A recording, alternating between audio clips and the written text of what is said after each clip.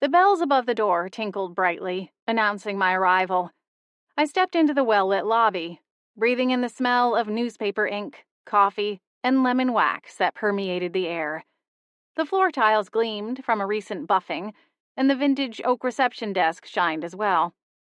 The office of the Winterspell Gazette was impressive for such a small paper, and it made me wonder if all newspaper offices smelled the same, because my old newspaper office back in Portland, in the non-magical world, smelled almost the exact same. I shrugged my tote bag up a little higher on my shoulder as I made my way to the reception desk. "Hi, Rosella," the receptionist, an elderly woman named Kay, chirped at me before I could say anything. "You can go on back. TJ knows you're here." Theodore, just call me TJ, Johnson, was the editor at the Gazette, and something of an old high school acquaintance. And I had no doubt he was aware of my arrival. Kay probably spotted me through the window and let him know. Even though I was only vaguely familiar with her, she seemed to know me. Typical of Winterspell, even people you barely knew seemed to know about your business before you did. It made me miss the relative anonymity of living and working in Portland. "Thanks," I murmured, as I made my way around the desk. The newsroom was small. The Gazette wasn't a large paper. In fact, with as little as happened in Winterspell, I was surprised it managed to put out as many copies as it did. All the same, the beat-up desks and threadbare carpet were a welcome sight. Even though I'd mostly adjusted to being back in Winterspell, there was something about the recognizable smells and sights of the office that put me more at ease. "Rosella!" TJ's voice boomed from the opened door of his office at the back of the newsroom. "Come on in." He gestured me toward the chair sitting opposite his desk. "Let's talk about this article of yours. You had the piece on the Chamber of Commerce? Their new initiatives on increasing tourism?" TJ scratched at his chin and settled a pair of reading glasses onto his nose. I perched on the edge of my chair and reached into my bag.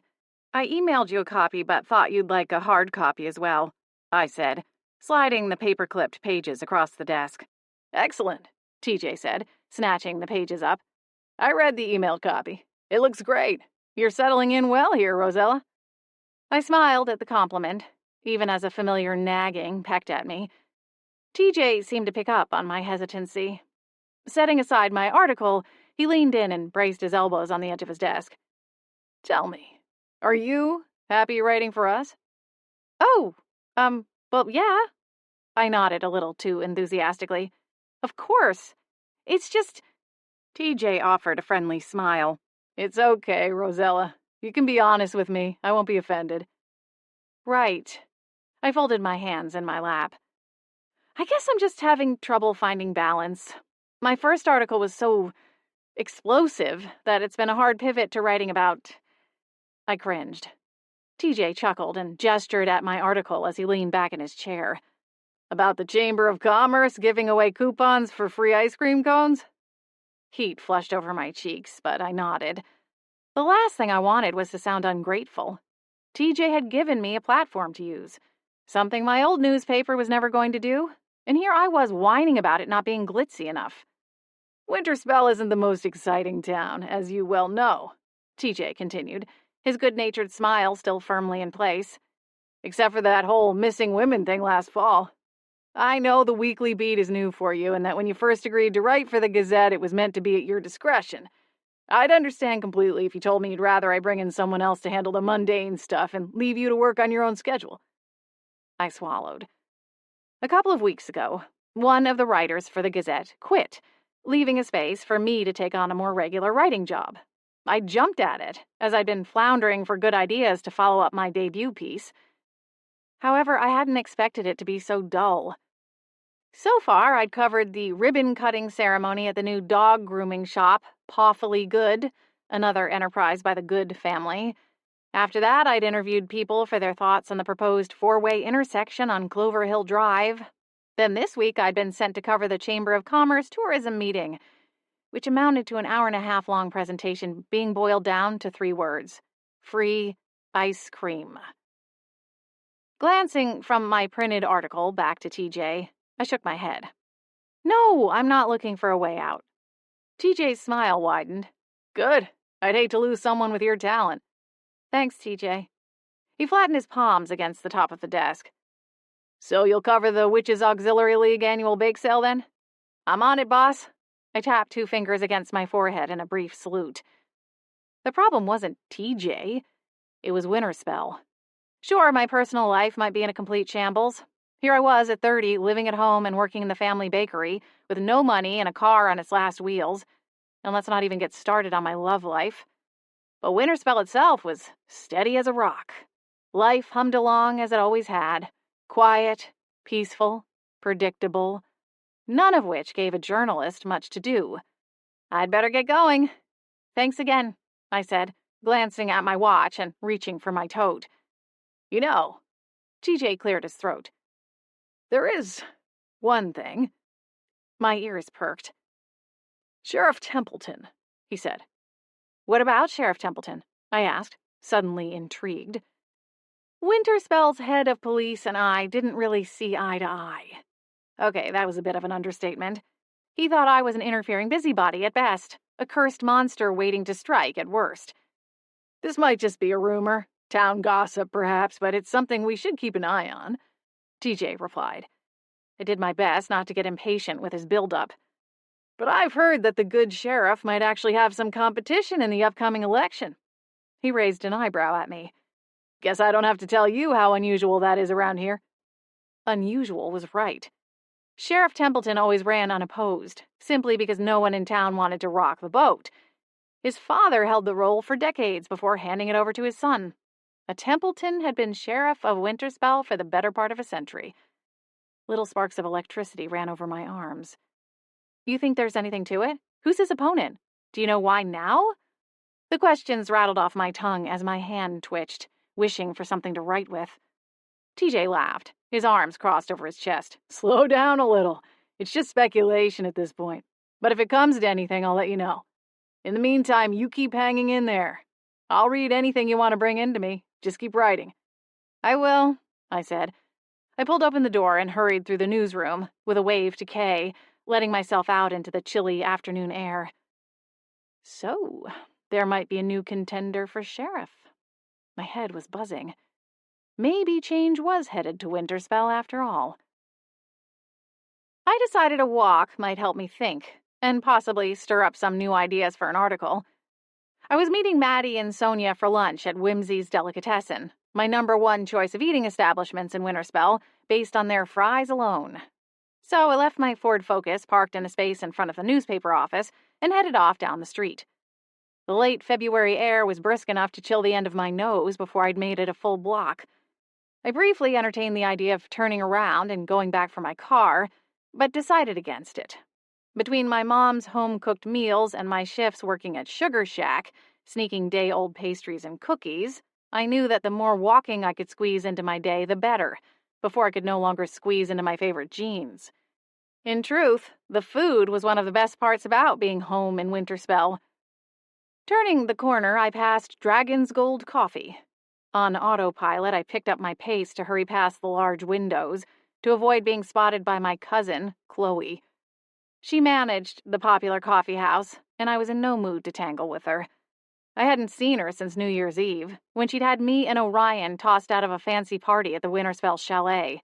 Granted, we weren't on the guest list, but still, we weren't causing any trouble. She'd done it just to embarrass me. A few minutes later, I stopped in front of Whimsy's Deli and reached for the door. The smell of fresh-baked bread and crispy fries enveloped me as I stepped inside. It was also warm, and my fingers started to defrost immediately. I inhaled, savoring the mingling scents as my stomach gave a gurgle.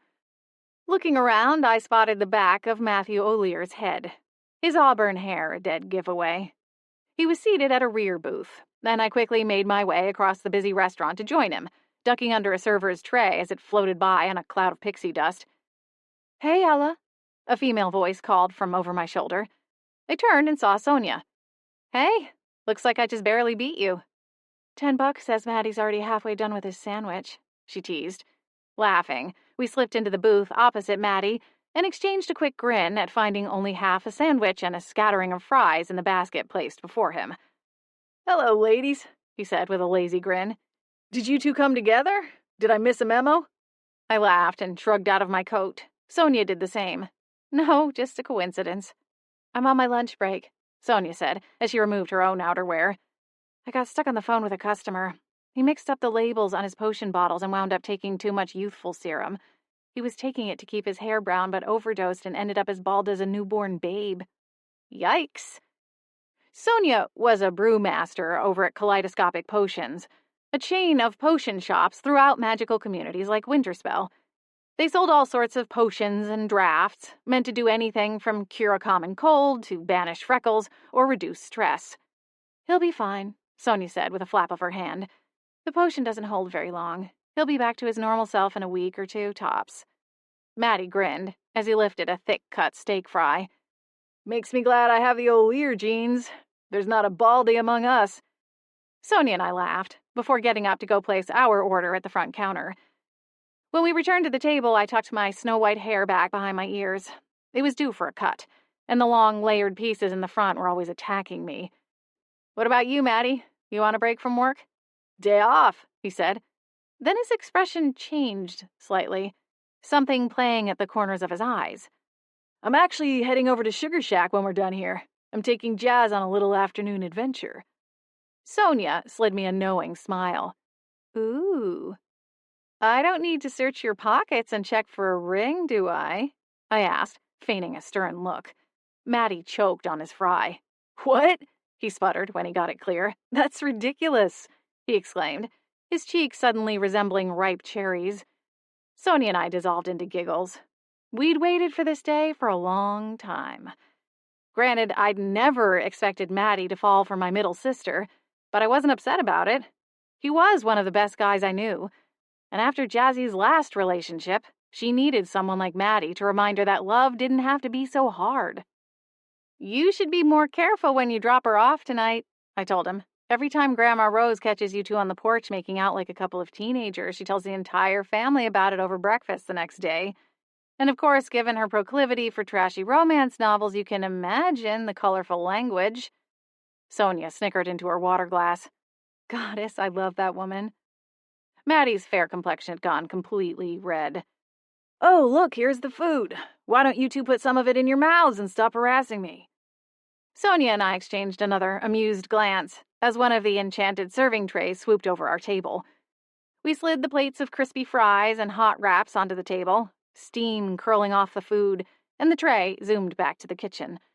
I grabbed a couple of the fries and crammed them into my mouth so I'd stop laughing. It was starting to feel almost like we were back in high school. Sonia was warming up to me again, starting to treat me like a friend and not something stuck on the bottom of her shoe that she couldn't wait to scrape off. But seriously, Matty, I'm happy for the both of you. Jazzy hasn't had the best of luck with men, so I'm happy for the two of you. Even if that means my future nieces and nephews will talk like leprechauns. I snorted when Matty's mouth fell open and he tried to form some sort of protest. Okay, we'll leave you alone. Sonia threw up her hands in mock surrender. Let's pick on Ella instead. Hey, I protested. What did I do? Called me a leprechaun? Matty muttered around a mouthful of sandwich. You deserve it. Let her have it, Sonia. I swiped a fry from his basket. How are things going with your writing? Got another big scoop in the works? Sonia asked. Not unless you mean literal scoops, I replied, before popping the stolen fry into my mouth. I don't know. TJ wants me to keep writing for the paper. And don't get me wrong, it's great to be doing what I love. My only problem is what I write about. I'm not sure how long I can cover committee meetings and ribbon cuttings before I lose my mind. I'm not going to get exclusive features like the traffic mermaids every day. I know that. I just need a good idea for an article. Any idea, really. I picked up my falafel wrap and took a big bite. Hey, you'll get it, Sonia said, encouragement coloring her words. Matty nodded. He'd already forgiven my teasing.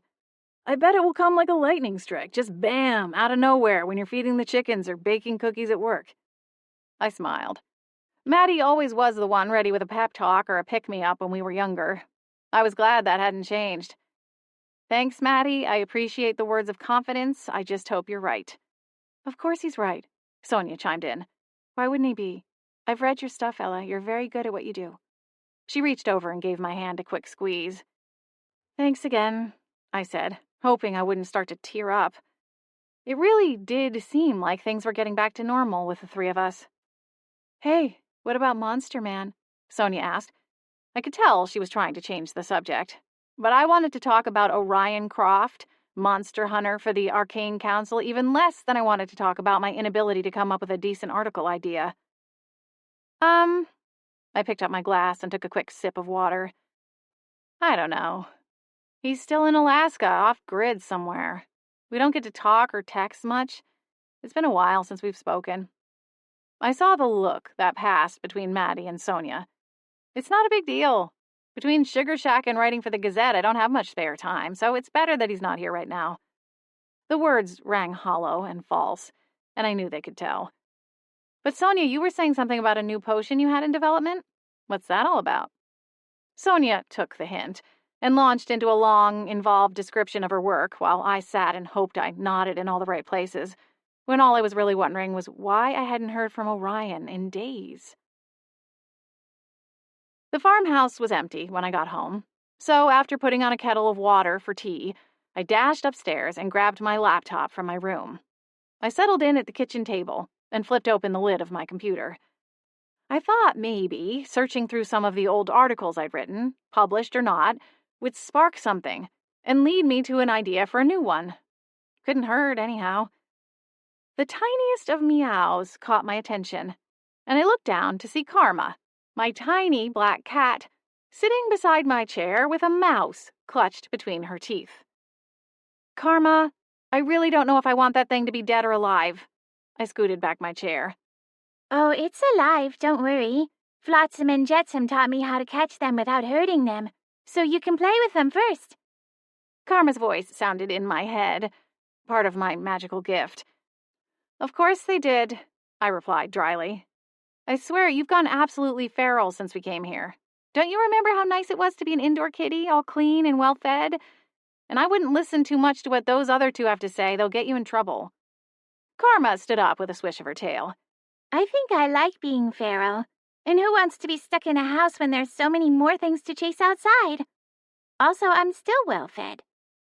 "Take that thing back outside, please," I called to Karma as she stalked away with the mouse still caught between her jaws. The cat gave me a sassy flick of the tail and headed out through the door. After shooing Karma out and making a quick mug of peppermint tea, I settled back down with the computer, enjoying the quiet of the house. With so many people living under one roof, time alone came at a premium in the Midnight household. I blew on my tea and took a quick sip as my laptop booted up. The ping alerting me to a new email made my heart skip. Maybe it was from Orion. Maybe he was somewhere with a signal and we could have a quick video chat. Or maybe I needed to calm down and stop worrying so much about Orion Croft. I wasn't sure where this was going with us, or what this even was. But I knew that I spent far too much time wondering about it, and him, than I should. Still, my fingers trembled just a little as I clicked the icon for my email account. I leaned forward. Not Orion. There at the top of the screen was an email with a warning stating it was from an inmate at the Northwest Order Correctional Facility. All the subject line said was, "Help me." Chapter 2. Intrigued, I pulled my laptop closer and clicked to bring up the email. I took a sip of my tea and started to read. "Ms. Midnight, I'm sure this is a shock for you, getting an email from an unknown inmate out of nowhere. I'm shocked that I even have the guts to send it, but I'm running out of options and I don't know anyone else who might be able to help me. I guess I should start from the beginning. My name is Marigold Prince, and I'm in prison for murder. But I'm innocent. Yes, I know everyone in prison claims to be innocent, but it's true this time. I didn't kill my husband. I saw your article on the mermaid trafficking, and I thought that you might be the only person willing to help me. You're bold enough to keep digging, even when everyone else has stopped. And that's what I need right now. Someone who will find out the truth, and not just look for the easiest answer to close a case quickly. Since my emails are limited to a certain length, I'm sending you a couple of links to articles on my case. Please, just take a look. If you're willing, I'd be happy to have you come here and talk to me. Please. That's all I know to say. Please. Help me if you can. Please. Marigold Prince. 02446. I read Miss Prince's message twice through, then clicked on the links she'd provided. As suggested in her email, the case looked pretty cut and dried to me. Marigold's husband was found dead at the bottom of a cliff near a popular hiking trail overlook in Winterspell. There were signs of a struggle, and Vincent, Marigold's late husband, had a gash on the side of his head.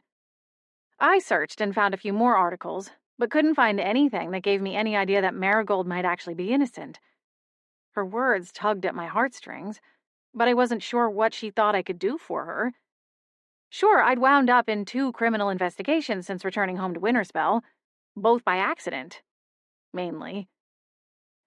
The difference was those cases were in progress, current, not something from the newspaper archives, with no clues or leads to follow. I closed out the articles and pushed away my laptop. I didn't see how I could be any help to this woman I didn't even know. A chill breeze brushed over my neck, and I turned to find my Grandma Rose coming in through the back door. Brr! It's colder than a witch's Grandma! I chided playfully. She flashed a mischievous grin as she shuffled toward the fridge. How's it going out in the workshop? I asked. Grandma Rose and my dad worked together in the workshop beside the main house, where they invented and repaired a variety of magical gadgets. When I was growing up, there was always the chance that something you turned on was going to short-circuit or turn into a toad and hop away. Hazards of living in the magical world, I guess. Oh, just dandy, Grandma Rose said, opening the refrigerator and rummaging around inside. I need to have your dad work on a magical sandwich maker, so I don't have to come in here every time I want a roast beef on rye. It would give me more time to spend with Captain Riker Bones. She turned and wiggled her eyebrows at me, making sure I caught the enamored glint in her eye. I smiled, even as I softly rolled my eyes. One might think that with being over 100 years old and one of the town's founders, my grandmother would be proper and decorous. Nope. Grandma Rose had a mouth like a sailor, and a fixation on bodice ripper book starring a long-haired pirate. Shifting my computer to the side, I made room for Grandma to drop her sandwich makings on the table. She turned and grabbed a plate from the rack beside the sink before dropping into her chair. You working on something new? Grandma pointed at my computer with a butter knife slathered in mustard. Just doing some research. The strangest thing happened today, I said, thinking about the email I received. I may be long-lived, girl, but I'm not immortal. Out with it while I still have the facilities to understand what you're talking about. She slapped a slice of cheese onto her bread. Have you ever heard the name Marigold Prince? I asked. Grandma Rose mulled over the question as she tore off a hunk of bib lettuce. Wasn't she that girl that got rid of her husband by dumping him off a cliff? I mean, that's one way to put it, I guess. Yes, I remember the news coverage now. Pretty girl, if I remember correctly. I think she worked at the bank. Sweet girl, but I never understood why she was with that husband of hers. It wasn't hard for the folks in town to convince themselves she was the one who pushed him over, the way they fought, and in public, too. But why are you asking me about Marigold Prince? She layered deli meat over her bread and eyed it critically before piling on more. That's the strange thing. I got an email from her today, from prison. Now, how is that strange? Where else would she email you from? I mean, never mind. I shook my head. I really didn't understand how Grandma Rose's brain worked sometimes. No, what she emailed me about was the strange part. She wants me to help prove her innocence, I think. The thing I don't understand is why she thinks I can help her. You don't think you can? She slapped a slice of tomato on her sandwich before carefully laying a piece of rye bread on top of the teetering pile of meat, cheese, and vegetables. She looked up at me, one eyebrow raised, a knife poised over the sandwich. Honestly, no. I shook my head. I just did a little reading up about the case, and it seems pretty well sorted. I don't see how I'm supposed to help this woman. I'm not a private investigator or on the police force. What does she think I can do? I chewed on the inside of my lip, thoughts spinning through my head. Grandma Rose gave me a look that I couldn't quite read, before shuffling over to the refrigerator and rummaging around inside. She located the jar of pickles she was searching for and pushed it into my hands. "Open that up, would you?" The lid stuck, and I whacked it on the edge of the table to loosen before I unscrewed it and passed it back to her. The tang of vinegar and garlic permeated the kitchen as she pulled out a couple of the crisp green pickles my mother grew in her garden and canned every summer. Grandma bit into one with a loud crunch before waving the pickle at me. "I know you, my girl, and I can already see that the curiosity bug has bitten you. So the question is, what do you think you can do?"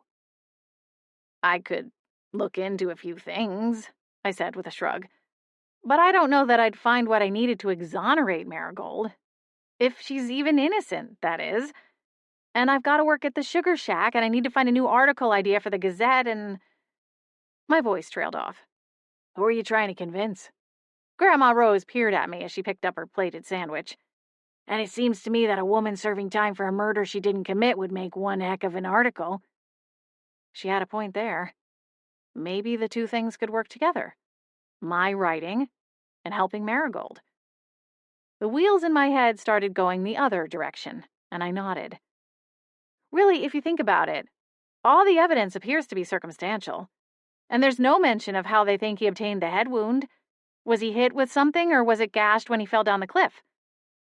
Reaching for my computer again, I pulled up the searches I'd done earlier. Grandma Rose murmured at me. She gathered up her plate of sandwich and pickles and headed for the door. "Just from the pictures, it's easy to tell how much larger he is in comparison to her. It seems like it should have been easy for him to fight her off. And he knew she was there. They were fighting, right?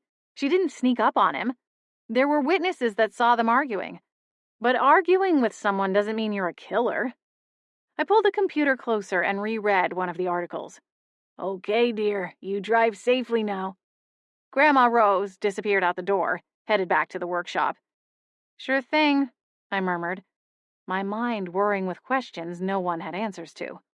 No one, except, perhaps, Marigold Prince. Chapter 3. Given the state of my car and bank account, traveling nearly 200 miles to meet someone I didn't know wasn't the soundest of ideas.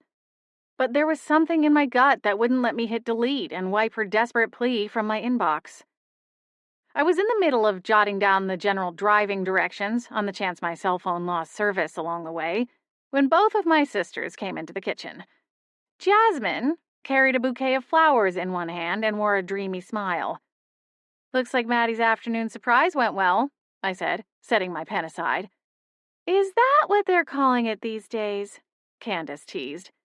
Jasmine ignored Candace and went to put the flowers in some water. "It really wasn't a big thing," she said. "He took me to the bookstore, and the cashier had a first edition of Anastasia Ronaldo's Grimoire for Wallflowers set aside for me. It was really sweet." "Why would you need a grimoire?" Candace asked, frowning at our middle sibling. "You aren't exactly a magical powerhouse." Scowling, Jasmine sent a poof of air magic blasting at Candace's blonde locks. "Hey!" As she smoothed her ruffled tresses, she leaned over my shoulder and studied the computer screen.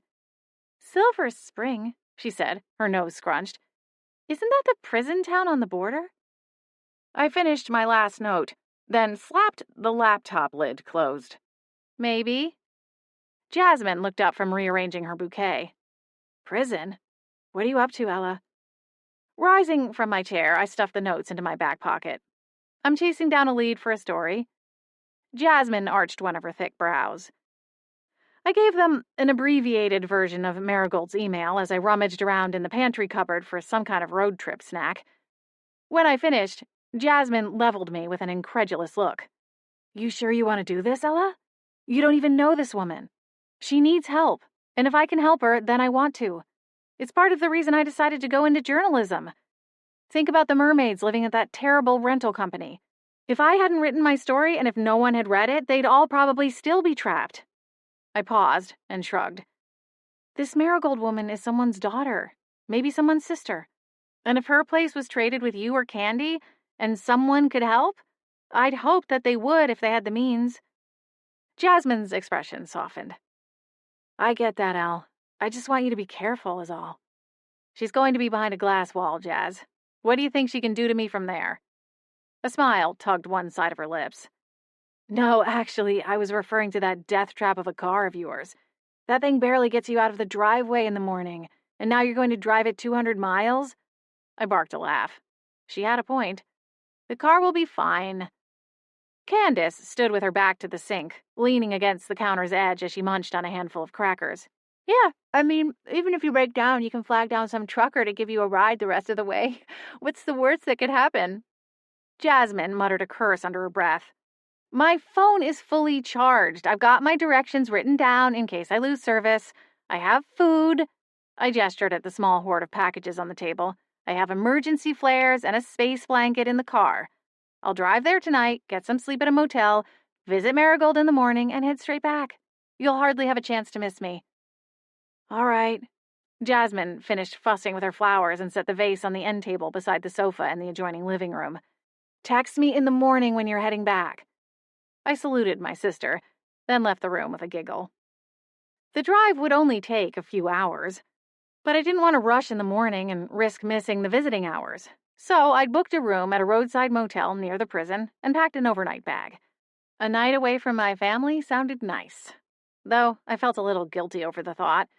Since moving back home a few months ago, I hadn't had a night to myself. Climbing behind the wheel, I tossed my duffel bag into the passenger seat and then tapped one hand on the dashboard. Okay now, I said in a soothing voice. I'm depending on you, so come on, be a good girl and do your job. With a twist of the key, the car rumbled to life, and I backed out of the driveway in front of my family's farmhouse.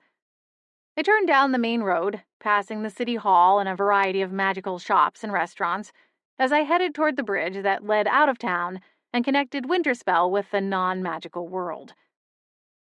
Winterspell was unique in the same way that all magical communities were. It was hidden away from the non-magical world with a series of spells, wards, and guards that kept it secret. In fact, the entrance to Winterspell looked like an emergency truck lane to humans. Charms and enchantments were set around the town in case a human somehow managed to slip past the off-ramp. And on the off chance someone broke past, there were sentries posted in a guard shack. I crossed the bridge, waving at the guards as I went, and headed east. I grabbed the cup of gas station coffee I'd picked up on a quick pit stop and took a slug, wincing at the bitterness of the brew and the gritty particles of who knows what coating my tongue. I'd only bought it to kick me in the butt and keep me alert. It was so bad, it almost made me wish I'd braved the possible wrath of Cousin Chloe and stopped in at Dragon's Gold Coffee on my way out of town for a cup of actual coffee, and not the sludge I was currently trying to force down my throat. Almost. I forgot about the coffee, though, as I passed a road sign pointing in the opposite direction towards Seattle. My heart sank a little when I realized that the last time I'd passed this way, I'd been in the cab of Orion Croft's truck. We'd been trying to track down a missing girl turned mermaid, and found ourselves making the journey to Seattle several times. Somehow, being in the truck with Orion, as the tires ate up the miles between Winterspell and Seattle, made the journey somehow seem not as tedious as this one. Even if we didn't talk much on the drives, it still seemed like the time passed so much faster when I was with him.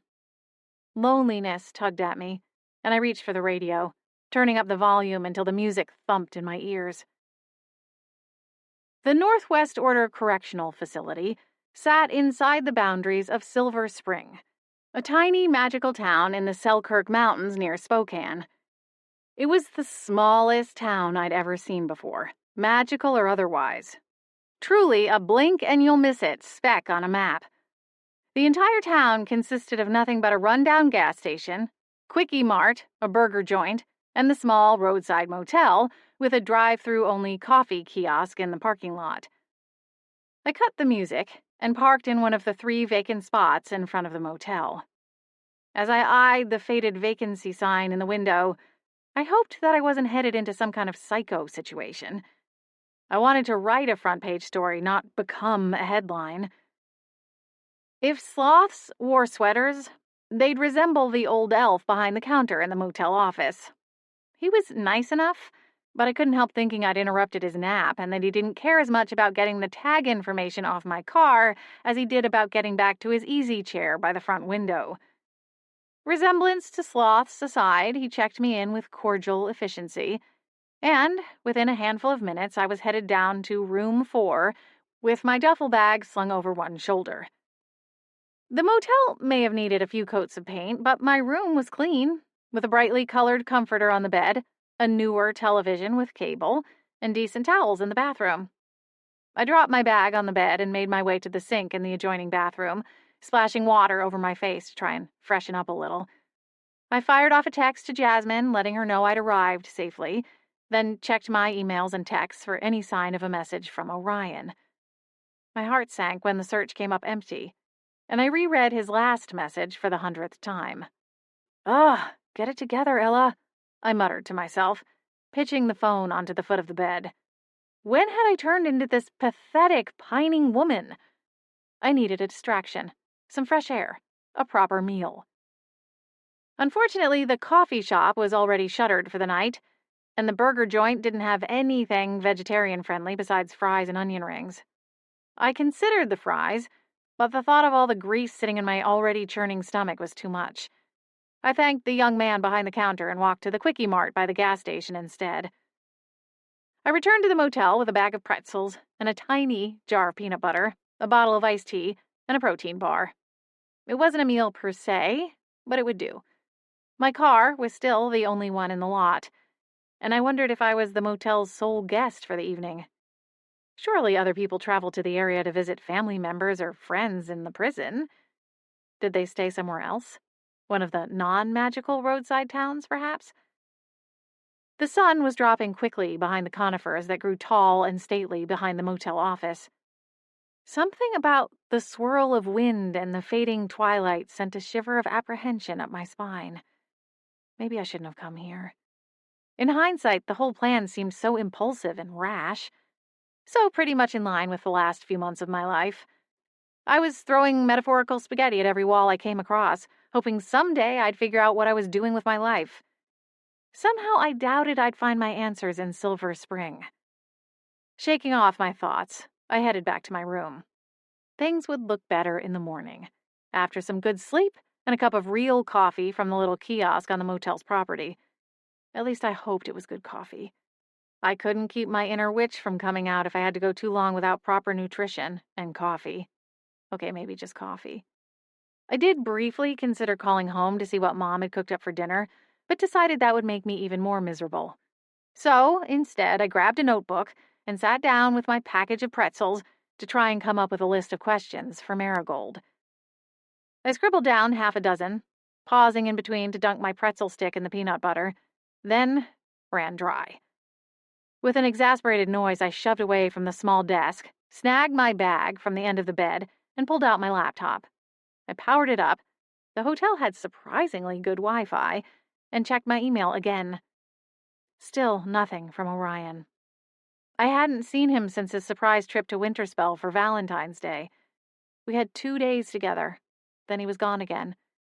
His last message was from 10 days ago, only a few days after he left town, warning me he was going off-grid and wasn't sure when he'd be back to an area with service.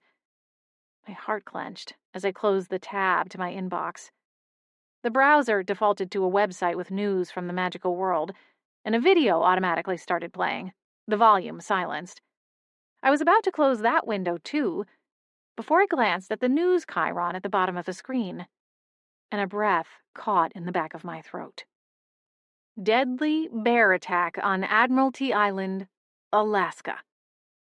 A red-haired troll with a TV reporter bob was poised in front of a stock photo of a snowy mountain range with a black bear superimposed across the front. We're receiving reports of a deadly bear attack in Alaska, on Admiralty Island. While details of the attack are still coming in, we can confirm that magic was used in the attack, and the Arcane Order has dispatched agents to the scene. More on this story as details develop. Jim, over to you for the weather. Icy fingers crept over my neck. Orion was in Alaska, on some job given to him by the Warden of the North. At least, that's what he'd told me. I didn't know anything beyond that, as the whole thing was top secret. Panic clawed at my throat as I grabbed my phone and dialed Orion's number. The call went straight through to his voicemail. Orion? I exclaimed, my eyes squeezing shut. I really need you to pick up. I just saw this report on the news, and maybe it has nothing to do with you, but... My throat closed, choking off the words. Please, I whispered. Please just be okay. Call me when you can. Tears prickled at my eyes as I forced them open once more.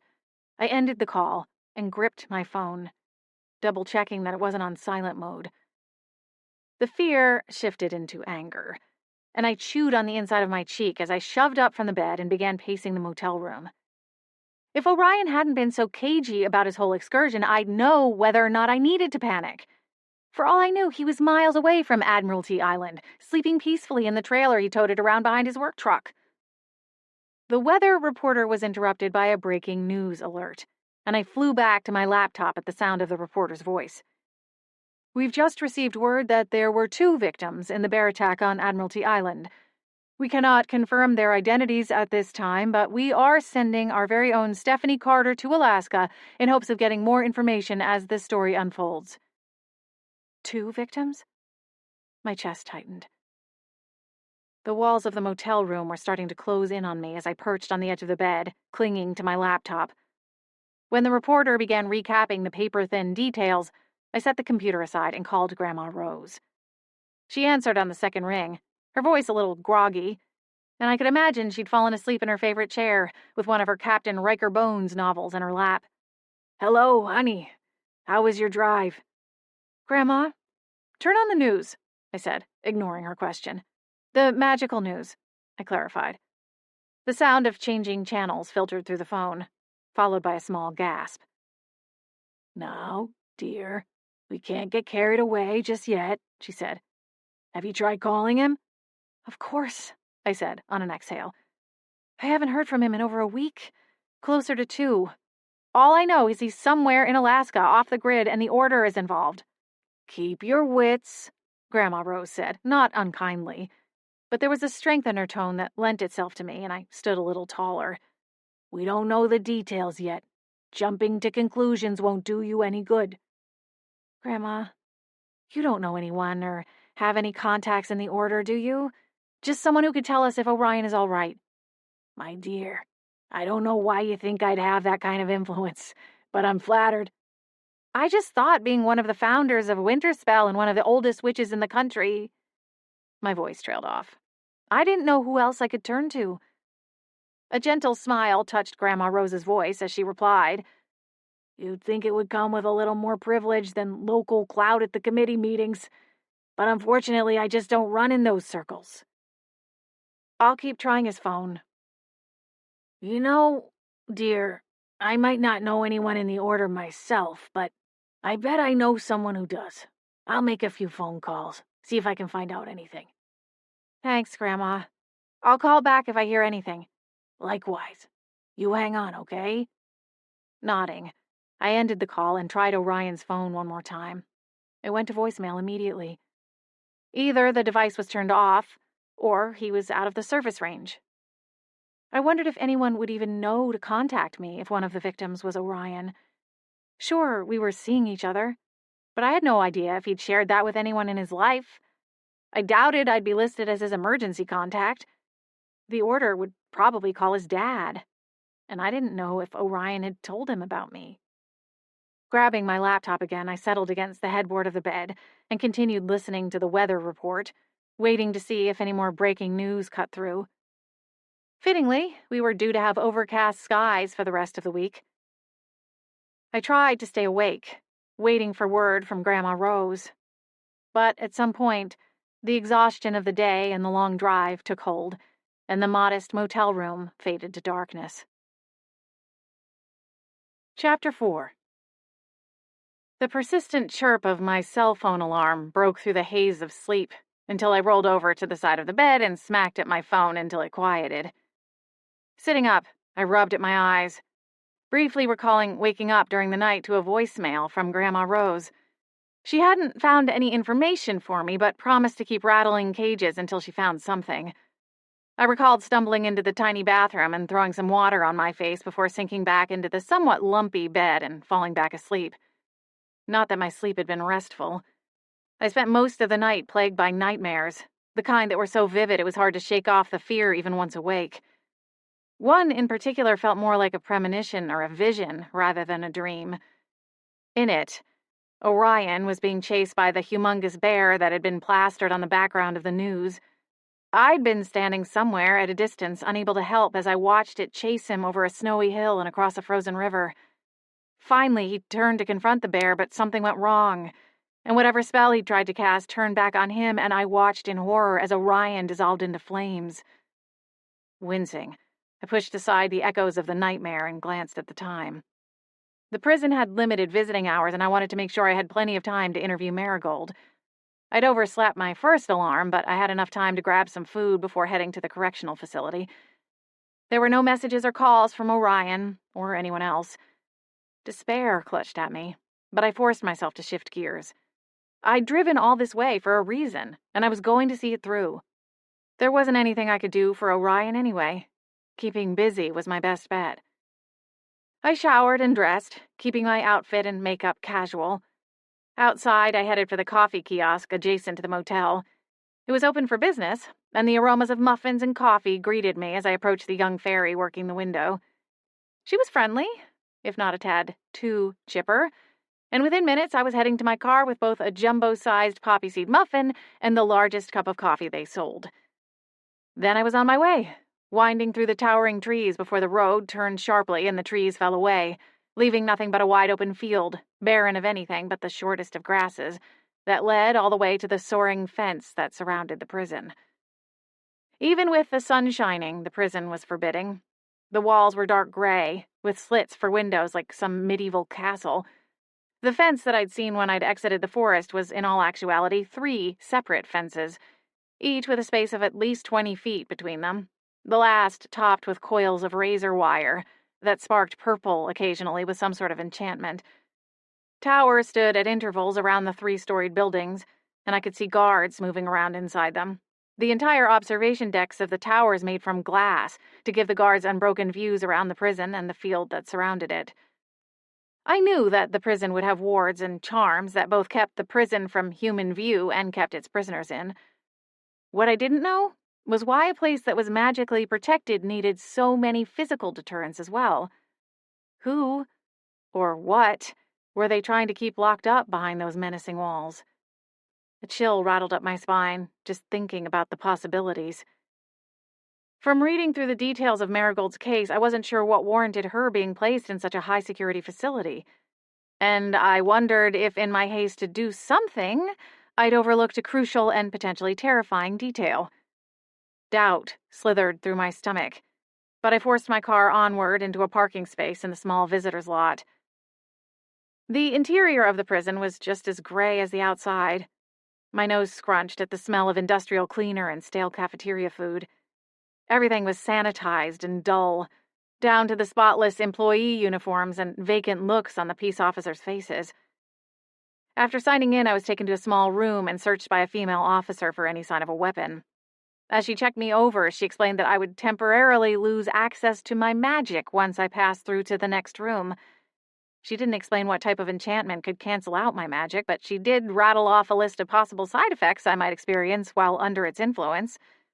When she reached the end of the list, that included everything from nausea and dizziness to bowel distress and tremors, I couldn't help but wonder how the inmates who reacted poorly to the enchantment managed to endure it around the clock.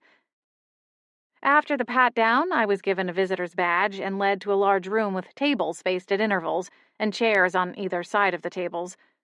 Small signs directed inmates to one side of the table, visitors to the other, and explicitly warned against any physical contact. It didn't escape my notice that I'd told Jasmine I'd be separated from Marigold by a window, but it now appeared that I was going to be sitting within 2 feet of a convicted murderer. I rubbed my hands across the tops of my legs, discomfort settling around me like a heavy cloak. "Hi, you must be Rosella Midnight." A young woman, roughly my age, approached me, with a prison guard at her back. The guard waited until the woman settled into the seat across from me before he backed up to the wall behind her and stood stiffly. I'd seen Marigold's picture in some of the articles I'd read about her case. She was a pretty woman, and even under the stress of imprisonment, it looked like she took care of herself. Her blue eyes were soft, and her light brown hair hung loose around her shoulders in gentle waves. She wore a prison-issued jumpsuit that looked like tan medical scrubs, with a patch on the left side of her chest bearing her name and inmate identification number. She looked a little thinner than in the photos from her trial, but given the smell of the place, I gathered the food wasn't exactly Michelin-starred. She offered a shy smile as she settled into her chair. "I didn't really expect you to come." I returned her smile as I held out my hand but quickly snatched it back when Marigold nodded to the sign on the wall that warned of no contact. I wasn't sure if Mr. Personality standing on the wall saw, but it felt like someone's eyes were on me. Or maybe that was just the cameras positioned near the ceiling in every corner of the room. Oh, right. I picked up my pen and positioned it over a fresh page in my notebook. "Well, it's nice to meet you." Marigold gave me another smile. "Thank you for coming, especially on such short notice." I nodded. "Truth be told, I've been having a hard time coming up with my next story idea, so your message came at a good time for me. I have some questions to ask you, of course, but I guess the first one is why you contacted me. Out of all the reporters and lawyers and journalists in the world, why me?" Marigold placed her hands on the table, and I noticed her nails were chewed and bitten down until the skin beneath looked red and raw. "Like I said in the email, I saw the story you did on the trafficked mermaids, and I thought you were really brave to put that out there. You might write for a small paper, but the impact of your words really resonated, so I figured if I could offer you an exclusive interview or a story, maybe you would be willing to help me the way you helped the mermaids. I can't make any promises." Marigold bobbed her head. "Oh, I know." I clicked the top of my pen and applied the tip to the page. "Okay, so to start, I'd like to hear your story in your own words. I've read several articles on the trial, but I couldn't find any of them with a direct statement from you." Marigold's eyes fell to the tabletop between us. "Yes, my lawyer didn't want me talking to anyone. He probably wouldn't be happy about our meeting either, but since the conviction, he's been hard to get a hold of. He tells me he's working on an appeal, but I go months without hearing from him, and he hasn't visited since just before Thanksgiving." I offered a sympathetic nod, then gestured for her to proceed. "Where should I start?" She swallowed nervously. "How about the day it happened? That seems like as good a place as any. I'll stop you if I have any questions." "I can do that." She nodded and cleared her throat a little. "It was the anniversary of our first date, and I wanted to do something special for Vincent." She paused, a twitch in her temple as she spoke her late husband's name. "I planned a scavenger hunt around Winterspell. I don't know where I got the idea, maybe a magazine article or a Pinterest pin, somewhere. I was trying to be cute and romantic." She shrugged one shoulder. "And what was included in the scavenger hunt?" I asked. "Just a few of our local favorites, and at each one I'd arranged for him to pick up an order I'd already placed and paid for in advance." "Okay, and where did the scavenger hunt ultimately lead?" Marigold locked her fingers together. "There's an overlook on one of the hiking trails around Winterspell Lake. It's got a great view of the water, and it's where Vincent proposed to me." Marigold's eyes grew distant. "I'd planned for us to meet there and have a twilight picnic. I thought maybe it would remind us of the beginnings of our relationship. Instead, we wound up in an argument." I wondered if I should ask her about the other arguments Grandma Rose had mentioned. It seemed like the couple hadn't had a problem airing their dirty laundry in public. Marigold seemed to read my mind. Or perhaps I wasn't the first to ask the question. "We argued a lot," she confessed. "Most of our friends and family members couldn't believe we'd made it to our 7-year wedding anniversary a few months before all of this." She reached up and dashed away the tears in the corners of her eyes. "For someone with secrets, Vincent sure didn't seem to mind putting our business out in public." My pen stilled. "What kind of secrets was your husband keeping? Mostly other women, I guess?" She glanced down at her hands, her knuckles blanched white. One thing she hadn't mentioned, though, was the life insurance policy. According to one of the articles I'd read, there had been a rather large policy purchased not long before Vincent's death. I wondered if Marigold would bring it up. Between that and Vincent's alleged affairs, it was easy to see why the investigation quickly reached the conclusion that Marigold was the lead suspect. I finished my note, then continued. Right, so you argued with Vincent at the Overlook? Yes, we argued. He was upset about the scavenger hunt. He yelled at me because I'd made him hike up the trail in a pair of dress shoes. She scoffed slightly at the memory, as though even after all this time she still couldn't believe it. But I assure you, when I left the Overlook, he was alive. Just before I turned a corner, I looked back at him. He was standing near the edge of the cliff, muttering to himself, or maybe to someone on the phone. He damn near lived with his Bluetooth earbud in his head. Her voice faltered, as she once again looked down at her hands. And that was the last time I saw him alive. I opened my mouth to ask another question, but the buzz of my phone in my back pocket distracted me. I pulled it out and glanced at the ID. Unknown number. My heart lurched to a stop in my chest. It had to be news about Orion. Excuse me, I'm sorry, but I have to take this. I jumped up and took off for the door leading out of the visitation room. Once alone in the dingy hallway, I punched at the button and answered the phone breathlessly. Hello? Rosella. It's me, Ryan. His voice sounded far away and small, but it was him, and that was all I needed for a monsoon of relief to rush through me. My back pressed against the wall and my eyes slid closed as my chin tipped up toward the blaring fluorescent lights. Oh, thank the goddess you're alive. You're not rid of me just yet, he confirmed, a note of dry humor in his voice. My eyes opened wide and I straightened, pulling away from the wall. Orion, don't joke around. I was scared to death. Hey, let me have my coping mechanism, Doolittle. I rolled my eyes.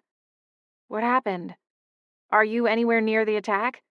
Oh, I'm near it, all right, he replied, his words sharp. Listen, I can't say much more than that right now. A surge of anger bubbled up inside my chest. You can't be serious, Orion. I need to know what's going on. Ella, I'm sorry. I know that isn't what you want to hear right now, but just know that I'm safe and sound. When can I see you? I don't know. His voice was strained and seemed even further away. When he spoke again, it came through muffled, like he had one hand cupped around the phone. You can't say anything to anyone, but it's a mess up here. The media's swooping in, which is making the order edgy. There's too many eyes on things, and the order is going to shut it down. The plan is to cover it up as just a random attack and say that despite earlier reports, no magic was used. They're hoping that people will just forget about it and move on, if they think it wasn't magical in nature, he explained. Why? What's really going on? Orion sighed. You know I can't say more than that. Pacing up and down the hallway, my feet scuffing at the ugly tan flooring, the images from my nightmare broke past my defenses and a fresh sense of panic welled up at the image of Orion engulfed in flames. This exact scenario was the reason I'd held off Orion's affections for weeks, until that half-cocked smile of his wore me down. But standing there, I kicked myself for giving in, for letting Orion wriggle into my life, into my heart. The uncertainty of his work, out hunting whatever dangerous monsters the Order sent him after, combined with the secrecy of his job, was proving to be more than I could handle. As a journalist, keeping secrets was not in my nature. It didn't matter that Orion's jaw looked like it was sculpted from marble, or that his eyes were as dark as a moonless night. It didn't matter that I'd spent the last couple of weeks frantically jumping at every ding and buzz from my phone, thinking that the message or call that I was getting might be from him. Or at least, it shouldn't. Exhaling, I tamped down the rise of emotions and set my jaw. If that's it, then I guess I'd better go. I'm a little busy. Ella, he groaned. Don't push it, please. He sounded tired. I'm not pushing anything. I am busy. I've got a little more going on than just baking brownies, you know. Or you would know if you were around to talk. I snipped at him. I hated the grating edge in my voice, but I had to cut things off before I got in over my head. I'll call you later, he said. I promise. My stomach clenched. All right. Before he could say anything else, I ended the call and switched my phone back to silent mode. I scrubbed my hands over my face, shoved my hair behind my ears, and reached for the door, only to be stopped by a guard standing nearby. You can't go in there, ma'am, he said. I hitched a thumb over my shoulder, gesturing back toward the check-in desk. I'm registered already. I've been here speaking with Marigold Prince. I fumbled for the visitor's tag they'd given me when I came in. See? I held it up for inspection. Once you leave a visit, you can't go back in. Besides, visiting hours are up in a few minutes and you've already had your time. Come back another day." He barely glanced at my tag. "But she's right there." I pointed through the window in the door at Marigold, still sitting at our table. "No exceptions," the guard said. He turned away. I knew a dismissal when I saw one. There was no point in spinning my wheels. I wasn't going to get back into that visitation room today. With a small huff, I headed back down the hallway and turned in my worthless badge. What a bitter cherry on top of a miserable Sunday. Chapter 5. Back at the motel, I perched on the edge of the bed, my leg bouncing erratically as I tried to make sense of the jumbled mess of thoughts inside my head. Without being able to finish my visit with Marigold, I didn't have enough information to know whether the story was worth pursuing. The woman seemed amiable enough, but nothing about the, albeit brief, meeting struck me with the same sense of urgency I'd had after initially reading her message. And I definitely hadn't gotten the information I'd wanted from Orion. Alaska, bear attack, order involved. Of the two stories, the strange attack seemed far more promising. If the order was bent on keeping the media out of whatever had occurred, perhaps that was a sign that I should dig in and find the truth. Though going that route would likely mean losing Orion for good. With a frustrated grunt, I pushed off the bed and paced the small room a few times, silently chiding myself for having had a third cup of coffee. My laptop sat open on the table near the window. The volume was turned up in case any alerts or emails came through. But so far, all I'd received was a few advertisements for various online sales. There wasn't anything new about the attack in Alaska, either. For a moment, I considered calling Jasmine and asking if she could move some things around and allow me to skip my shift at the bakery the following day. With the holidays and Valentine's Day in the rear view, things had slowed down enough to where my absence wouldn't require pushing someone else into overtime. But even if I could get the day off, where would I go? Alaska? I had doubts my beat-up Ford would get me back to Winterspell in one piece. It definitely wasn't in any shape to attempt a far longer drive. I could try booking a flight, but I wasn't sure what part of the state Orion was in, and I knew he wouldn't tell me. Fresh irritation welled up, and I snapped my laptop shut and shoved it into my bag. I wasn't going to accomplish anything in this motel room. Besides, I didn't need to shell out the cash for another night on a story that probably would go nowhere. I crammed my clothes from the day before back into my overnight bag, then headed into the bathroom to round up my makeup bag and toothbrush. Once everything was packed away, I stashed the bag in my car and headed to the office to turn in the key. "Leaving us already?" asked the clerk from the day before. "Yes, my business is sort of finished here," I responded. "And how was your visit to the prison?" He busied himself hanging up my key on a numbered board behind the check-in desk. My brows peaked. "How did you know I was at the prison?" The clerk gave me a slow, sloth-like smile. "Nobody comes out this way unless they're going to the prison. Or trying to get lost." "Right," I said, picking up the receipt he'd laid on the desk. "It was fine, thanks." He mumbled, already turning back to the door that led into a back room, probably to take a nap. Outside, I climbed behind the wheel and buckled up, hoping my caffeine rush would make the drive fly by a little faster. After a twist of the key, the car sputtered to life with a hitch of reluctance. Sighing deeply, I hit the highway and drove west. By some mechanical miracle, I made it back to my family's farmhouse in one piece, and without a blown transmission. The driveway was vacant, but for my dad's work truck that he only used a handful of times a month. It was late afternoon, and I assumed most of my family were busy going about their day. Grandma Rose and Dad would be in the workshop, whipping up some new spell or gadget. Jasmine would be holding down the fort over at Sugar Shack, and Candace was probably out with her friends, or her boyfriend du jour. Mom worked most weekday afternoons at the local clinic. Grandpa Gerald would be home, but he kept to himself and spent most of his time in his cottage, only shuffling inside to watch reruns of old baseball games, or when Mom could convince him to join the family for mealtimes. In all likelihood, I'd have the house to myself for a little while, and I wasn't mad about it. Snagging my bag from the passenger seat, I headed inside and down the hall toward my room at the back of the house. I dropped the bag onto my bed and flopped onto the mattress, before grabbing a pillow and stuffing my face into it. "There are easier ways to knock yourself out," I snatched the pillow away and looked at Grandma Rose, standing in the doorway with a cup of tea in her hand. She blew across the top of the brew, and tendrils of steam curled around her face before she took a deep sip. "How was your trip?" "Useless," I complained, sitting up and pushing my bag off to make room for Grandma Rose. She perched on the edge and took a sip. "That bad, huh? Want my tea?" She proffered me the cup. No thanks. No telling what you've spiked it with." She gave me a wicked grin.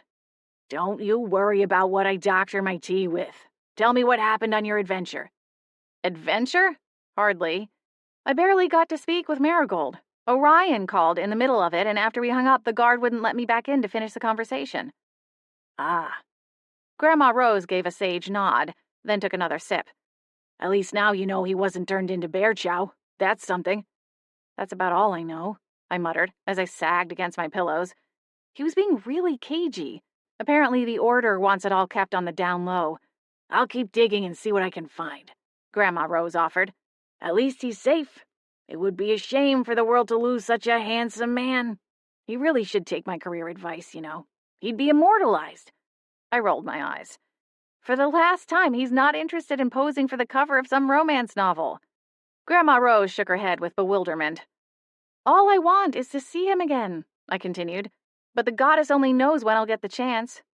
Who knows? Maybe it's better if I don't." Grandma Rose scoffed and set her tea on my bedside table. "Oh, come now, Ella." "I'm serious." Tears pricked at my eyes, and I dashed my hands over them. I would not cry over Orion Croft. I don't think I can do this. Be in a relationship with someone who is constantly throwing themselves into danger. I hate the way this feels. All the secrets and anxiety. I shook my head. It's not for me. All right. Then what is for you? Someone like Jake? He's steady as a rock. And hey, he'd probably look just as good on a book cover. Grandma Rose's eyes twinkled. My heart clenched at the mention of Jake. We hadn't seen each other since the day I'd found him in the hallway outside my room, fixing the heating system. Solid as a rock was the perfect way to describe him. Even now, years and years after our relationship ended, he was the one my dad called to help him fix the furnace. I shouldn't be thinking about any of this right now, I said, shaking my head to banish the creeping specters of old memories before they could overtake me. I don't even have my own life together right now. The last thing I should be doing is trying to get into a full-blown relationship. When Orion comes back, whenever that happens, I think it would be best to just cut things off before they get more complicated. Grandma Rose kept her expression infuriatingly blank as I ranted. What? I asked after a long moment. You don't think that's a good idea? Only then did the corners of her mouth curve into a slight smile as she retrieved her cup from the small table. You're a smart young woman. I trust that you know your own thoughts. With that, she stood up and made her exit. Sighing, I drew my legs up into my chest and shifted my gaze out the window. Grandma Rose had far more confidence in me than I presently did. But then, that was a grandmother's role. Mine was borderline obsessed with handsome pirates and had a wicked sense of humor, not like most grandmothers I met. But she cared about all of her grandchildren deeply. No one could argue otherwise. Now, if only she could point me in the right direction and tell me what the heck I was supposed to do with my life. Chapter 6. Most days, the routine of my work at the Sugar Shack is soothing. There's an almost meditative quality to lining up perfectly uniform balls of cookie dough on a tray, ensuring each muffin tin is measured and filled to the exact right spot, and swirling the top layer of brownie batter. However, with the major holidays over, I could no longer count on the dull roar of my fellow workers to drown out my own thoughts. And today I didn't want to think. Not about my pending article, not about Marigold, and certainly not about Orion. All I wanted to do was cut scones into exact little triangles until it was time for me to clock out and go home. I tossed the dough cutter onto the metal counter and turned away from the flour-covered pastries. I murmured an excuse to Blanche Mountain Spring, my boss in the baking department, and headed for the bathroom to toss some water onto my face. Blinking at my reflection, I swiped away the remnants of water with a crumpled paper towel. Get it together, I hissed at myself, my brow furrowing. According to Candace, I was well past the age to start thinking about Botox treatments. Of course, I'd never noticed the small lines between my eyebrows until she'd pointed them out. They looked deeper than usual today. Just great. Blanche buzzed over to me on a swirl of fairy dust as I exited the bathroom. "Are you feeling okay? You aren't getting sick, are you?" A concerned look crossed her face as she glanced back at the scones. "I didn't sleep well," I said. It wasn't a lie. Blanche glanced up at the schedule hung on the wall. "I think we have enough coverage. Maybe you'd better go home and get some rest. The last thing I need is you to stab yourself or lop off a fingertip and ruin a perfectly good batch of cookies." "Gee, thanks for your concern," I muttered, but I didn't protest too hard. Before clocking out, I returned to my workstation long enough to finish the scones and clean the bits of flour and dough from the counter. A deep exhale slipped through my lips as I headed outside to my car. Though Blanche had been the one to suggest it, I probably should have tried to stay and finish the shift. My bank account wouldn't be very happy that I was leaving early, especially since my trip to the prison turned out to be a pointless expense. And with my writer's block, I doubted I'd see any publishing money anytime soon. The car didn't want to turn over. My eyes slid closed as I slumped forward to rest my head on the steering wheel. "Not now," I muttered. "Please, not now. I just need something to go well today." My phone buzzed in my back pocket, causing me to jump and smack the horn, which bleated like an angry baby goat. I shifted around and finally snatched it from my pocket, peering at the caller ID. Unknown number. Frowning, I tapped the screen to answer the call. "Hello? You have a call from an inmate at the Northwest Order Correctional Facility. Please be advised that calls may be monitored or recorded." A robotic voice on the other end of the call intoned. "Hello?" Marigold Prince's voice greeted me. I could hear the din of chatter in the background and couldn't imagine what it was like to have to make personal phone calls surrounded by so many people. "Marigold?" I said, surprised. "Hello?" "Oh, thank you for answering," she said on an exhale. "I was afraid you wanted nothing to do with me or my case." "I'm sorry about yesterday," I told her, the frustration resurfacing. "There was this big brute of a guard, and he wouldn't let me back in to see you or finish our conversation." "It's okay," Marigold replied. "I understand. Are you still in town? There are visitor hours again in 2 days. Shaking my head, I reached into my purse and found a pen. "No, actually, I had to leave. But if you have time now, I do have a few more questions to ask you." "Oh, of course." She sounded disappointed. Considering how far away she was, I doubted she had a steady stream of visitors. Perhaps she wanted more than just my help with getting her story out there. Perhaps she wanted a friend. Frowning, I continued digging in my purse. I didn't have a notebook, so I grabbed a receipt, flipped it over, and scribbled to get the ink flowing. "You mentioned there might have been another woman, or women," I said, trying to soften it as much as possible. "What can you tell me about that? Do you suspect it has anything to do with the murder?"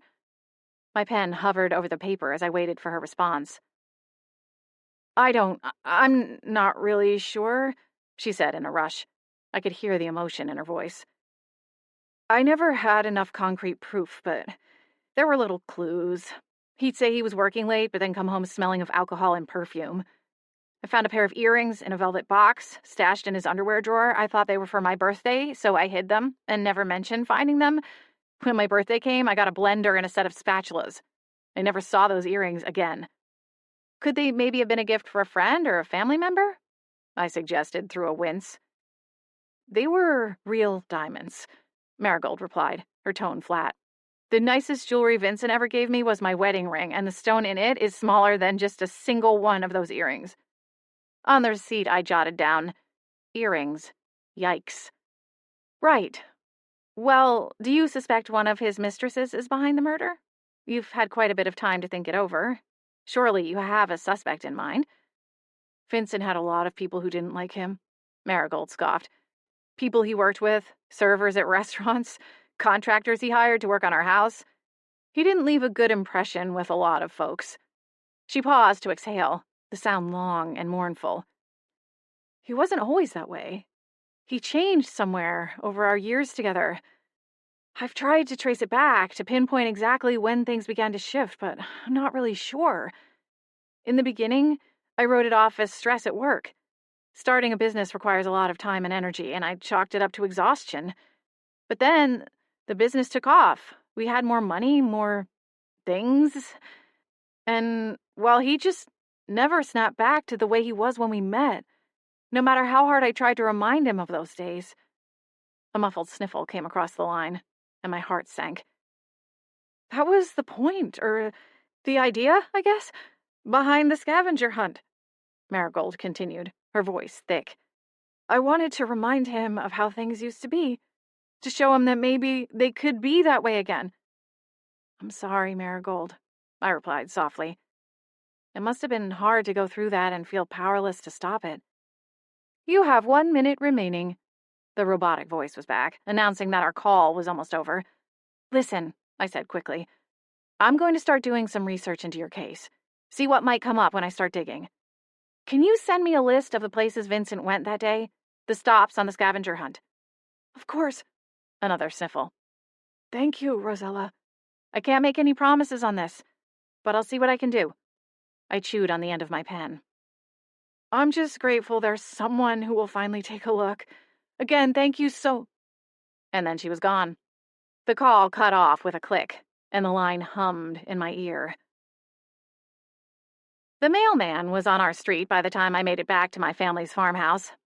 As I turned into the driveway, an assortment of letters and packages floated away from the back of the mail truck, soaring to their proper receptacles on a gust of wind. The mailman gave me a quick wave before pulling away from the sidewalk, his truck trundling down the road toward his next stop.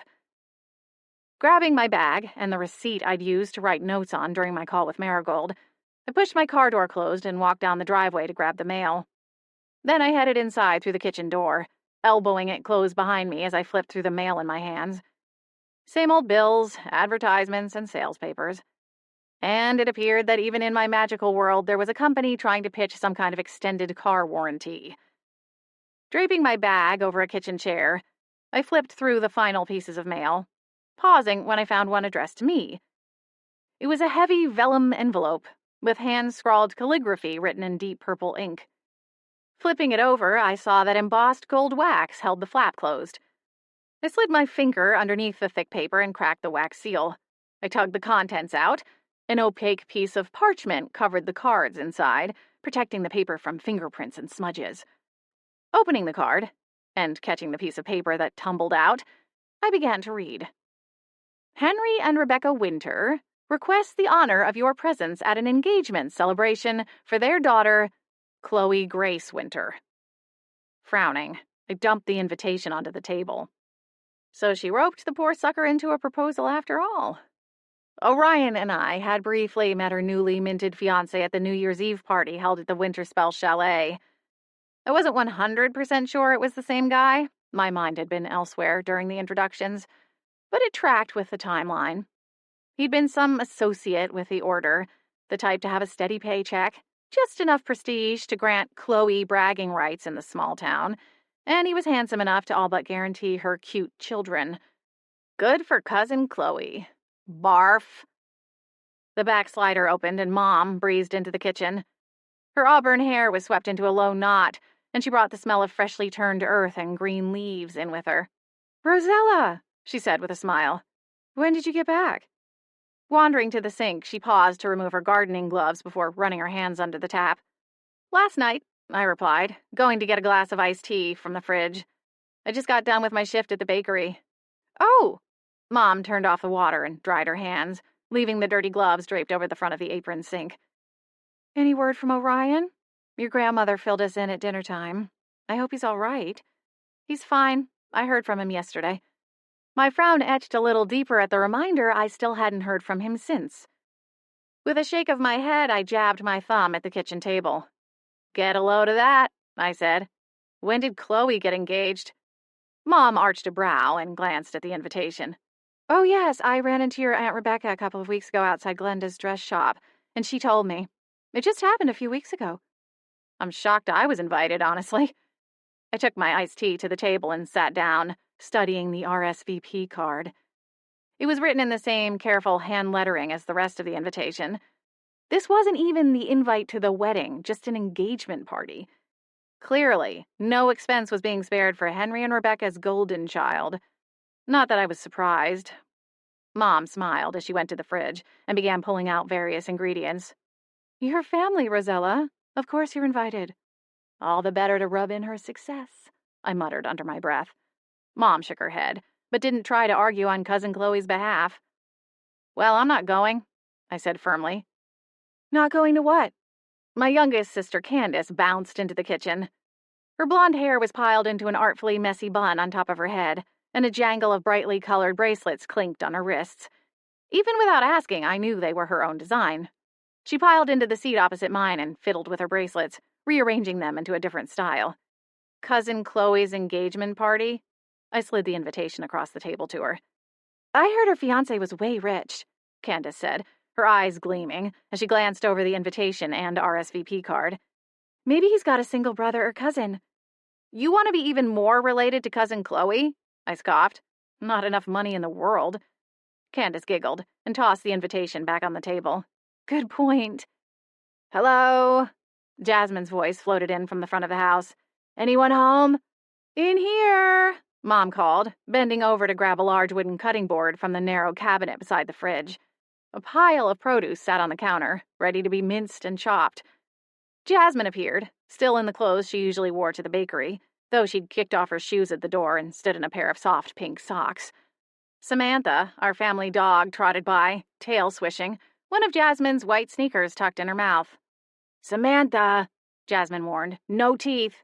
I know, I'm just here for the frosting bits, not the leather, the dog thought, as she crossed to her fleece-lined bed beside the unlit fireplace. Jasmine glanced at me, one brow quirked. I held up a hand. She's being good. Cousin Chloe's getting married, Candace said, holding the invitation over her head. I know, Jasmine said, taking the third chair. It's all over her social media. There's about 1,000 photos of the ring and a video of the proposal. Why does this invitation only have my name on it? I asked. Oh, the family invitation is in my purse, Mom said, her hand pumping in a rhythmic chopping motion as she cut down several ribs of celery. It came yesterday. Yours must have gotten hung up in the mail. I frowned at the torn envelope. So she wanted this one to come separately? Nice. Well, to be fair, honey, you haven't exactly been open about your plans. Maybe they sent it separately so we could easily forward it on in case you left town again. When I saw your aunt, you were still kind of in flux with your plans. It doesn't matter. None of us are actually going, are we? Well... Jasmine dragged the word out long and slow. She looked at me sheepishly before she announced, Someone has to deliver the cake. Oh, no. There is no way, Jazzy. I jumped up and faced her, my hands planted on my hips. I can't even believe you're making the cake for them. After the way they've treated this family, and Grandma Rose especially. I shook my head. That's enough, Mom said quietly. She'd always wanted to play peacemaker between my aunt and uncle and the rest of the family, but I wasn't ready to forgive them for ditching Grandma Rose when she needed a place to live.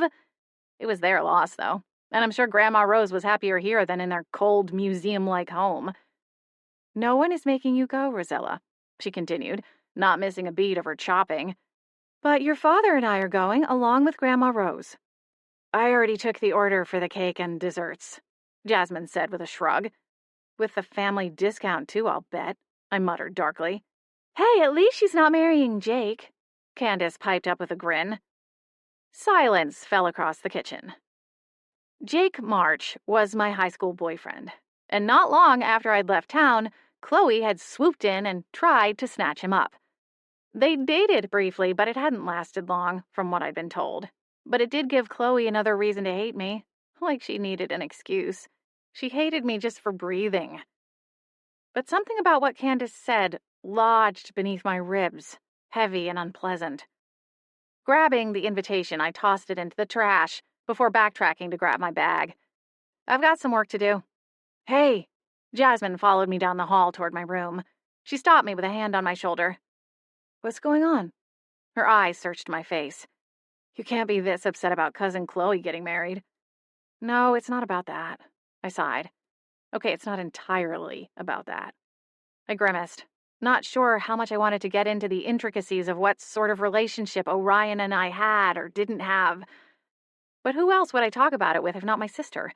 Make that sisters, as Candace, never wanting to be left out of the loop, joined us in the hallway. Silently, I pushed open the door to my room, and the three of us immediately flopped onto the bed. Candace with her head hanging off the edge, and Jasmine with her feet perilously close to my face. We used to do the same thing when we were younger, pile onto a bed or couch, and spend what felt like hours chatting and making jokes. Jasmine nudged my shoulder with her socked foot. "What's going on?" I pushed her foot away. "You should really think about getting some foot powder, Jazz." She crossed her eyes and stuck her tongue out at me before wiggling her foot even closer to my face. "Ew!" I gagged dramatically. "You aren't jealous of Chloe, are you, Elle?" Candace asked, her head still draped over the side of the bed. She was uncharacteristically somber, and the serious tone of her voice quieted us. Glancing at my sisters in turn, my stomach twisted. And then I let it all out. The way I felt about Orion Croft. How much I was beginning to care for him. All the doubts, misgivings, and insecurities I felt about our relationship. The question of whether we even had a relationship at all. Now I'm just left in the dark. Maybe I don't mean as much to him as I thought. You'd think if he had any feelings for me at all, that I wouldn't have to question everything about, well, us. I fiddled with the pillow under my head. Maybe I should have just married Jake. Solid as an oak tree, Jake. At least then I wouldn't be worrying about my life being an unstable mess all the time. Candace snorted from the end of the bed. "Yeah, like you'd have been happy with stable and solid. The monotony would have driven you nuts, and you know it. Besides, who needs a man? We're strong, capable witches. We don't need no stinking men." My head whipped around, and so did Jasmine's. Candace had worked her way through a series of boyfriends that started way back in the 2nd grade when Mickey Thorne threw a wiggling worm in her hair to get her attention.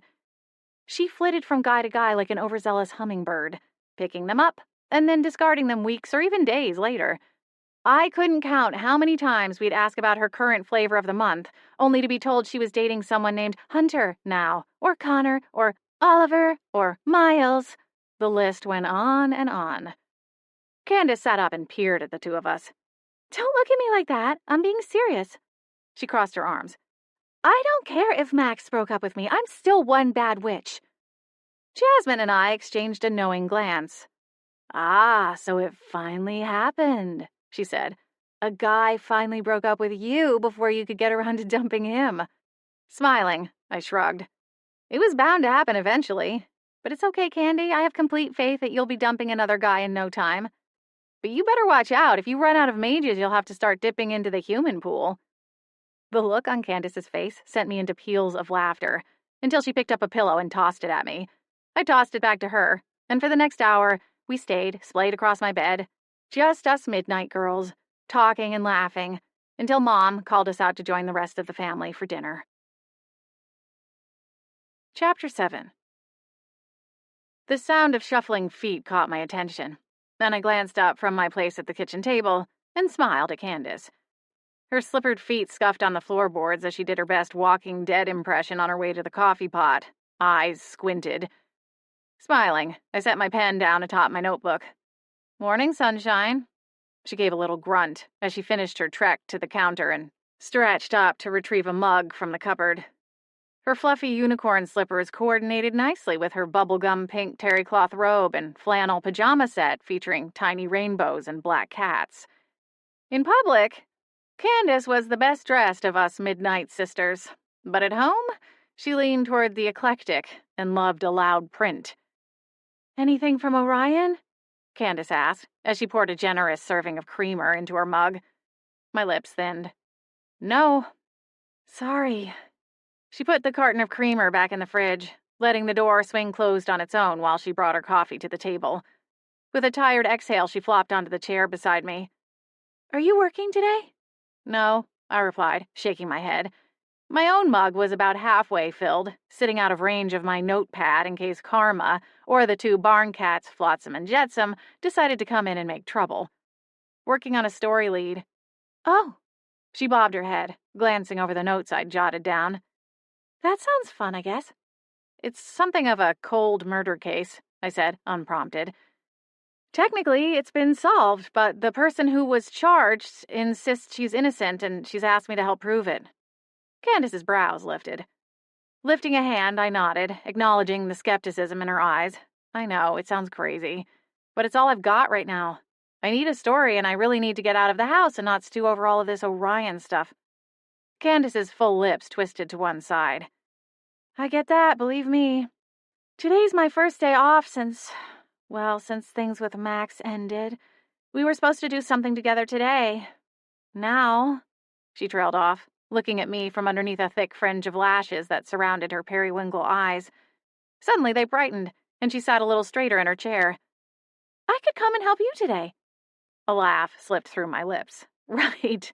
I'm sure you want to spend your day combing through old newspaper archives and getting print ink all over your hands. I finished the last bit of my coffee, then set aside the mug. Come on, Candace wheedled, fluttering her lashes, making her eyes bright and doe-like. I promise I'll be helpful or stay out of the way if I can't be. I don't want to sit around the house all day, please. She held her locked hands near her heart. Fine, I snorted, if you'll stop this ridiculous begging. You do this with your boyfriends? Does it ever work? Worked on you, she replied cheekily, before getting up and skipping out of the kitchen. 20 minutes later, Candace came back downstairs, now dressed in slim-fitting slacks and a pink top with a bow at the neck. Her hair was slicked into a low bun. Do I look professional? She asked, twirling around on her black ballet flats. Lovely, I deadpanned, looking down at my slightly creased, skinny jeans and button-up chambray shirt. I shrugged. I wasn't going to oppress her at the White House, and my clothes were fine for digging into the local newspaper office's back issues. I did get a little jealous of the luxe mint green scarf Candace draped artfully around her neck, though. Before I ushered her out of the house and into my car, I made a mental note to borrow it from her one day. The lemon wax-scented lobby of the Winterspell Gazette was empty when we walked through the door. The bell above the door chimed and alerted Kay, who flitted in from the empty newsroom and trilled a hello. What can I help you with today, Rosella? TJ just stepped out for a few minutes. I actually wanted to get into the archives, I said. I'm researching for something new. Oh, of course. She reached underneath the reception desk and came up with a set of keys. Right this way. She led us down the hall to a set of glass doors at the end. Fitting the key in the lock, she pushed the door open with her hip and reached in to flip on the lights. She stepped to the side and waved us in. Oh, I hear the phone. You know what to do, don't you, Rosella? She called over her shoulder as she hurried back down the hallway. But holler if you need any help. Then she disappeared around the corner. Most newspapers in the human world had long since moved past physical copies and microfiche to searchable databases and digital copies of newspapers. Not the Winterspell Gazette. Thanks to human technology not always being compatible with the magical world, the Gazette maintained all its back copies physically, and the archive room showed it. Filing cabinets lined the walls of the room, all told containing over 100 years' worth of news. The room was clean, but held on to the slightly musty smell of aging paper and newsprint ink. Whoa, Candace said, marveling at the sheer number of drawers. How do we know where to look? Smiling, I set my bag on one of the two tables in the center of the room, then strode to the podium stationed between them. A wand sat atop it, tethered with a palpable but invisible cord of magic to keep it from wandering off. Well, by magic, of course, I said, grinning at Candace as I raised the wand. All you have to do is feed a little of it through this wand, state the date of the issue or certain story, and the papers will appear here in a pile. No way! Laughing, I nodded. Apparently it's one of Grandma Rose's inventions. Oh, well, that tracks, she replied, snatching the wand from my hand. I want to try. Okay, fine. We can search by date or topic. Let's try searching by the victim's name. Candace looked at me expectantly, and I jolted. Right. Vincent Prince. Clearing her throat, Candace lifted her chin, her eyes falling closed as though preparing to pray. She held the wand a little higher, then spoke, Vincent Prince. A blitz of drawers opened, most from the same tower of records, and Candace yelped as a stack of papers took flight and zoomed toward her, stopping just short of smacking her in the face. They fell into a neat pile on the podium. Holy guacamole, she breathed, not blinking. Grandma Rose doesn't mess around when she makes a new spell, I said with a laugh, grabbing the stack. Come on, let's split these up. I brought a notepad for you. There were dozens of issues of the paper, likely spanning the murder as well as Marigold's trial, and I was suddenly glad Candace had tagged along. We'd be able to comb through the issues twice as fast as if I were to do it on my own. That is, if I could keep her from logging on to Instagram, anyway. We were halfway through divvying up the pile when a man poked his head into the room. Oh, Rosella, you're still here. Oh, hello, TJ, I replied, pushing the loose strands of hair out of my face. Beside me, Candace turned and immediately turned on the charm. Hello! I don't think I pay you enough to cover a research assistant, TJ teased, his smile widening as he stepped inside the archive room. This is my sister, Candace, I said, gesturing at her. Candace, this is Theodore Johnson, the editor of the Winterspell Gazette. So nice to meet you, Candace said, giggling a bit as she stepped forward to shake his hand. It's nice to meet you too, TJ replied. He smiled and slipped his hands into the pockets of his olive slacks before jutting his chin toward the pile of newspapers. Should I take this to mean you found an idea for a story? Maybe, I said, my tone guarded. Do you happen to remember the Vincent Prince murder? It was about 18 months ago. That was right around the same time I was taking over the paper from my dad, so I didn't work on any of those stories, but I vaguely remember hearing something about it. It was the wife, right? Marigold Prince, I confirmed. Rosella doesn't think she did it, Candace interjected. TJ's thick brows lifted. Oh? Glancing at Candace, I frowned, then shifted my gaze back to TJ. She contacted me, asking for my help to clear her name. I drove out to see her at the correction facility where she's being held. I stopped and gnawed thoughtfully at the inside of my lip. And I haven't made up my mind yet, but she seemed sincere to me. And just the bits of information I have now seem circumstantial at best. So you think there's something there? TJ prompted, his face showing interest. There could be. In any case, I told her I'd look into it, so I flapped my hand at the stacked up newspapers. That's what I'm going to do. Mm-hmm. TJ nodded, rubbing at the stubble on his chin. Well, I'll let you get to work then. Keep at it. Let me know what you find out. This could really pan out to be a great story. Turning to leave, he paused to smile at Candace. You two have a nice day. Stay as long as you like. Thanks, TJ.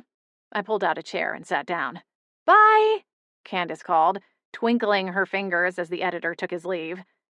She exhaled a giggle as she sat down beside me and leaned in. So? She whispered. What's the deal with Mr. Editor? What deal? I doled out several papers in her direction. Search these, would you? You know, is he single? He's really kind of cute, in a dorky smart dude kind of way. Candy glanced at the doorway as though wishing he'd materialize again. You did not just say that, I cringed. What? It's true, he is. She shrugged and pulled a paper towards her. Candace, he's almost twice your age. I frowned. Not to mention he's my boss, so just keep it in your pants, will you? Candace snorted at that, though the glimmer in her eyes remained. Fine, be that way. I swear, you're no fun at all.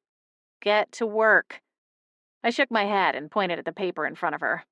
Bending my own head over the paper in front of me, I ignored the giggles that came from Candace's side of the table. 2 hours later, I hadn't learned anything new from the stories in the Gazette's back issues. Most of them reiterated the same information I'd already learned, with the exception of some coverage of the trial. I sighed, stretching back in my chair with my arms over my head, trying to work out the kink in my neck. Okay, so there's, nothing in here that can help you? Candace asked, frowning as I returned the last issue to the stack of papers we'd already gone through. Not really. I glanced at my notebook. Candace popped up from her seat. Okay, well, then can we go now? Ooh, maybe TJ is ready for lunch. We could invite him to... Candy, I warned, rising from my chair. With another flick of the wand, the papers flew back to their drawers, filing themselves away again. When the last metal drawer clanged shut, I exhaled a sigh. Well, what now? Candace asked, if not lunch. I picked up my notebook. Next, I need to visit the vendors who saw Vincent prior to his death. Marigold sent me an email late last night with the names of all the places he went the day he was killed. I figure since they each worked with Marigold to set up the scavenger hunt, they might have some inside information. That's a good idea. In fact, that's a better idea than what we've been doing. Candace slung her purse over her shoulder, already heading for the door. Why didn't we start with that? I'm down for a little bit of interrogation. Can I be the bad cop? Hang on there, Nancy Drew. Who said you were going with me? Oh, come on, she pleaded, already starting up the pouty face. Rolling my eyes, I strolled out of the archive room. Okay, fine, but you're buying lunch. In the lobby, Candace started to veer toward the back of the office, zeroing in on the nameplate beside TJ's closed door. I grabbed the strap of her purse and tugged her back on course. We said goodbye to Kay, thanking her for the access to the archives, then headed out. Our first stop is the Glass Panda. Candace and I were sitting in the car, still parked in front of the newspaper office. The Glass Panda was a little stationery and gift shop, not far from Whimsy's Deli. My stomach gurgled at the thought of Whimsy's crispy fries. But I pushed my burgeoning hunger aside and went back to the task at hand. Oh, that place is so cute. They've got really unique stuff. I bought a journal from there a few weeks ago, Candace said, as she flipped down the visor mirror and checked her lip gloss. She pulled a tube of shiny pink gloss out of her purse and screwed the top off. The car filled with the scent of cotton candy as she applied it. The lady who runs it, Haley, is really cool. She's probably your age. Hopefully she can tell us something about Marigold, I said, sliding the car into reverse. The small stationery store was nestled into a diminutive brick building with large glass windows fronting the street. Elegant gold lettering across the window announced the shop hours, and that calligraphy was done in-house. Petite spiral boxwoods and white planters framed the entryway, which was painted a deep aubergine. The whole effect was chic and classic, without being overdone. When I pushed open the door, tiny bells tinkled softly, alerting the shop owner to our entrance. The interior of the store was a soft gray lavender, with creamy white shelving used to display a variety of items. Along one wall was an extensive display of invitations, and I spotted one that looked familiar. It was the same invitation that had arrived by mail yesterday, announcing my cousin Chloe's engagement party. Another wall boasted an array of stationery, with a small sign announcing the shop's ability to personalize all stationery purchases. Freestanding shelving down the center of the store housed a variety of gift items, many of which were crystal, that sent shimmering waves of rainbows over the walls. Behind the counter, at the far end, was a young woman, seated in a tall chair that positioned her so she could work and keep an eye on the store at the same time. Her dark, glossy curls were bent over a stack of invitations that she was painstakingly writing by hand. Her tongue was tucked between her teeth as she concentrated on her work. Her eyes flickered toward us briefly, and she finished the word she'd been working on with a flourish before laying down her calligraphy pen and greeting us. "Hi, can I help you with anything?" she asked with a smile.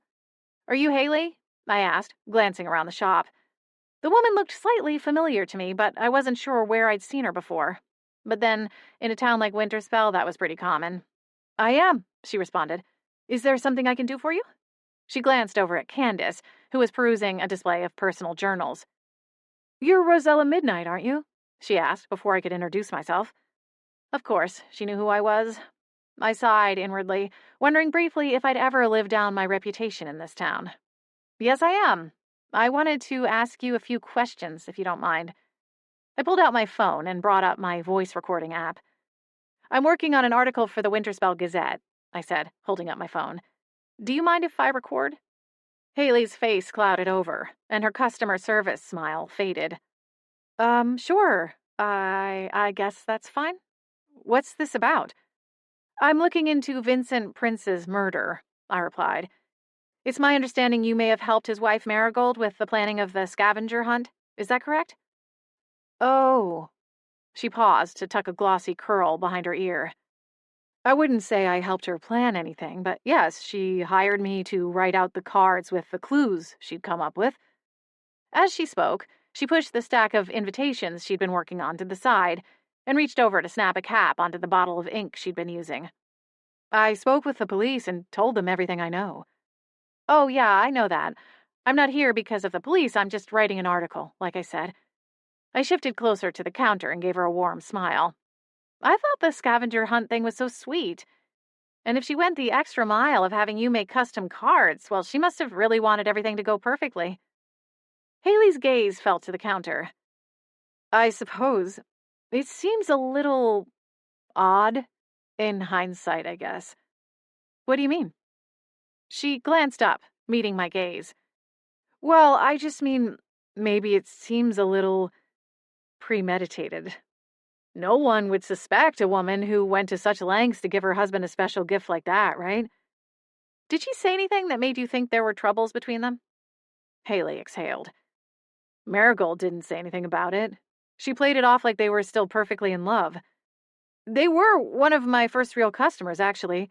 I did their wedding invitations back before I had any of this. She gestured around the shop. I was 19, maybe 20, and didn't know what I wanted to do with my life yet, but I was really good at hand lettering and other artsy stuff. Like those journals. She pointed in Candace's direction. I make them all myself. I gave an appreciative nod. That's really cool. Marigold and Vincent hired me to do their wedding invitations, and when I met with them, they both had stars in their eyes. They were the perfect couple. Haley shrugged. They stayed loyal over the years, hiring me to do the addresses on their annual Christmas cards. Little jobs. I guess that's why Marigold came to me for the cards to the scavenger hunt. But I'd heard rumors about them. It was pretty well known there were serious issues between them. The whole scavenger hunt thing seemed kind of desperate. Like some kind of last-ditch effort.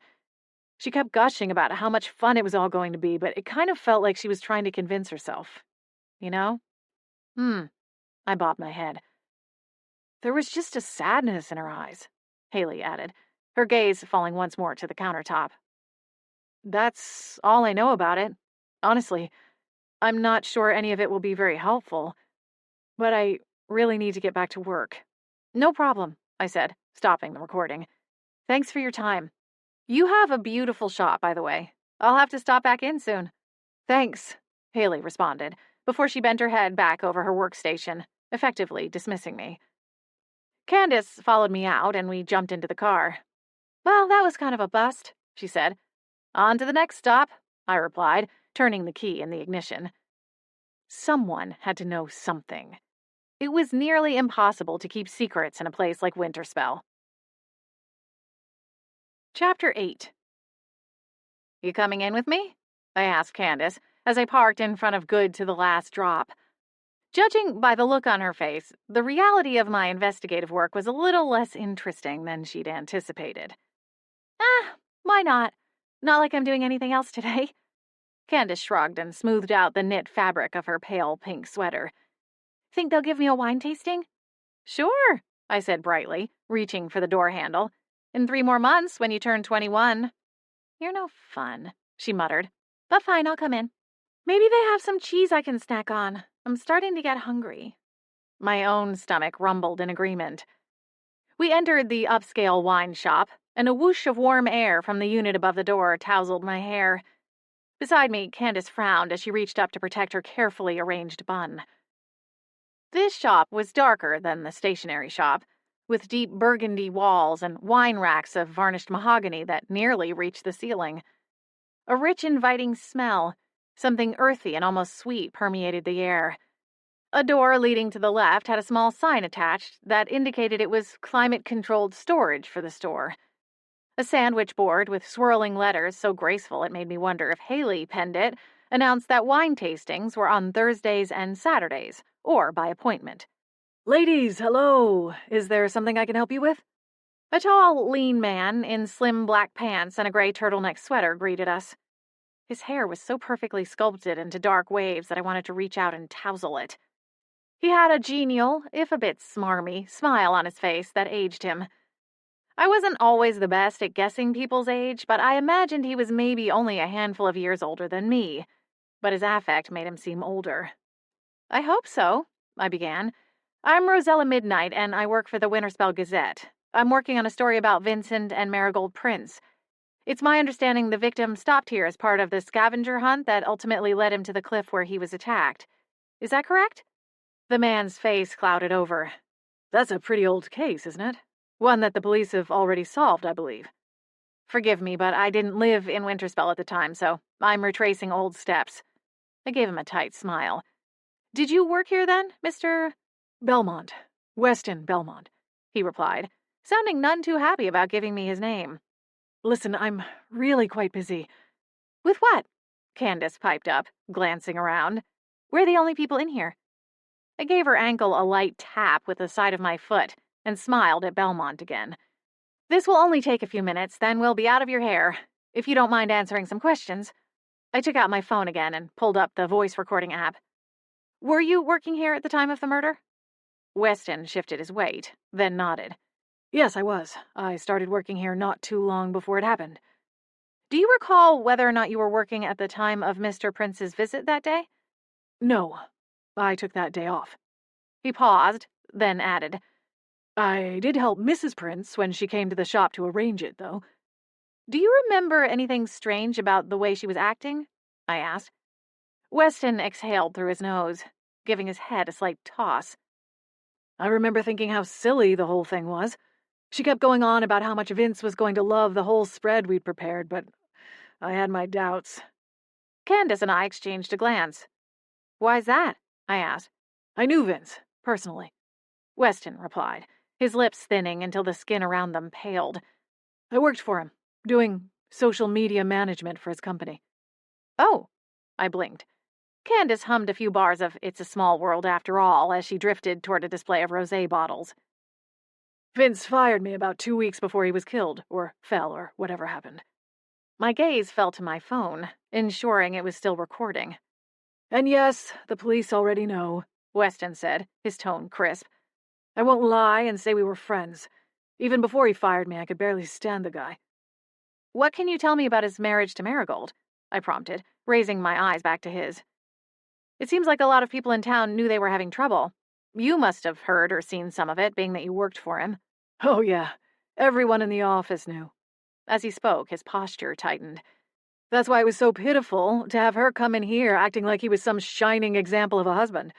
We all knew he treated her like dirt. Do you think she had the capacity to kill him? Candace turned, her brows raised. Weston spread his hands out. I don't know. She's in jail, so there must have been a solid case. I didn't follow it much. I didn't shed any tears over it either. Right. Well, thanks for your time. I tapped to stop the recording, then turned to Candace.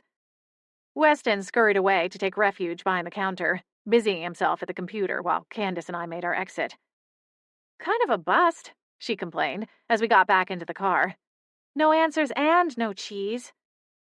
I wonder how closely the police looked into him, I said, still considering the front of the shop.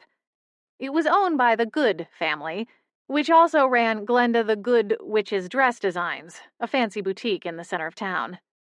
And how did he go from working as a social media manager to working as a sales clerk at a wine shop? That doesn't seem like the most logical career trajectory. Candace shrugged as she buckled her seatbelt. I don't know. Maybe he just needed a job and took the first one he was offered. I suppose. But he's still here, 2 years later? What's the next stop? Tell me it's someplace with fries. After a pit stop at Whimsy's, we doubled back through town to stop at Magical Minds, a jewelry store run by a lovely dwarf couple. That was one part of magical lore that the non-magic community got right. Dwarves were known for their keen eye for all things that glitter. 1 sec, Candace protested, shoving a handful of fries into her mouth when I went to open my door. Wait for me, she added, the words mumbled. Impatience twinged through me. Tomorrow I had a full day at Sugar Shack. I needed to get some sort of clue today, some crumb of information, or a lead. Of course, there was also the chance the bubbling emotion was from a different wellspring. A tall, lean one with broad shoulders and a smile that made my heart race. My fingers twitched, hovering over my front pocket where my phone was tucked away. Would he answer if I called? If he did, what would I even say? Okay, Candace exclaimed, bursting out of the car. Sighing, I pushed away the thoughts of Orion and followed Candace into the jewelry shop. A wave of soothing music enveloped us as we stepped inside. a sense of calm wrapping around my shoulders like a warm blanket. Blinking, I turned to Candace. A dreamy smile worked its way across her face. Dwarves, I muttered. Candace, it's some kind of enchantment. Probably meant to make you spend more money. She bobbed her head in acknowledgement, but her feet carried her toward a glass display of glittering earrings. The floor was laid with carpeting so thick and lush that it was like walking on cotton candy. Discreet lighting was placed to carefully highlight the jewelry on display in the cases that made a U-shape in the middle of the store. And across the back of the store, running the length of the floor, stood a large counter where the staff repaired and cleaned jewelry. A dwarf with a thick beard was standing behind the counter, peering through a jeweler's loupe. "Excuse me," I said, to get his attention. Oops. The loupe fell from his eye and clattered to the counter. Sorry about that. I didn't see you come in. He slid a pair of thick glasses off his head and settled them onto his nose. There now. What can I help you with? Behind me, Candace made a cooing sound. "These are so pretty." I refrained from rolling my eyes and instead offered the dwarf my hand. "Hello, my name is Rosella Midnight. I'm working on a story for the Winterspell Gazette and was wondering if you'd mind answering a few questions." Absolutely, absolutely. He stepped out from behind the counter, and it became apparent he'd been standing on a step, or stool, as he was only a few inches taller than the display cases. With a polite smile, he pointed to a set of chairs on either side of a glass table. Have a seat. Young lady, He called to Candace. would you like to have a seat? "I'm fine," Candace said with a wave. Her nose was almost pressed into the glass of the case as she perused a display of jeweled necklaces. All right then, He said, as he turned back to me. What questions did you have? "Is it okay if I record this interview?" Please be my guest. I'd hate to be misquoted. Okay. Well, I have some questions about the Prince murder case. I understand that your shop was one of the stops on a scavenger hunt that Vincent Prince participated in that day. I laid my phone on the glass table between us. Yes, it was. And I was here when Mr. Prince came in. He offered freely. "What was it he was meant to do here?" I asked. Oh, well, you see, Mrs. Prince had selected the loveliest watch as a gift, had it engraved, if I recall correctly. He was here to pick it up before going to meet her for their evening plans. "How nice. I'm sure he was pleased getting such a lovely gift from your store," I remarked. The dwarf's expression shifted. You'd think so, but he didn't seem too happy about it. I gathered he would have preferred something in silver, not gold. I frowned. It seems his wife would have known of his preference in metals. The jeweler shrugged. It was something of a new experience for me as well. Most of my customers would be thrilled over such a nice piece. He shifted in his seat, his feet just barely skimming the thick carpeting. The whole thing was quite sad, I'm afraid. Mrs. Prince seemed like the sweetest lady when she was here picking it out. She was very excited about the surprise she had planned for her husband and wanted everything to be just so. I was shocked when I saw the news. She really just didn't seem like the type. "So, you don't think she killed him?" I prompted. He paused and cleared his throat. When I heard about how they used to fight around town in public and everything, I thought he must have been the cause, not her. Not that I'm trying to gossip or anything. His face flushed a bit. "It's fine," I smiled. "I'll keep your personal opinions out of the story." A large grin plumped up his cheeks until he looked a little like a well-fed chipmunk. Yes, well, thank you. When do you think your story will be published? I couldn't help but laugh a little. "I'm not sure, but I promise that I'll personally deliver you a copy of the paper when it does. Thanks so much for taking the time to talk with me." I stood and held out my hand, which he gripped firmly and pumped vigorously. Anytime, young lady, anytime. He jumped up and held the door for us as we exited the store. Back out on the sidewalk, Candace groaned, staring at the window display. "I need a new boyfriend," she muttered, running a finger down the glass. "I don't make enough money to buy myself all the nice shiny things." Hooking her elbow, I dragged her toward the car. "Come on." The man who'd served Vincent at the local barber shop had a similar story to the jeweler. He claimed that Vincent seemed upset rather than pleased over his wife's surprise gift. She'd arranged for an old-fashioned razor shave and scalp massage, but the barber said Vincent seemed to almost resent the fact that he was there and left before they even got to the massage portion. Seriously, this guy was a piece of work. I can't really blame his wife for drop-kicking him off the side of a mountain, Candace said as we left the shop. I wish somebody would surprise me with jewelry and a nice scalp massage. It sounds like he was pretty unpleasant to be around, if nothing else. And speaking of unpleasant, ugh. I held out the scavenger hunt list to Candace. Guess where our last stop is? Oh, no. She took the paper out of my hand. You can't be serious. She screwed up her face like she'd tasted something sour. Yup.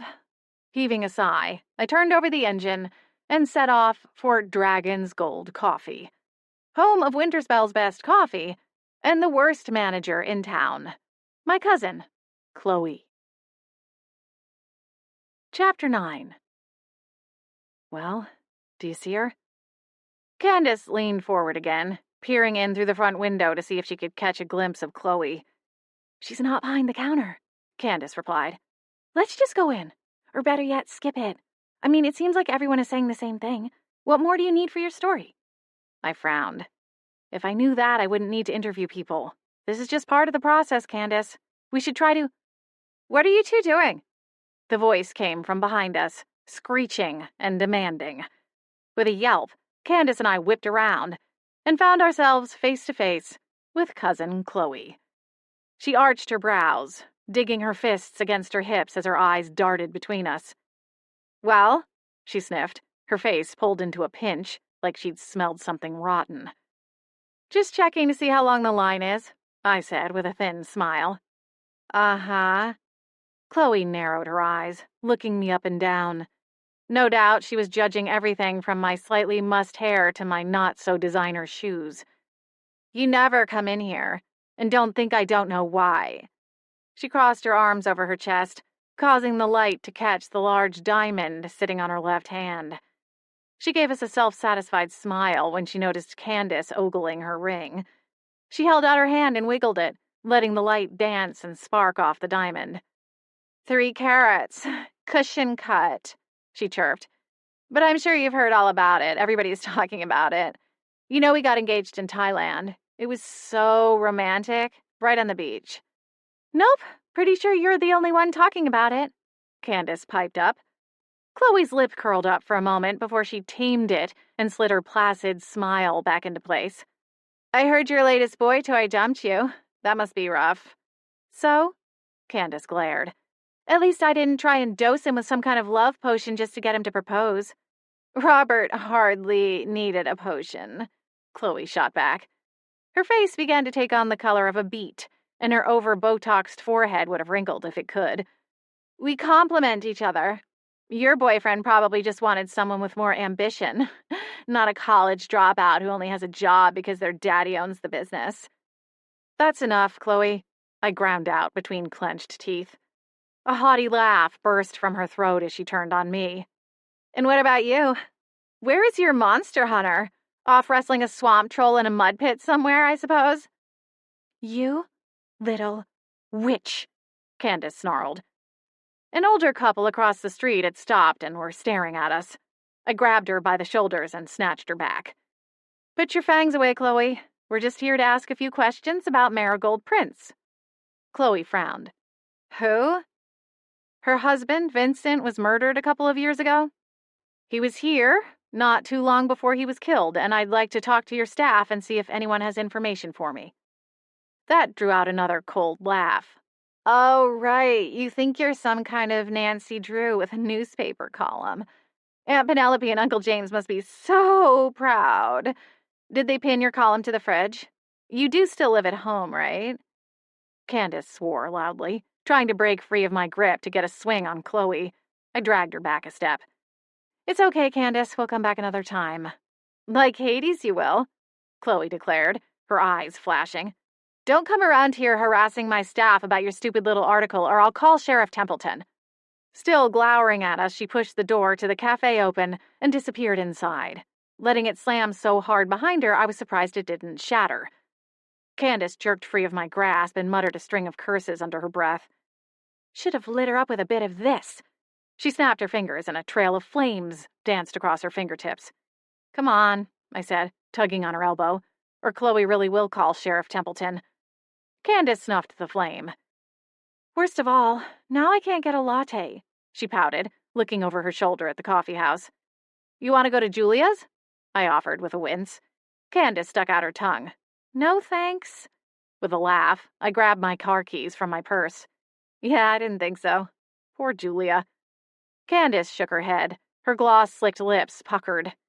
She's super sweet, but I have no idea what she does to that coffee to make it so awful. Sighing, I turned back to the car. At least it was still warm. We climbed inside and I cranked up the heat. I guess the day was kind of a bust, huh?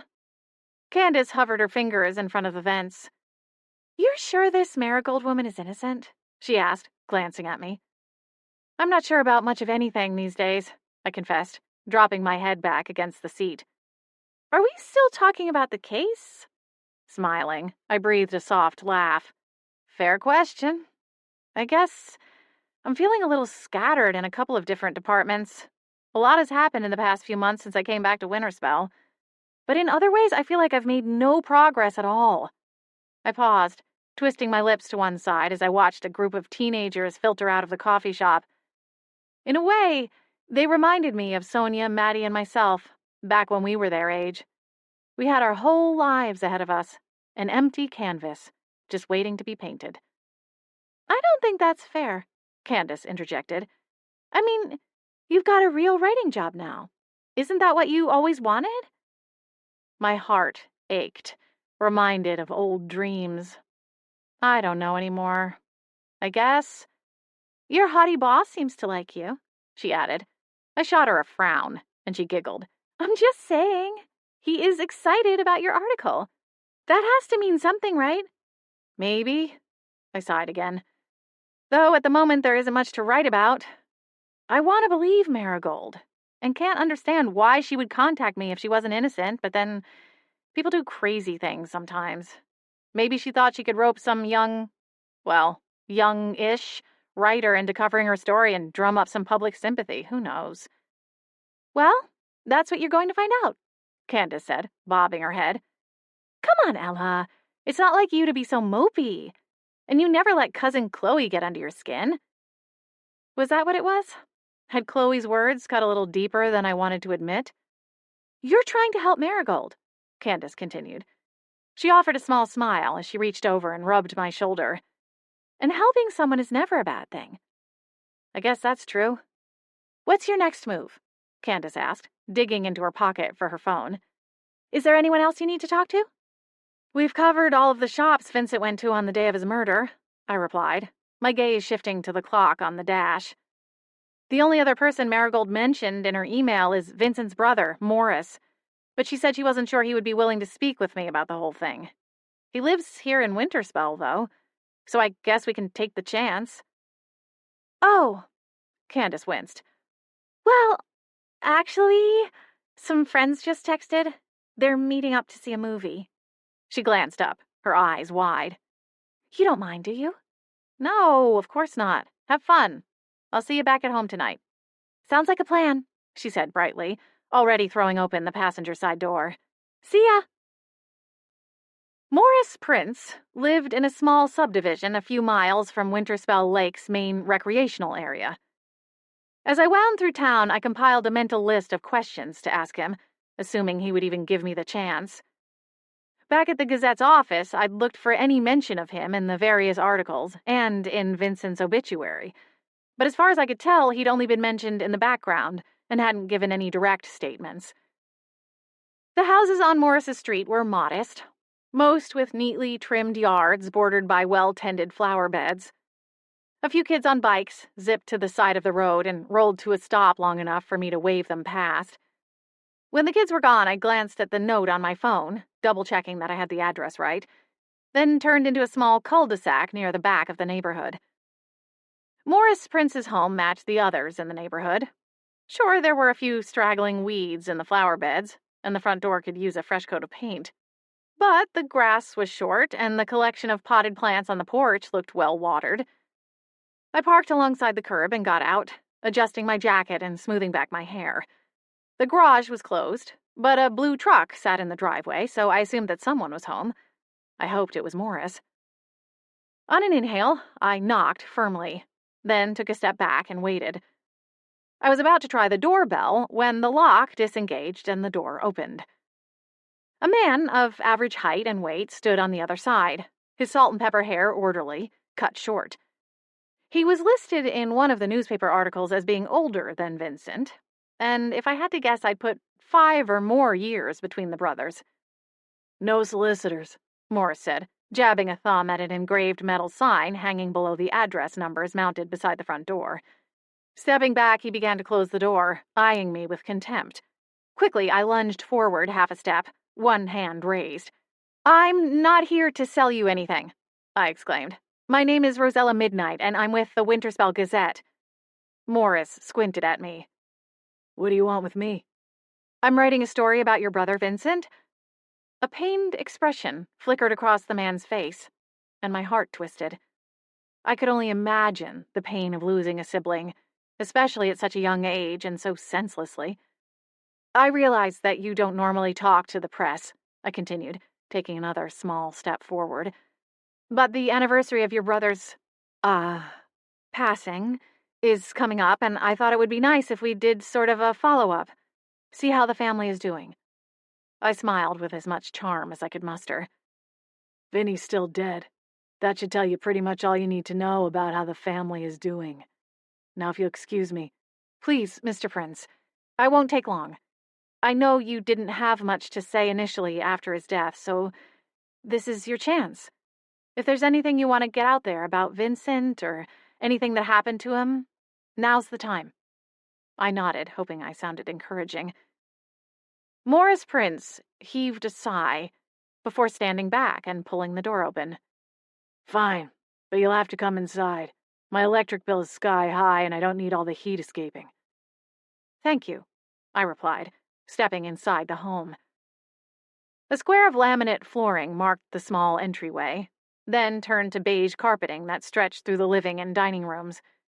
The place was neat as a pin, with colorful pillows stacked across a beige couch and a large television that took up most of the wall across from it. An assortment of remote controls was lined up on a small coffee table, and a pair of slippers sat neatly next to a pillowy recliner. "Do you mind if I sit?" I asked, waving my hand at the sofa. Yeah, go ahead." He sat on the recliner, balanced on the very edge, like a bird about to take flight.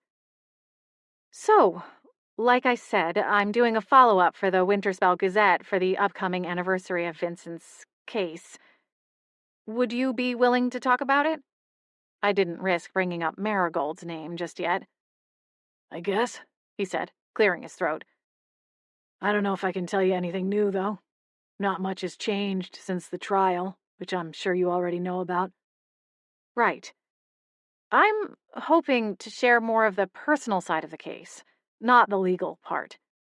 Shifting, I pulled my phone from my pocket. "Do you mind if I record our conversation? I just want to make sure I get everything right when I write the article." "Sure, go ahead." An uncomfortable look crossed his face. "I've never done an interview before." "Don't think of it as an interview. We'll just talk." I gave him a reassuring smile as I tapped my recording app. "Maybe we can start by talking about Vincent. Tell me what he was like." "Well, he was my younger brother by 4 years. We grew up here in Winterspell."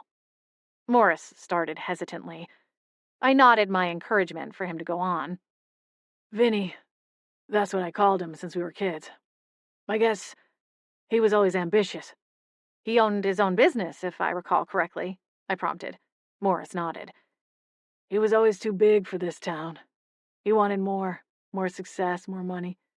I used to tease him and tell him he was going to work himself into an early grave." He paused, his lips going tight. "He did quite well for himself, then?" I asked. "I suppose," Morris replied with a nod. Then his expression soured. "Though it never seemed to be enough. But then he had his wife whispering in his ear, spurring him on." I frowned. Nothing in Marigold's past had given me any indication that she'd married Vincent for his money.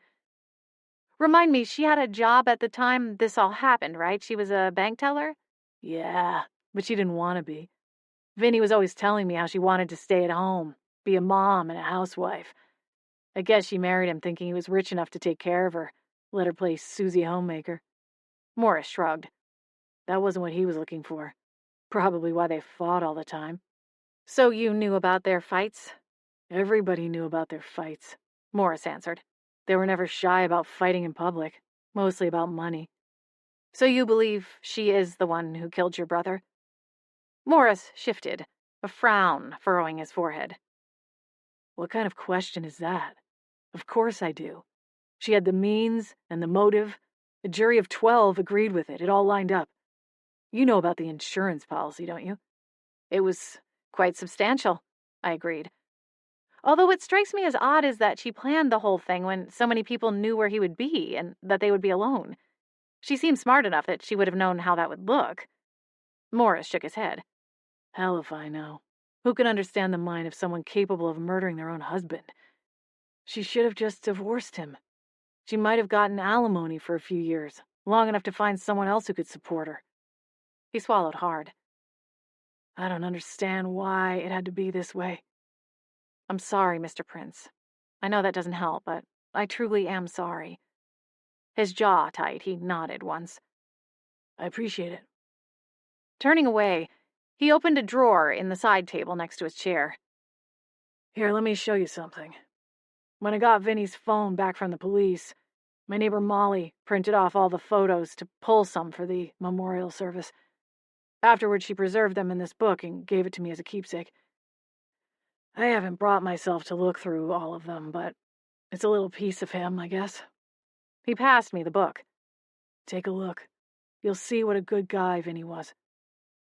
I took the book and flipped through the first few pages. There was Vincent, leaning against a shiny sports car, Vincent on the beach, Vincent at the Winterspell chalet, holding up a glass of champagne. All the pictures seemed to be carefully curated to project a certain image. And my heart sank a little when I realized that Marigold was probably the person who took the pictures. I flipped through a few more pages of Vincent playing tennis and enjoying meals in nice restaurants, before I stumbled on a picture that made me stop. Unlike the other photos, this one was a selfie. In it, Vincent held the camera in one hand, while his other arm was wrapped around the shoulders of a young woman who snuggled into his side, her laughing face tilted upward to smile at him. And it wasn't Marigold. It was Haley McIntyre. Flipping through a few pages, I found more pictures of Haley and Vincent. One in a hot tub, one in what looked like a hotel room, another dark one taken in the glow of a bonfire. You've never looked through these? I asked. Surely he'd at least glanced through them. No, never did. Maybe one day I'll be able to. It's enough for me to know that they're here, he replied. From the other room, a phone ringtone trilled.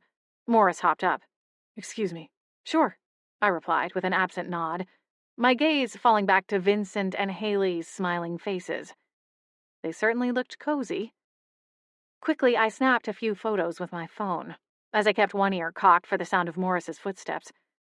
I'd just taken the last picture and closed the book when he returned. You finished with that? He held out his hand for the photo album, and I passed it back. Mr. Prince, thank you so much for your time. I stopped the recording app and shoved my phone back into my pocket. I appreciate it. It wasn't as bad as I thought it would be, talking about Vinny. If you need anything else, let me know, Morris said, a trace of a small smile passing over his face. I will, and thanks again. I'll let myself out. I headed to the front door and slipped out into the chilly evening air. Back in my car, I pulled out my phone and thumbed my way through the pictures I'd surreptitiously taken in Morris Prince's home, shaking my head in disbelief. It looked like I'd be paying Haley McIntyre another visit. Chapter 10. As I rounded Winterspell Lake, the sun was still above the trees, turning the surface of the water into a blinding mirror. It was just past 3 o'clock in the afternoon as I cruised down the road, headed home. Instead of going directly back to the Glass Panda to press Haley for answers about her relationship with Vincent, I decided to go home and do some more digging on my own. The more information I had going into that confrontation, the better.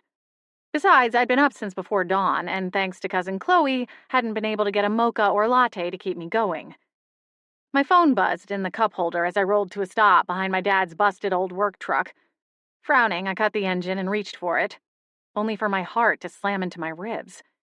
It was a video call from Orion. A shiver danced over my skin, making my finger tremble slightly as I tapped the screen, accepting the call, before raising it up above the steering wheel, trying to get a decent angle before the camera turned on. Hey, there you are, Orion said. Oh my goddess, I said, laughing, my nervousness from a few minutes ago forgotten. What happened to you? Instead of his usual, and stupidly attractive, stubble, he sported an entire scraggly beard. His hair was longer and shaggier than normal, and he looked like he'd slept in a bush for the better part of the past few weeks. What's this? He grinned, a flash of white peeking out from the mess of facial hair as he ran his hand over it. You dig it? It seems to be a big hit with the wildlife. I think birds are mistaking it for nesting materials. I laughed, shaking my head as my wrist floated down to rest on the top of the steering wheel. You driving? Orion asked, glancing past me. Oh, no, I just got back to my parents' place. I glanced up at the front of the house, then the workshop, wondering if Grandma Rose was watching from one of the windows. No doubt she'd be thrilled to hear her favorite could-be pirate model was on the line. The better question is, where are you? I asked, shifting my gaze back to Orion's dark eyes. Besides the evergreens in the background, there was no other indication of his location. And in the Pacific Northwest, the presence of evergreens didn't do much to pinpoint anything.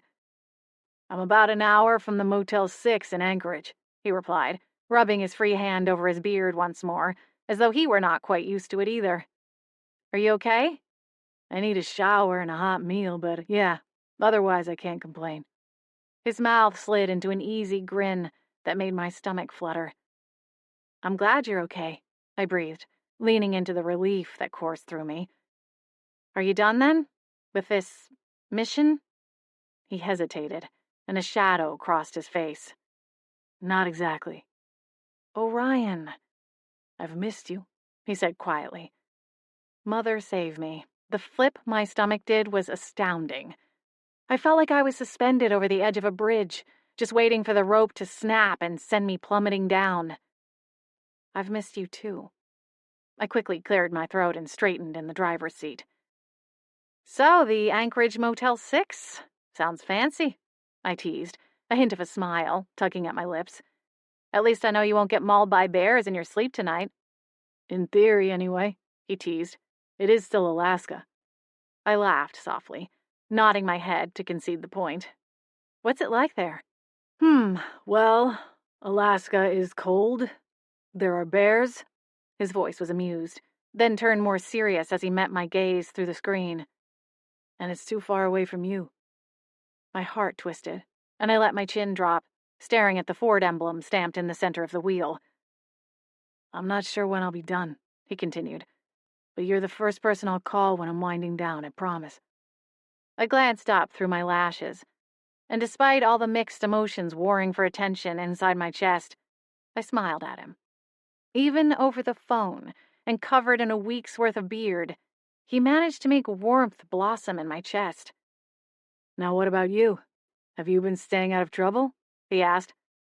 Depends on what you mean by trouble, I replied. He flashed a half-cocked smile. All right. What have you gotten yourself into this time? No more mermaids, I hope. I laughed. No, at least not yet. But I am working on my next story. Well, assuming there is one. I'm still not sure. Lay it on me. After 6 hours behind the wheel, I'm not in a hurry to get back on the road just yet. Okay. I paused, tucking a strand of hair behind my ear. Does the name Vincent Prince ring a bell? He was murdered here in Winterspell a couple of years ago. It was a pretty big story in the magic world. Was that the one where the wife shoved the cheating husband off a cliff? So you think he was cheating? I asked, my mind flashing back to the intimate photos of him and Haley McIntyre. Orion shrugged.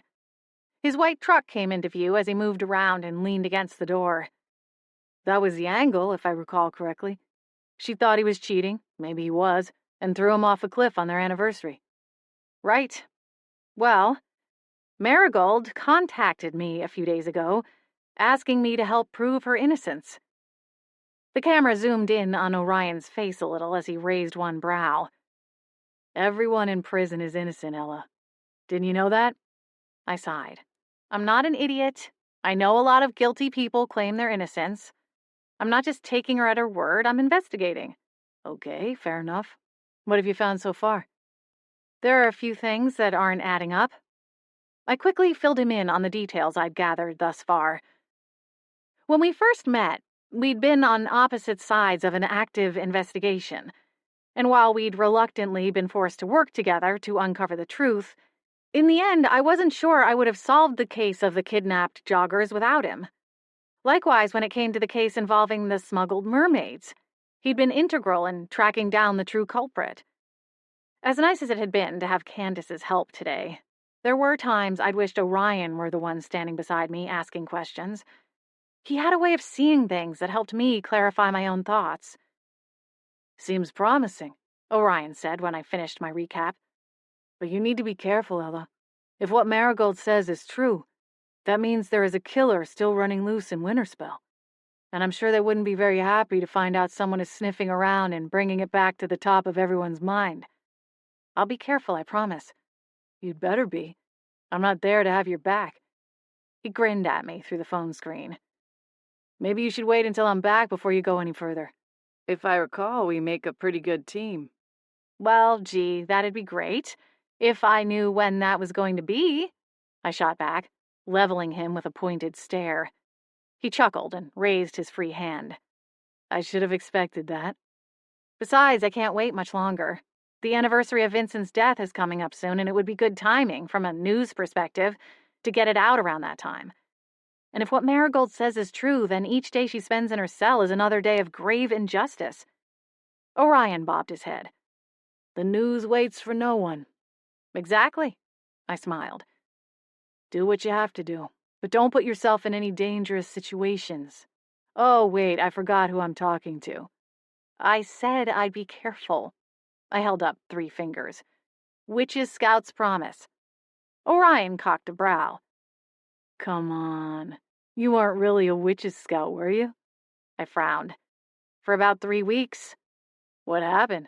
Orion asked, amusement dancing in his eyes, as though picturing a baby Rosella in a blue sash. My evil cousin Chloe happened, I ground out. At the first campout, she told everyone I'd charm a mountain lion to come and eat whoever fell asleep first. Orion's smile faded. And they believed her? Of course they did. I tugged at a lock of my snow-white hair. I'm cursed, remember? It doesn't take much to convince people of something they already want to believe. Besides, she's my cousin. The other kids probably figured she would know best. Scoffing, I tossed my head, letting the strands fall back over my shoulder. Anyway, I stopped going after that, much to my parents' chagrin. I'm sorry, Ella. It is what it is, I shrugged. Oh, that reminds me, though. Apparently, she managed to swindle that guy we met at the New Year's party into proposing. We got the engagement party invitation in the mail yesterday. Orion laughed. Sounds like he got himself a real prize. No kidding. I should send him a muffin basket with a warning label, I muttered. We talked a little longer before Orion pushed away from the truck and stretched his arm overhead. Listen, I hate to do this, but I should get back on the road if I want to make it to the motel before dark. I've got a call with Warden Quinton, and I'd like to eat and shower beforehand. I bit back the urge to press him again. It wouldn't do any good, and I didn't want to spoil the mood. Okay, drive safe. Text me later if you can. Yes, ma'am, he agreed with a grin. Take care of yourself. Say hello to the fam for me. I will. A sudden swell of emotion caught in my throat. Goodbye, Orion. The video froze, then faded as the call ended. With a heavy sigh, I slipped my phone into the side of my purse and went inside. Yawning, I poured a second cup of coffee with a liberal dash of creamer and sat down at the kitchen table. I hadn't slept well the night before. If I wasn't thinking about my conversation with Orion, then I was thinking about the pictures of Haley and Vincent. Thoughts had swirled in my mind until they became so muddled that I finally fell into a broken sleep just from the mental exhaustion of it all. Grandma Rose shuffled into the kitchen, still in her sunflower-patterned robe, and gave me a look. "Why are you up so early?" She nabbed the kettle from the stovetop and filled it with water. "I've got a shift at the bakery this morning," I said through another yawn. That's another hour yet. You could still be sleeping. I bet even the chickens are still asleep." Grandma Rose plopped the kettle back onto the stove with a clatter and turned a knob, igniting a small flame underneath. "Okay, why are you up?" I countered. "And you're going to wake up the rest of the house if you don't keep the noise down." "I'm making tea," she answered blithely. "And you'll find when you get older that you don't need as much sleep as you once did. Also, I take a nap every day." I laughed quietly and went back to sipping on my coffee. "Heard from your boyfriend?" Grandma Rose asked as she plunked a tea bag into a mug. "He's not my boyfriend." I frowned. "But yes, he called yesterday evening. He's still in Alaska and doesn't know when he'll be finished with his mission." "That's it? That's all he had to say for himself after scaring you half to death?" I smiled at her indignation. Grandma Rose was the kind of person best to keep on one's side. She was over 100 years old, blessed with long life by fairy royalty, but I still wouldn't want to meet her in a dark alley. I mean, he said a few more things. I got up and put my coffee cup in the sink, deciding against a third cup. I just needed to wake up, not vibrate. "Such as?" Grandma Rose prompted, keeping an eye on the kettle. "He misses me," I admitted, my voice quiet. Grandma Rose smiled. "Well, of course he does, child." She hummed to herself, still grinning like the Cheshire Cat, as she set about making herself some toast and eggs.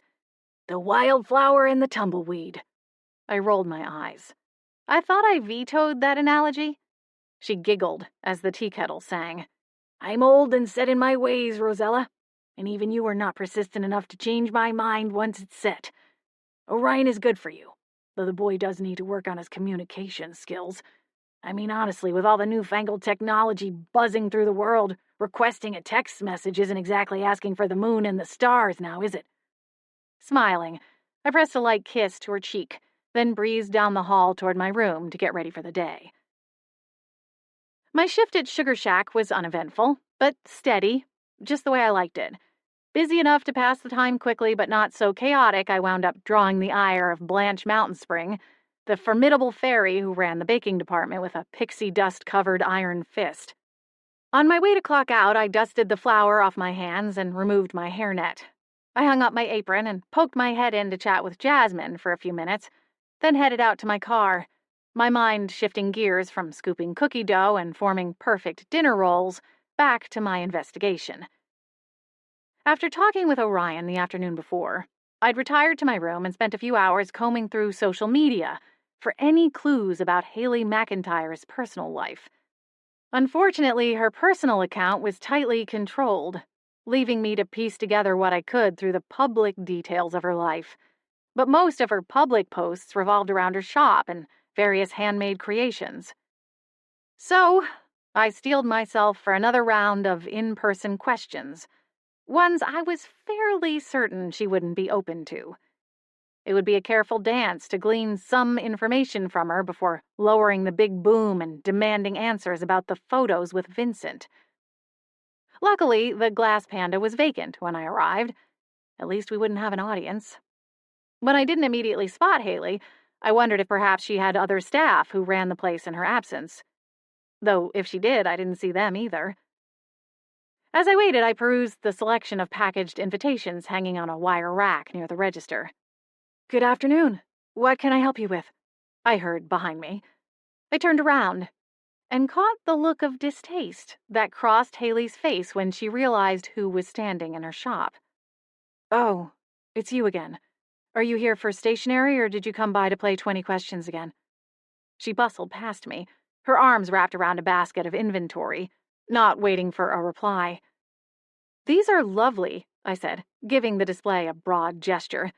"But you're right. I do have a few more questions for you, if you don't mind. Listen, I already told you everything I know about that scavenger hunt. I wrote up the cards, that's all. And I'm really kind of busy. She waved her hand, dismissing me. Approaching the counter, I held up my hands, indicating I wasn't carrying a recording device or notepad. I needed this conversation to appear casual, at least to begin with. I'll be quick, I promised with a smile. You said Vincent was a client of yours, correct? Haley frowned. Yes. Just a client? I prompted. Her brow creased. What is this? What are you getting at? Like I said, I'm quite busy. Haley, I said on an exhale, I know you and Vincent had something going on. I saw photos of the two of you from Vincent's phone. Her eyes narrowed into jeweled slits. What are you talking about? Digging into my pocket, I pulled out my phone, and with a few quick taps, produced the photo of the pair of them snuggling in the light of a bonfire. Keeping it in my grasp, I tilted it so that Haley could see the screen. Her eyes popped open wide as the image registered, and the color drained from her cheeks. What was really going on with you two, Haley? I promise I'm not here to judge you. I only want to know the truth about what happened to him. Haley blinked a few times, wrapping her arms around herself as she struggled to regain her composure. No, nothing, she stammered, giving her head a slight shake. Where did you find those? You said they were on his phone? He shouldn't have kept them. She trailed off, her lips going thin. His brother's neighbor managed to save them from Vincent's phone and printed them out to keep them in an album. I don't get the feeling Morris even knows they're in there. He's still grieving. I slipped my phone back into my pocket. So, you want to tell me what was really going on between you and Vincent? It wasn't serious, Haley replied, tossing her head. Just a little fun between two consenting adults. Running a small business virtually by myself leads to a lot of late, lonely nights. Vincent was a distraction, an outlet. How long had it been going on? Only a few months before he died, Haley answered. She paused, chewing on her thumbnail, risking her perfect French tips. What I told you was true. I did calligraphy work for his company's holiday cards. So we knew each other, had a friendly rapport. Vince was the kind of guy who would make a point to strike up a conversation if we bumped into each other at the coffee shop or market. When he came in that last winter, there was something different about him. Haley paused, her gaze drifting past me. He was sad, like the weight of the world rested on his shoulders. We got to talking and realized we had more in common than we'd realized. Little things at first. Hockey teams we liked to root for, favorite restaurants in town, movies, that sort of thing. But then it shifted, sort of spilled into deeper topics. She met my gaze, tilting her chin upward just a hair. I won't apologize for what happened between us. Not to you, or Marigold, or anyone else. I didn't seduce him or try to steal him away from her. He was lonely. I was lonely. And together, well, things were better. For a spell. Were you still seeing each other at the time of his death, then? Haley dropped her fierce gaze, a flicker of pain flashing in her eyes. Yes. He knew about the scavenger hunt, of course. It just sort of slipped out one night when we were together. He told me he would leave her, but I told him that I wasn't in a place to get into a serious relationship, and that I didn't want to live in this town with some sort of scarlet letter printed on my chest. I have a business to run. One largely driven by women shoppers, and I didn't think they'd take too kindly to giving me their business if they found out. She tossed her head, sending her dark curls bouncing. I don't know. Maybe that's paranoid of me, but I didn't want to break up his marriage. I told him to... Her voice caught, and she squeezed her eyes closed. I told him to play along with Marigold's plan. I told him he should meet her at the Overlook. When her eyes opened again, they shone with unshed tears. She sniffled and tossed her head once more, blinking rapidly. I didn't want him to die, she said firmly. So you can go bark up another tree. Do you know that Marigold still holds that she is innocent? I asked. Haley scoffed. I'm sure she does. But you shouldn't put much stock into what she tells you. She might look like the sweet and innocent wife, but Vincent wasn't the only one in that marriage with a wandering eye. Just as I was about to ask her for details, the front door opened, sending a chime radiating through the shop. Haley slapped on a warm smile, all trace of emotion erased from her face as she rounded the counter, preparing to greet her potential customer. Listen, I've told you everything I know. Now please excuse me while I try to make a living. Wait, what do you mean that he wasn't the only one with a wandering eye? I hissed, following after her.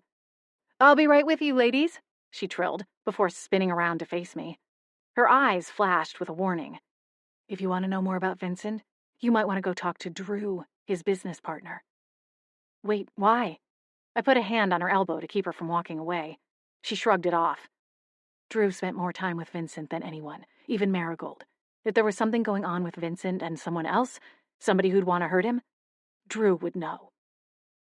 With that, she turned and walked away, leaving me to wonder just how many people in Winterspell may have wanted Vincent dead. Chapter 11. A quick look at my watch let me know that if I hurried, I could probably catch Vincent's former business partner, Drew, at the office they used to share. According to my research, the pair were architects who specialized in buildings made for the magic world, places like Winterspell or some of the bigger magical communities, where magic and technology merged. It was the kind of stuff Dad and Grandma Rose would appreciate. Vincent's former office didn't look all that impressive from the outside, housed within a squatty 3-story brick building that dominated a corner a few streets away from the main drag through Winterspell. But stepping inside, it was as though a drop cloth had been lifted, revealing a glittering masterpiece composed of sparkling glass and shiny granite. I wasn't sure how many clients they had in Winterspell itself, as the small town wasn't known for flashy high-rises or modern homes in the hills. But it was possible they had a handful of wealthy clients with lake homes, and then consulting work for the larger magical cities. Had Marigold mentioned he traveled frequently? If so, were there others, like Haley? A few steps inside, I stopped in front of a frosted glass reception desk that stretched across the wall. Abstract paintings in bold teals and reds decorated the lobby, and a small fountain bubbled over shiny onyx cubes, surrounded by curved bamboo shoots. I rocked back onto my heels, waiting for a receptionist to appear. When no one arrived, I glanced around the large open lobby. A hallway stretched off to the left, and I took a tentative step in that direction, halfway expecting someone to call out and stop me. A shiny plaque on the wall at this end of the hallway indicated Drew Benson's office was in Suite 1B. It was a quick walk to the suite, and I let myself in, the door snicking shut behind me as I crossed the thick gray carpeting and approached a frosted glass door. As I neared, Drew Benson's name materialized in thick black lettering, and I gave an appreciative hum in the back of my throat. Neat trick. As the lettering faded, a shadow moved behind the opaque glass, and I reached for the handle. The man in the office stood with his back to me, a phone pressed against his right ear. His hair was a washed-out brown, short, and neatly trimmed above his neck, and he wore navy blue slacks and a light lavender shirt. A broad window spanned the majority of the wall, allowing for views of the green hills in the background, and just a sliver of Winterspell Lake. Without turning around, the man held up a finger. "Just a minute, Lillian." I stood quietly as he finished up his call. "Lil, did you get those specs from Don?" His eyes widened as he moved to hang up the phone and spotted me. "Who are you?" "Sorry, Mr. Benson, I didn't mean to startle you. There was no one in the lobby, so I kind of let myself in. I'm Rosella Midnight." I stepped forward and offered him my hand. He took it and gave me a quick, light handshake. "Okay. And what are you doing in my office? And what do you mean there was no one in the lobby?" He pressed a button on the speakerphone on his desk, his lips tightening when he didn't get an answer. "That's the third time this week. I never should have hired that elf." "I work for the Winterspell Gazette," I said, pulling out the press ID I'd gotten from the office. I handed it over, and Drew studied it, his eyes flicking between the photo on the ID and my face. "I'm doing a follow-up on the Prince case. The anniversary is coming up. Would you mind talking about it with me?" A frown pulled the corners of his mouth as he passed the ID back to me. "Sure, have a seat, I guess." He indicated the steel-colored, straight-backed chairs facing his desk. I eased into one. They felt about as comfortable as they looked. Either Drew didn't have many office visitors or he was trying to discourage them. Drew gave me a nod and settled into his own chair, a luxurious-looking gray leather chair with thick padding. Your last name is Midnight? That seems familiar. He studied me, squinting his eyes. It's a small town, though. I'm sure we've seen each other from a distance before. What's your interest in Vinny's case? I took out my phone and went through my spiel about recording the session. He agreed immediately, so I started with my questions. You must have known Vincent well, being his business partner and all. I left my phrasing open-ended, hoping Drew would pick it up and take off with it. Pretty well, I'd say. We met in college. I was around when he first started dating Marigold, Drew said, rocking back in his chair. Did you know her before she started dating Vincent? I tapped my fingernail on my phone. No. Well, I'd seen her around, but I didn't get to know her until she and Vinny started dating. It's a shame, everything that's happened. I feel bad for her. Drew leaned forward and rested his arms on the desk. You're the first person I've heard say that. Marigold was a nice person, a sweet lady. She must have been suffering quite a lot to have snapped the way she did. Drew paused to scratch his chin. She wasn't a violent person by nature. How much did you know about Vincent's pursuits? Outside of work? You must be talking about that artist, Haley. He exhaled, then folded his hands and set them atop his desk. I told Vinny he was playing with fire, that he should spend more time working to fix things with his wife and less time cooking up fake business trips so he could sneak away to the chalet with his mistress. It was all so distasteful, especially here in Winterspell, right under Marigold's nose. Do you think Marigold knew, then, about the affair? Vinny didn't exactly hide his, liaisons very well. Or at least, not as well as he should. I kept telling him to be more careful. The last thing he needed was for Marigold to file for divorce. If he wasn't happy with his marriage, it seems it would have been easier to just end it. Why not file for divorce if he wanted nothing to do with Marigold anymore? I frowned. It was getting harder to find a shred of compassion for the victim in this case. Drew gave me a quizzical glance, as though unsure my question was sincere. Money, of course, he said bluntly. In the event of a divorce, especially one where she could prove his infidelity, she'd have wound up with a sizable portion of alimony, and maybe even part of the business. She was around before Vinny made his money. They didn't have a prenup. Nodding, I let that bit of information sink in. Was Marigold really such a hopeless romantic she thought things would turn around? In spite of all the mounting evidence to the contrary? So, you said this is for a follow-up piece?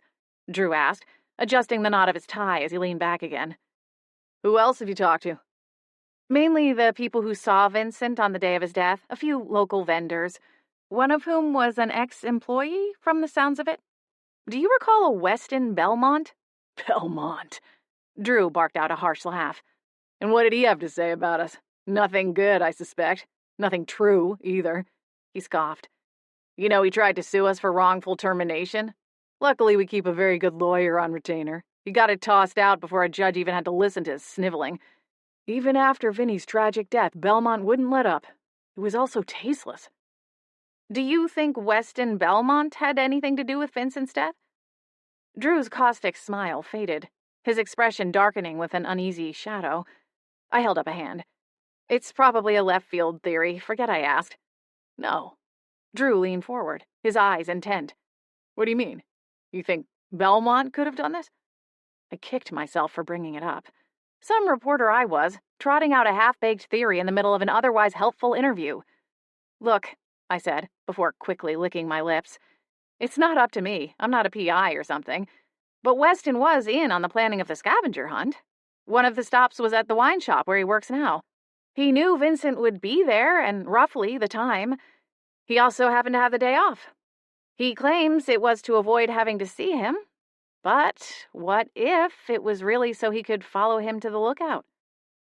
So, you don't think Marigold killed him? Drew asked, an almost hungry look in his eyes. She says she didn't do it. According to her, Vincent was alive when she left the Overlook. Right, but she's said that this whole time. No one has taken her seriously before. Not even you? I asked. Drew straightened, his jaw tightening. I want to believe she is innocent, and that this is all some mistake. But the police investigated it. They said the evidence all pointed to her. I went to the trial. It was all very convincing, Ms. Midnight. Of course. I inclined my chin, conceding the point.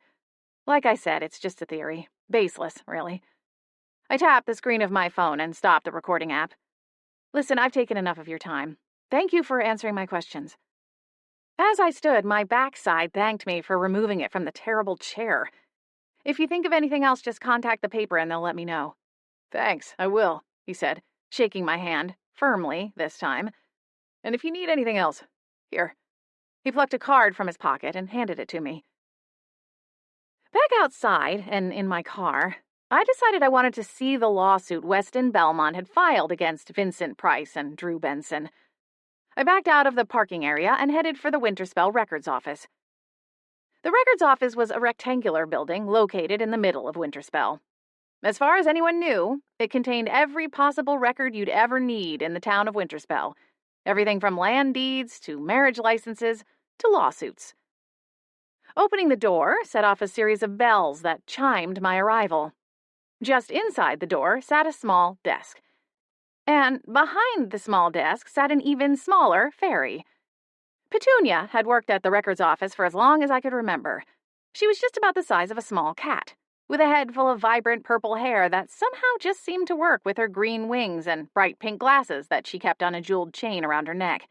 She jumped up and flittered over to me when I came in the door. Rosella, you doll, what are you doing here? Her wings whirred slightly as she fluttered upward and hovered in the air, almost at my height. I've come to be nosy, Petunia. Why else would a person come to the records office? I gave the affable fairy a grin. Think you can help me with something? You know I can, Petunia answered, her wings fluttering a little faster, like a hummingbird. What are you looking for? She turned in midair and headed off behind her small desk. Behind the desk, row after row of file cabinets stretched the length of the building, reaching from the floor all the way to the ceiling. It was intimidating just looking at it, but Petunia knew her way around like she had a map printed on her hand. A couple of things, actually. First is the transcript from the Marigold Prince trial, I said. Petunia paused, her tiny face screwed up in concentration. Then she poked a finger in the air and sailed away, disappearing down a row of file cabinets. It only took a couple of minutes before she was back with a stack of file folders in her hands.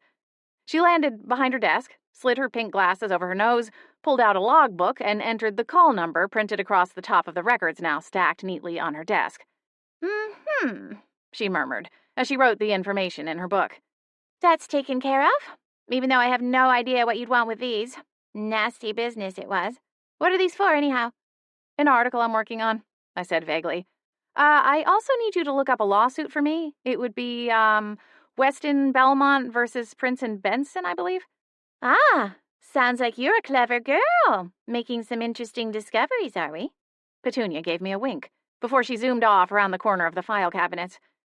It took her longer this time, but she finally came back with a file folder, this one thin compared to the other I'd asked for. Petunia went about her job of recording the outgoing file before she picked up the folders, gave them a little tap to neaten them, and handed them over. Here you are, my dear. I hope these are helpful.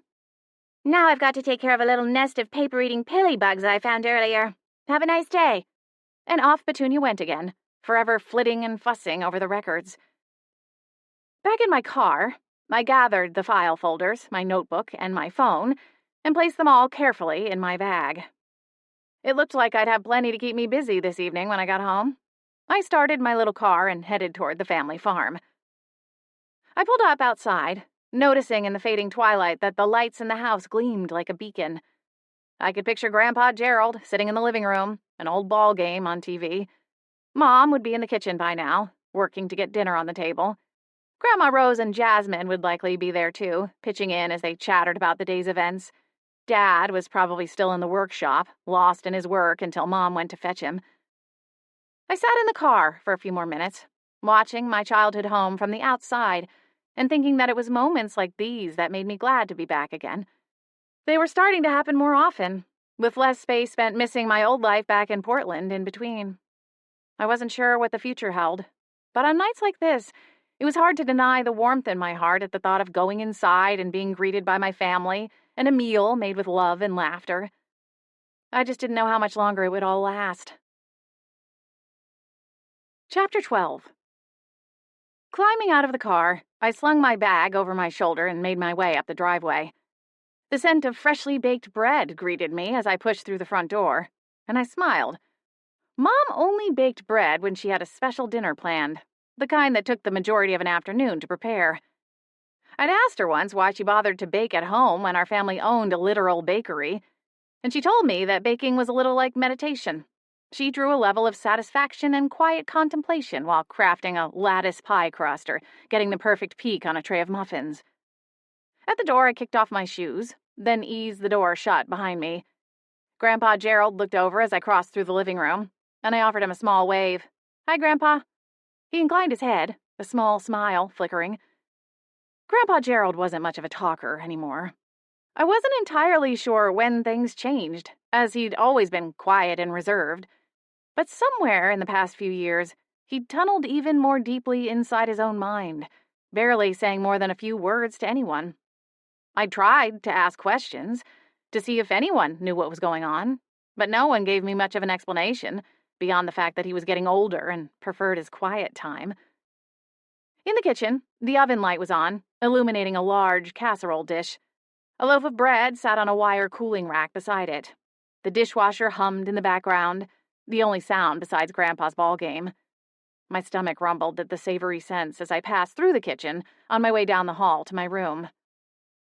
Suddenly, the day felt like it had been very long. After dropping my bag, I sank onto the side of my bed, and a heaviness settled over my shoulders. Rubbing my eyes with my fingertips, I attempted to push away some of the fatigue threatening to overcome me.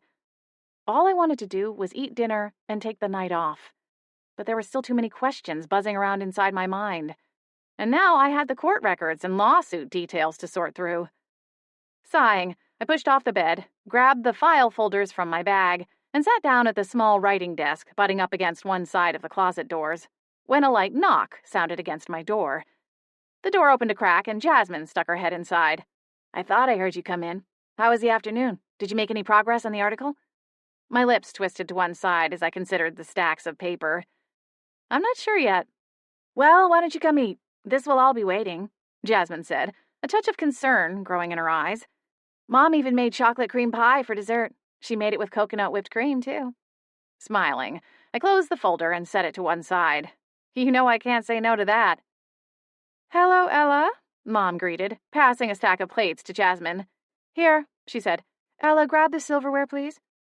We set the table, and the family gathered, just in time for Mom to bring a basket of steaming bread to the table. My stomach gurgled so loud that Grandma Rose gave me a startled look. Dad walked in the back door and took a deep breath. "Thought it was about time," he said with an appreciative sniff.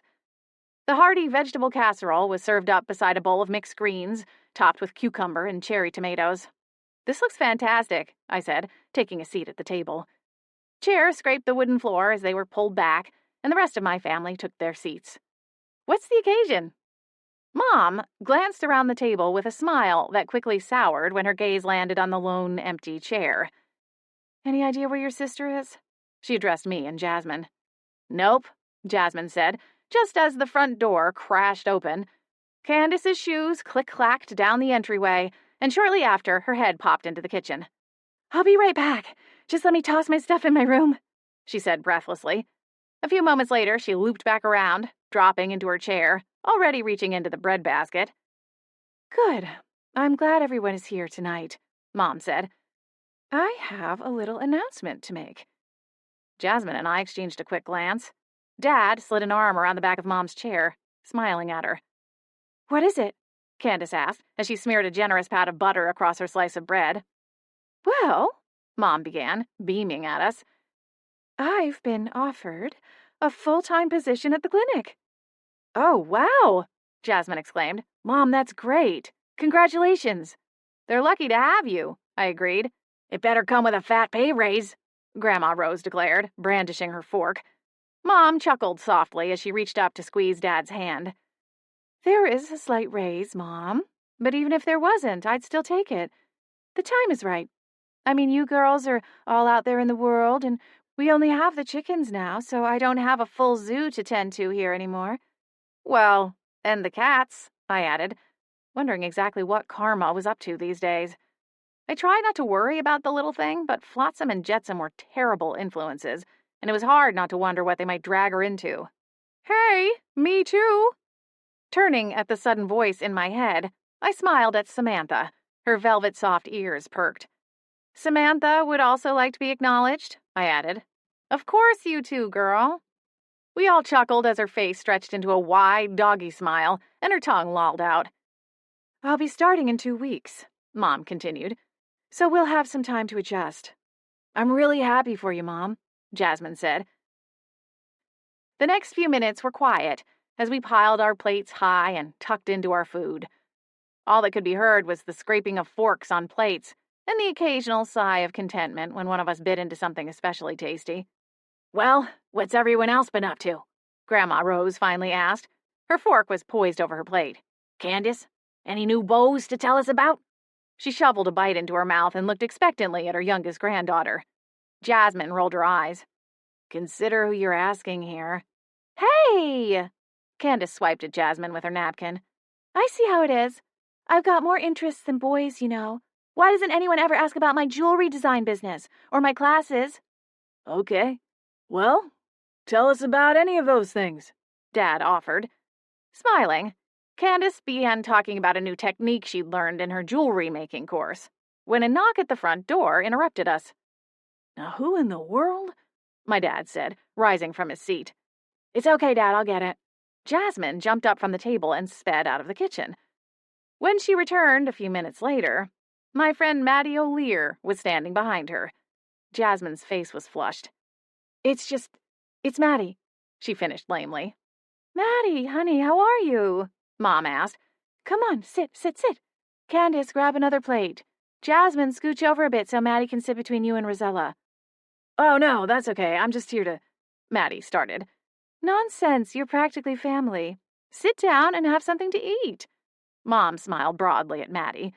He gave Jasmine a look and raised his eyebrows before lowering himself onto the chair beside me. Hey, Elle, how's it going? He asked. Not too bad. He smiled politely as Candace set a plate down in front of him. This looks fantastic, Mrs. Midnight, he told my mom, as she piled a generous scoop of casserole onto it. So, who are you here to see, Jasmine or Rosella? Grandma Rose asked bluntly. Wait, why would he be here to see Jasmine? My dad asked. That made the rest of us chuckle. Dad could be a little scatterbrained at times. His mind was usually on his work, so sometimes it seemed he missed out on things going on around him. Oh, James, Mom sighed, giving a small shake of her head. Jasmine and Maddie have been seeing each other. I've mentioned it to you before. Oh, okay, Dad said with a shrug, as he returned his attention to his final bite of bread. Grandma Rose gave Maddie a grin. Maybe you should wear color-coded shirts so we know who you're here to see. Red for Jasmine, yellow for Rosella. Color-coded. That reminds me, I've got something in the shop I need to check on. Dad pushed his plate away and stood up, drifting toward the door while he murmured to himself. I see nothing's changed with your dad, Maddie said, smiling at Jasmine. He didn't get his dessert, Mom said, rising from her place. She tutted something under her breath and started fussing with the plates. I have to finish getting ready. I hope you don't mind, Jasmine told Maddie. They had an awkward, nervous energy, like neither of them knew quite what to do with their hands while everyone was watching. Here, Mom, I said, getting up from the table. Let me get the dishes. You've already done enough, and it's your big night to celebrate. Candace can help me, right? My youngest sister shot me a dark look, but pushed up from the table to join me. Jazzy gets to go out on a date, and I'm stuck washing dishes. What has happened to my life? She muttered. Remind me? When's the last time you were actually home in the evening to do the dishes? I said, tugging the dishwasher open. Steam poured from it as the cycle had only just ended. Candace didn't answer my question, as she grabbed a handful of clean plates and crossed to put them in the cupboard. Would you like some pie, Maddie? Mom asked, standing at the other end of the counter, a knife poised above the chocolate treat. Maddie swallowed hard and glanced down at his plate. He'd barely managed to take 3 bites of the meal. I'll put a slice in the fridge for you. Mom added with a laugh at her own mistake. Thanks, Mrs. Midnight, he replied with a chuckle. Jasmine slipped out of the kitchen, followed by Grandma Rose, who likely wasn't done interrogating her about her newfound relationship. Grandpa Gerald waited patiently for Mom to present him with a slice of pie and gave her a quiet smile and thanks before carving off his first bite. Mom smiled at her father-in-law, then returned to the kitchen, grabbed a second plate, and carried it with her as she exited, headed to the side door that led to the workshop. When I turned around from unloading the glasses, I noticed that Candace had also made for the exit. Sighing, I loaded up the plates and silverware from dinner. I swear, being the youngest must be such a walk in the park, I muttered to Maddie. He chuckled. Probably. Where are you taking Jazzy? I asked. Oh, we're just going for a drive, he said, a twinge of red on his round cheeks. With his fair complexion, he didn't have a chance at hiding the slight change of color. I laughed. Are we back in high school? Sometimes I forget. He rolled his eyes. What about you? Got any big plans? Where's the monster hunter? My smile faded. He's still out of town, so sadly, no. All I have waiting for me the rest of the night is a pile of dusty court documents. Riveting, Maddie teased. Tell me about it. That's good, though, right? It must mean you found an idea for your next article after all. Strange, I guess, would be the only word, I said with a light laugh. I've been working on something. We'll see if it pans out. I shrugged. A woman named Marigold Prince contacted me a few days ago. She's in prison for murdering her husband, but she claims she didn't do it and has asked for my help in proving her innocence. Sounds familiar.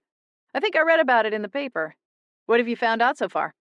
Maddie leaned forward, his elbows propped on the table, his face expectant. I told him all I had found out about Vincent and Marigold, from the insurance policy, the public, and Vincent's extramarital activities. That is a lot, Maddie said after I finished.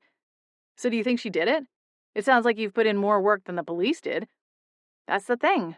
I'm not convinced either way. I've still got her trial transcripts to read through. I'm hoping that seeing the evidence that convinced the jury she was guilty will help me make up my mind. I wiped off the counter, rinsed the sponge, and glanced around, making sure I didn't miss anything. Maddie stood and loaded his own plate and fork. Now, about that pie, he said with a smile. Jasmine found us a few minutes later, laughing over our respective coconut cream mustaches. You two are impossible, she said, smiling as she shook her head. Always a couple of big kids when you're together. She changed into a simple deep green dress that brought out the lighter flecks of color in her hazel eyes. Her hair, normally a little wild and frizzy, was smoothed into glossy brown waves and pulled back with a small gold clip. Her makeup was light and natural, and the scent of her peony and rose perfume drifted into the room with her. Wow, you look fantastic, Maddie said, immediately forgetting his pie even existed, which for Maddie was truly saying something. Jasmine's cheeks bloomed pink. Thank you. Just going for a drive, huh? I asked, eyeing them in turn. Maddie chuckled and reached for Jasmine's hand. We'd better get going. I'll talk to you later, Elle. I wasn't left alone in the kitchen for long. Grandma Rose shuffled back in a few moments later, humming to herself. I'm starting a pool for when those two get hitched. My money's on October. I always imagined Jasmine with a moody evening wedding. What about you? Don't let her hear you say that, I warned, grinning as I took another bite of pie. Candace wandered back in and glanced around, not an ounce of shame on her face.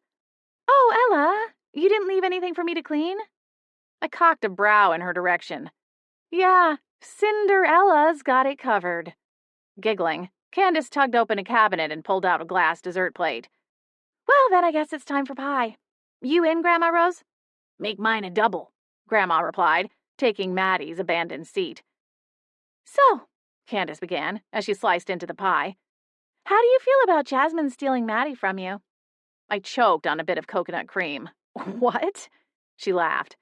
Maddie was never mine to steal from, I added, leveling her with a glower. Wasn't he your first kiss? Grandma Rose asked, her eyes sparkling with mischief. And to think when I pulled up I was happy to have my family waiting for me, I muttered. It was the second grade, right? Candace asked, sweeping across the kitchen to join us. She slid a plate in front of Grandma Rose. But seriously, Ella, you never thought you two would turn into more than just friends? No? Where is any of this coming from? I shook my head. Candace laughed. Oh, come on. I'm just messing with you. Grandma Rose dug her fork into the small mountain of pie Candace had piled onto her plate. I'm starting a pool, Candy. You want in? My money is on an October wedding. Of this year? Candace gawked. No! Jasmine will be one of those brides who agonizes over every letter on every invitation, second-guessing herself till she drives us all crazy. I don't know that they're going to get married, but I agree with Candace. If it happens, Jasmine won't want a fast engagement. She's still getting over her ex. Grandma Rose's sparse brows peaked. Oh? I shoved another bite into my mouth before I could spill any further secrets. Maybe our little Ella and her monster hunter will take the October slot, Candace said with a squeal. Groaning, I set my fork down. Ugh, I think I just rolled my eyes so hard I gave myself a headache. Grandma Rose smiled, steadily popping bites of pie into her mouth. As I rose, my stomach swirled, though I decided that was just from all the food. That was the only reasonable explanation. Chapter 13. After we finished our pie, Grandma Rose, Candace, and I all went our separate ways for the evening. As I returned to my room, I noted the house had quieted, settling into that late evening hush as everyone wound down for the night.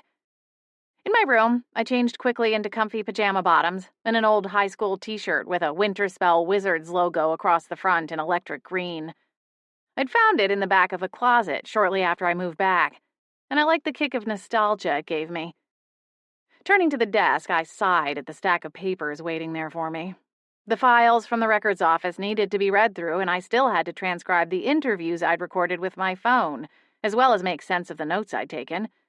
Nothing would be gained by waiting, though, so I pulled my hair into a big messy bun and bent my head over my desk, ready to start working. An hour later, my neck was starting to ache from hunching over my laptop. Unfortunately, not a lot of progress had been made. The transcripts from Marigold's trial weren't hiding any secret keys of information, and nothing in particular jumped out as I combed through the multitude of pages. If anything, it brought to mind the comments made in several of my interviews. The facts of the case were all cut and dried, and they pointed squarely at Marigold. There were several witnesses brought in to speak to Marigold's character, and it did in fact seem that she was well liked and thought highly of by her friends, family, and former co-workers. There were pages and pages of testimony, each one mirroring the overwhelming belief that none of them thought her capable of murdering her husband, even in the heat of the moment. On the flip side, there were several testimonies given by people brought by the prosecutor, painting an altogether different picture of the woman. Their version of Marigold was one of cold calculation, a woman who cajoled her husband into taking out a juicy life insurance policy. There were eyewitness accounts to the marriage squabbles and public arguments between Vincent and Marigold, with mixed reports of which party was to blame. There were even a couple of hikers who testified to seeing Vincent and Marigold arguing when they passed by on the trail. In the end, it all boiled down to the fact that Marigold had been the one to set up the scavenger hunt, knowing she and Vincent would be alone in a precarious location on the edge of a cliffside. It was all too easy for the prosecution to make it seem premeditated, and the jury had agreed. With a huff, I pushed the papers away. Why had Marigold thought I would be able to help her with this? I was so absorbed in my wallowing that the sound of my phone pinging on my bed didn't register at first. When it finally did, I jumped up, scattering papers around the floor. Considering most of my family was probably fast asleep at this hour, there was only one person who'd be calling me this late at night: Orion. I grabbed my phone and flipped it over, a thrill running through me when I saw Orion's name at the top. I tapped the phone with my thumb, and Orion's face appeared, almost like magic. He'd finally shaved his beard back to normal hot guy stubble length, instead of the 1880s gold prospector length he'd sported the day before. Ah! Now that is a face I recognize, I teased. Orion chuckled and ran a hand over his jawline. I figured you'd approve. I do. Laughing, I bent over and gathered the fallen papers, doing my best to stack them neatly with only one hand. Whoa, what's going on over there? You're going to give me motion sickness shaking the phone around like that, Orion said with a laugh. Sorry, just trying to straighten out my mess, I replied. I flopped onto my bed and leaned back against the headboard, wriggling a pillow in behind my head. There, is that better? Much, thank you. He peered curiously through the phone screen. What are you wearing? Stop, I said with a laugh. I didn't know you'd be calling tonight or I'd have slapped on some makeup. Nah, he drawled, a lazy grin tugging at his lips. I like you just like this. Quit, I said, my face burning. I knew he had to be able to see the blush over the phone. It was that red. Never, he said, his voice suddenly low and growly. But I'll stop for now. Having a cozy night in? I don't know if I'd call it cozy, I said, with an exhale. I'm still working on my story, or lack thereof, I guess. I think I might stop by and see my editor tomorrow. Tell him I need more time to come up with something. I dragged another pillow up and shoved it behind my head. This just isn't panning out. Well, what have you got so far? The screen shifted as Orion moved to prop his phone up on something. Then his face popped back into view. There, that's better. So tell me more about this case. I caught him up on everything I knew so far. I told him what Marigold wanted me to do and about all the interviews I'd done so far. We talked about the transcripts and how the evidence all pointed to Marigold. His expression was pensive when I finished. What's your gut telling you? He asked. That I'm missing something? I replied. I rolled over to one side and tucked the pillows underneath my neck. It couldn't have been the most flattering angle for a video call, but somehow I didn't think Orion would mind. Okay. But who would have the most to gain from Vincent's death? Marigold, obviously. She'd have gotten the house, his part of the business, not to mention the life insurance policy. I stopped and chewed on a fingernail. I just don't see Marigold as a gold digger, and certainly not a gold-digging killer. His business partner, Drew, said that in a divorce, Marigold would have gotten a nice sum of money, maybe even part of their business, which, let me tell you, judging by the state of their office, would be quite a pretty penny. No prenup? Orion asked. I shook my head. Nope. They were together before he hit it big. So it seems to me, if she just wanted the money, she would have filed for a divorce and taken the alimony. I mean, why risk murdering the guy when she could have netted a guaranteed paycheck? Okay, then. If money wasn't the motive, that leaves passion or vengeance, Orion replied. Those are the three main motivations in most murders, right? He shifted, stretching his arms over his head, the thin fabric of his t-shirt straining over his well-formed chest. Excuse me, Orion said, flapping his hands in front of the phone screen. You still with me? I blinked. Oh, yeah, sorry. Zoned out for a minute. Sure, he smirked. I'll let it go this time. Now, back to your dilemma, unless you'd rather I stretch some more. Maybe shirtless this time? He quirked one eyebrow and gave me a smug, knowing look. I cleared my throat. Maybe another time? But, yes. Okay, you said passion. Well, there's Haley McIntyre. She was seeing Vincent at the time of the murder, but made it sound like it wasn't that serious. But she could have been lying about that. Okay. Anyone else stick out? Orion asked, still grinning. Weston Belmont, the sommelier, and former disgruntled employee. He filed a lawsuit against Vincent and his business partner. Wrongful termination. I have those records, too. I got up and crossed the room, grabbing the folder perched on the edge of my desk. So, safe to say he was pretty angry, and he knew where Vincent would be that day because his wine shop was one of the stops on the way. Well, did anyone see him leave after Vincent? I shook my head. That's the thing, he took the day off, claiming he didn't want to deal with Vincent. Orion made a small grunt. Could be something.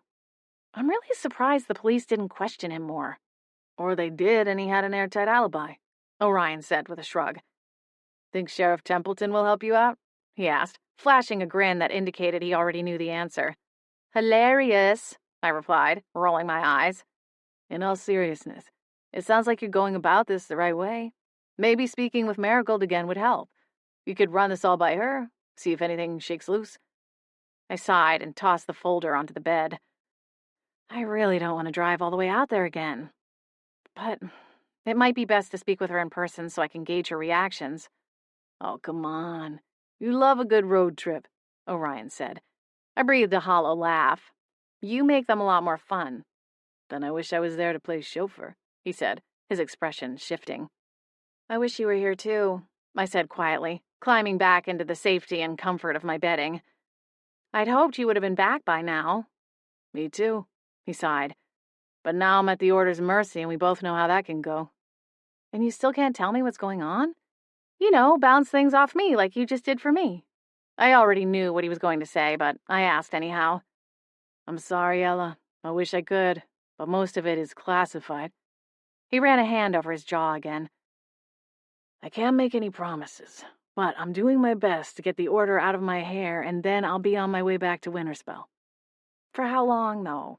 Won't they just turn around and ship you off somewhere else? My tone was dry and brittle. Orion leaned in closer to the camera and smiled, his eyes taking on a conspiratorial glint. I can promise you at least a week, assuming you don't have plans for the week leading up to St. Patty's Day. My chin bobbed back up. What? He chuckled. I may have booked us a romantic little cabin in the woods, away from everyone, including, if not especially, the Order. You're serious? He nodded. What do you say? Should we get the heck out of town? No investigation, no Order, no bakery. Well, I mean, feel free to bring some of their products, but no time cards or hairnets.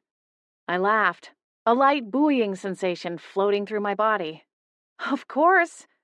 I already can't wait. Good, because the security deposit is non-refundable. An alarm sounded somewhere in the background, and Orion's expression morphed as he swore under his breath. I gotta go, he said, glancing back at me. Get some sleep, pretty lady.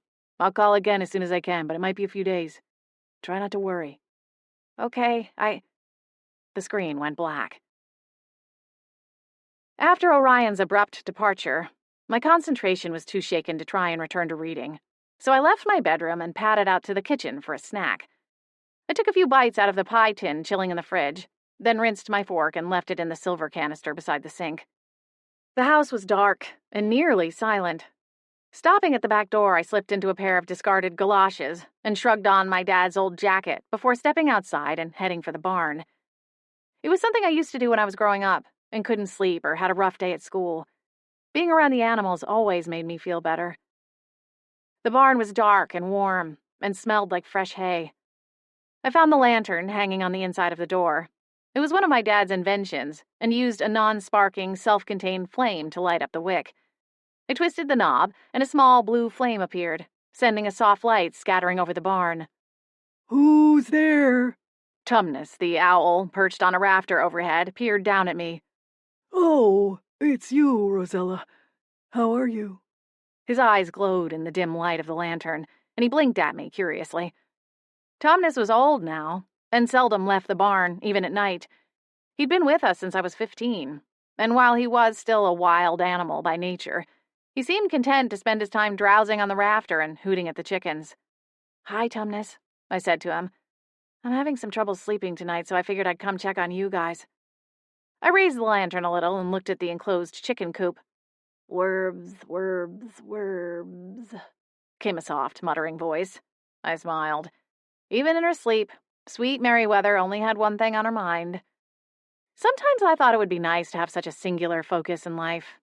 It would definitely help with getting things done, at least. Something slithering around my ankles startled me. I hissed and lowered the lantern, only to find my black cat, Karma, circling my legs and rubbing her whiskered face across the tops of the boots I wore. Karma? Silly kitty, you scared me. I crouched down, setting the lantern at my feet, and scratched at Karma's chin. What have you been doing? Chasing mice, she replied, her voice small and cute in my head. I'm getting really good at it. I'm better than Flotsam and Jetsam now. Almost. I bet you are, I said, petting her soft tail. Where are those two old critters? I don't know. Out hunting, I guess. Or sleeping. They're pretty lazy. Karma sat and curled her tail around her feet. I'm beginning to think I'm the superior cat around here. I could hear a smile in her voice. Well, don't tell the other two, but I certainly think so. You're settling in pretty well here, aren't you? Karma stretched, arching her back and giving a big yawn. Yes, I love it here. So much better than the other place. You wouldn't even let me out of the house there. Here I get to run around and chase bugs and mice, and there's a great creek past the backfield that has fish. The cat started to circle my ankles again. "I'm glad you're happy here," I said, rubbing a finger along her sweet little cat cheeks. But you're not? Karma stopped moving and looked up at me, her green eyes luminous in the faint light. Maybe you need more bugs? I can help. "I don't think that's it," I laughed. "But thanks for the offer. I'll let you get back to hunting." I stood and dusted off my pants. "And I'll let you get back to sleep," I told Tumnus. He fluttered his wings in response. I left the barn, happy that Karma at least was settling into her new life in Winterspell. I just wondered, as I crept back into the house, if I'd ever feel that way. Chapter 14. Coffee spilled over the rim of my cup, pouring over my hand as I stood at the kitchen sink, looking out the back window. The sun wasn't up yet, the only light in the yard coming from the circular light over the barn door, and a rectangular frame of light from the kitchen window spilling out over the grass. Biting my lip to keep from yelping, I set the cup down and lunged for the sink. Wincing, I turned on the cold water and shoved my red and stinging hand underneath. The toaster popped, and I dried off my hand. The burn wasn't bad, though the skin was still pink and angry. Muttering to myself, I crept around the kitchen, fixing my toast and sipping my coffee. Grandma Rose came shuffling down the hallway as I rummaged through the cupboard for my favorite tumbler. "Good morning," Grandma Rose said brightly. "I thought I heard someone out here." "Morning. Sorry, I didn't mean to wake you up. Or do you ever sleep?" I teased, pulling the travel coffee cup from the overhead cupboard. "I sleep the perfect amount of time, thank you," she replied. "Now why are you up so early?" Grandma Rose wrapped her robe tighter around her body and eased into a chair at the kitchen table. "I'm driving back to the correctional facility to speak with Marigold Prince again. If I leave soon, I think I can make it before today's visiting hours are up." I paused long enough to add a pour of oat milk to my coffee.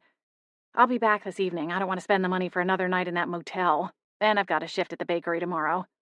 Grandma Rose frowned. "It's a long drive, dear. Are you sure you want to do both ways in one day?" "I don't want to, but I think I need to see her face to face. I'm still not sure I buy her story. And I guess I'm hoping I'll catch any slip-ups if I'm there across from her." "Would you mind pouring me a cup of coffee, dear?" Grandma Rose tucked her robe around her legs. "I'm a little chilly." "Well, I'm about to head out anyhow." I busied myself making her a cup of coffee. "Why don't you take this and go back to your room? I know it's warmer in there." "I think I will. You drive safe out there, Ella." Grandma Rose stood up and I handed her a mug. "You hear?" Smiling, I kissed her cheek. "I promise." "Good." She patted my arm and padded back down the hall to her room, likely ready to dive into one of her steamy pirate romance novels before she needed to meet Dad in the workshop. The drive back to the Northwest Order Correctional Facility was just as long and boring as I'd remembered. The momentary relief I felt over finally arriving was quickly swept away by the menacing and cold exterior. The triple fencing with barbed wire and the stoic guards posted around the dreary building were a stark reminder of the seriousness of my visit. After parking in the visitor's lot, I went inside and followed the rigid check-in procedure. Getting searched for contraband was still as demeaning as the first time. After being awarded my daily pass, I was escorted to one of the tables in the visitor's room and instructed to wait for Marigold. I stood when Marigold appeared in the doorway, escorted by a guard. She seemed smaller somehow, but maybe that was an illusion considering the stocky build of the uniformed man beside her. Dark half-moons that stood out underneath her eyes indicated she hadn't been sleeping well, if at all. Her gaze shuffled from side to side as she walked down the aisle between the other tables, almost like she was expecting someone to lunge for her. As she took her seat before me and her shirt's neckline shifted, I caught a glimpse of a purple bruise on her collarbone. "Hello, Rosella," she said. "I'm surprised you came all this way again. I'm hoping that means you have good news for me?" Her gaze darted past my shoulder. Turning, I saw a couple embracing before the woman was taken away by another guard. "I have more questions," I said, keeping my tone light. I didn't want to get her hopes up. My eyes roamed her face, and I thought I detected the sickly yellow hue of a healing bruise high on her cheekbone. "For starters, how are you doing?" Okay, considering, I suppose." Her voice was so low I had to lean forward to catch what she was saying. What are your questions?" Do you know anything about Weston Belmont and the lawsuit he filed against your husband? Lawsuit? Marigold's forehead wrinkled in confusion. Yes, for wrongful termination. I blinked, surprised she didn't know about it. How could a husband keep something like that from his wife? Honestly, I didn't know him well. He worked for Vincent. Then when I went to the wine shop to arrange the scavenger hunt, I found out he worked there. Vincent never mentioned Weston at home? Said anything about firing him? I don't really remember. Vincent wasn't in the habit of talking about work, at least not with me. She looked down at her hands, clenched together in her lap. Sighing, I sat back in my seat. But you'd met Weston before? I pushed her a bit, hoping it would jog a memory. I mean, if you recognized him later at the wine shop. Marigold nodded. I'd met him at Vincent's office. He seemed nice enough. And you had no idea your husband and his business partner were being sued? I knew something was going on. Something bad, she stammered. There were phone calls, several of them, in the weeks before the... Did you happen to overhear any of the conversations? Not really. Not so that I could tell you what they were about. Just that he was angry in most of them. Not just irritated, which was normal for him, but really, really angry. And if I asked, he'd always tell me it wasn't my business. Do you think Weston Belmont had anything to do with Vincent's death? Marigold's face had drained of all the color. I quickly relayed to her the rest of the information I'd found in the lawsuit filing. Marigold sat back, stunned. It really does sound like that maybe Weston had a motive then, right? Something like a glimmer of hope crept into her voice. He knew where we'd be, too. I told him all about the lookout spot when he took my order. He seemed really interested, said he kept meaning to do more hiking. I jotted that down, but kept my expression guarded. Don't get ahead of yourself, Marigold. It's true that Weston may have had a motive, and possibly the time to do it, but I still need to look into his alibi. I drummed my fingers on the table until the guard turned his head and looked at me. Shifting my attention, I drew in a deep breath. There's one more thing we need to talk about. Or rather, one more person. Who? Haley McIntyre from the stationery shop. Marigold's frown lines deepened. What about her? She and Vincent were having an affair? Marigold sucked her bottom lip in between her teeth and chewed, tearing at the skin that already looked red and raw. No, she whispered. I'm sorry, but it's true. The photos were still on my phone, but I wanted to spare her the pain of looking at them if I could help it. Tears welled up in Marigold's cornflower blue eyes, making them shimmer for just an instant before they spilled over and rolled down her pale cheeks. I wanted to lean forward, to place my hand on hers or give her a reassuring squeeze on her shoulders, but something told me that the Tom Cruise wannabe in the corner would have me on the floor before I could say bibbidi-bobbidi-boo. It's okay, really, she blubbered. Tears still tracked down her face. It's not your fault, she said, between sobs. The tears were rolling faster now, running in big rivulets down her face and neck until they spilled onto her chest, marking the ugly light brown prison-issued shirt. She wiped at her face with the backs of her hands. I'm really sorry. She indicated the tears that were starting to puddle on the table. I'm a water witch. I was never really good at it. I've never been able to control my tears. She hiccuped. I had a feeling he was having an affair, but I never would have thought it was with Haley. The tears started again. I must have looked like such an idiot, going and asking her to help me with the scavenger hunt. Oh, goddess, they must have had a real good laugh about that afterward. She smashed her palms to her face, shaking her head. How humiliating. The tears flowed even faster now, rushing out in streams down the woman's face. The stocky guard along the wall straightened, glancing to his co-workers. Marigold's magic wasn't supposed to work inside the prison. Where was all this water coming from? Suddenly she shoved up from the table, her sobs racking her entire body. I'm sorry, I think I need to go now. The guard stepped forward and took her by the elbow. Marigold took a few steps before she looked back over her shoulder. Thank you, Rosella, and don't worry, I'll understand if you don't come back. Then she dropped her head and followed the guard out. I picked up my phone and shoved it back in my pocket, My heart ached for Marigold. I couldn't imagine what she was going through. And to top it off, I hadn't been able to offer her much hope. In fact, it seemed that all I'd done was hurt her. I shuffled towards the door, wanting to get out before I started crying myself. A young female guard moved to open the door, but before I could step through, she stopped me with a hand on my arm. "You know," she started, "if Marigold Prince is a friend of yours, the next time you talk to her, you should tell her she needs to learn how to behave in prison." "I'm sorry, what?" I looked down at the hand on my arm, the thick fingers topped with squared-off nails. "Yeah, if you didn't know, your friend causes all kinds of trouble in here." "That doesn't sound like Marigold." I moved my arm, stopping just shy of actually jerking it away. "Well, I know what I see. And what I see is an angry woman who purposely isolates herself when she's not starting fights with other inmates, that is. And now her magic is acting up and breaking through the enchantments?" The guard cocked an eyebrow. "That's a one-way ticket to maximum security or isolation." She shoved the door open, and I stepped into the hallway outside the visitation room. In my car, driving back to Winterspell in the late afternoon light, I thought about the bruise I saw on her chest, and the other spot that looked like a healing contusion high on her cheekbone. I thought about how shy and quiet she seemed during our visits, and what the guard said about her behavior inside the prison. And I wondered if anything I thought I knew about Marigold Prince was true.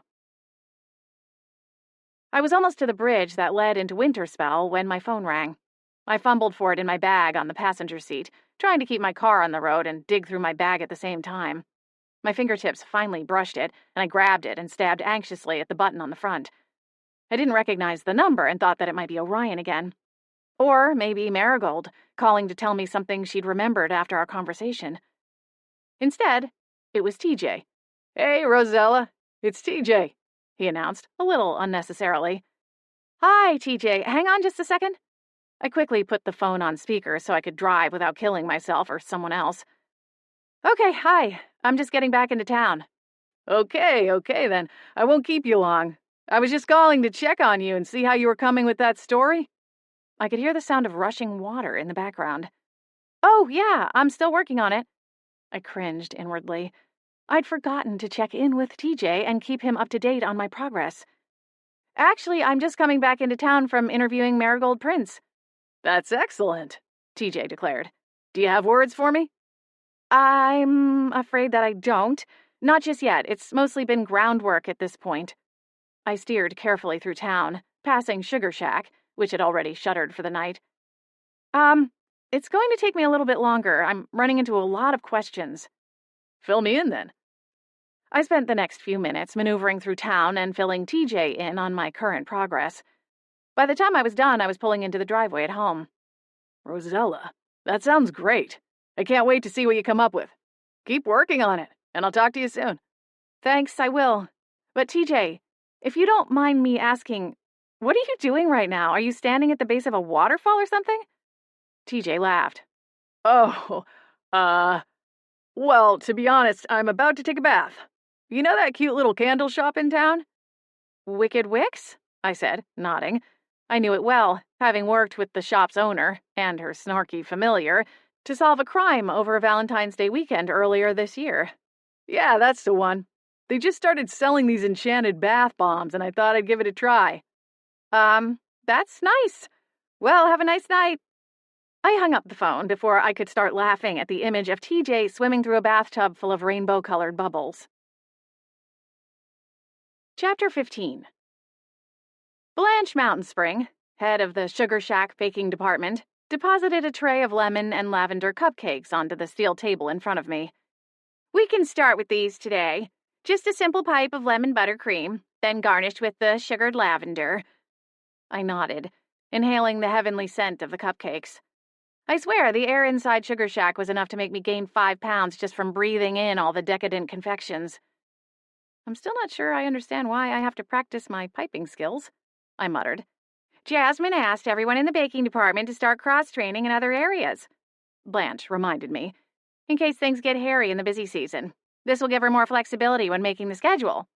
"No, I get all of that, but why do I have to cross-train in decorating?" I asked, as I picked up the piping bag and gave it an experimental squeeze. She knows I'm trash at it. Blanche flapped her wings, eyeing me with a heavy dose of irritation. She's your sister, Rosella, so take it up with her when you're off the clock. With that, the fairy fluttered away to the next work table. I frowned when I saw my coworker, Alan, was being cross-trained in the coveted art of paper box folding. Why me? I asked, narrowing my eyes as I began my first attempt. Hopefully this entire tray wouldn't need to be marked down.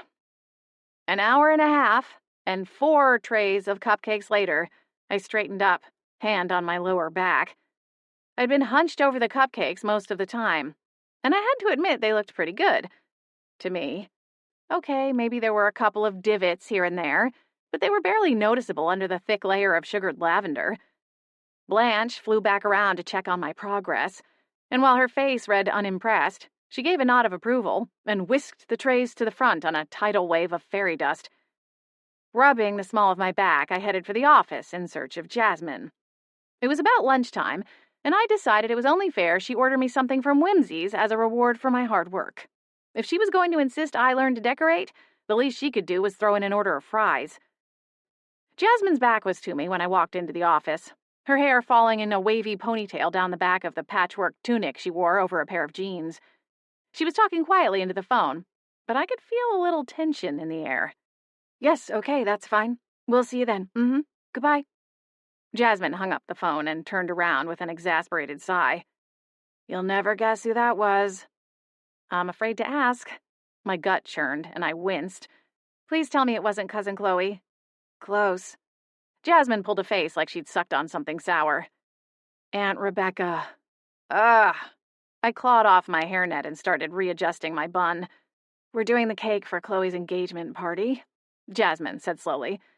But now she wants to add to the order and do a massive dessert bar, including one of those donut-hole tower thingamabobs. You know, with all the spun sugar on the outside. I tried to tell her we don't even sell donut holes, but surely we'll make an exception for her little Chloe cakes. Gross. I rolled my eyes. And, they're coming in for a tasting. Jasmine's face collapsed into a grimace. Satisfied with my hair adjustment, I leaned heavily on the doorframe and exhaled. I was coming to ask about lunch, but I think I've lost my appetite. You think Jerry would let us order 2 giant margaritas to go this time of day? Jasmine deadpanned, as she leaned over her desk to grab a clipboard with a stack of order forms attached to it. I think that might be the only way to assure we'll be on our best behavior. I cocked one brow. What's this we business, Jazz? You're in charge of taking orders. I'm just here to scoop cookie dough and look pretty. Jasmine gave me an unconvinced look. You're a midnight, and this is midnight business. And also because I need you to keep me from covering Aunt Rebecca in batter and tossing her into the fryer.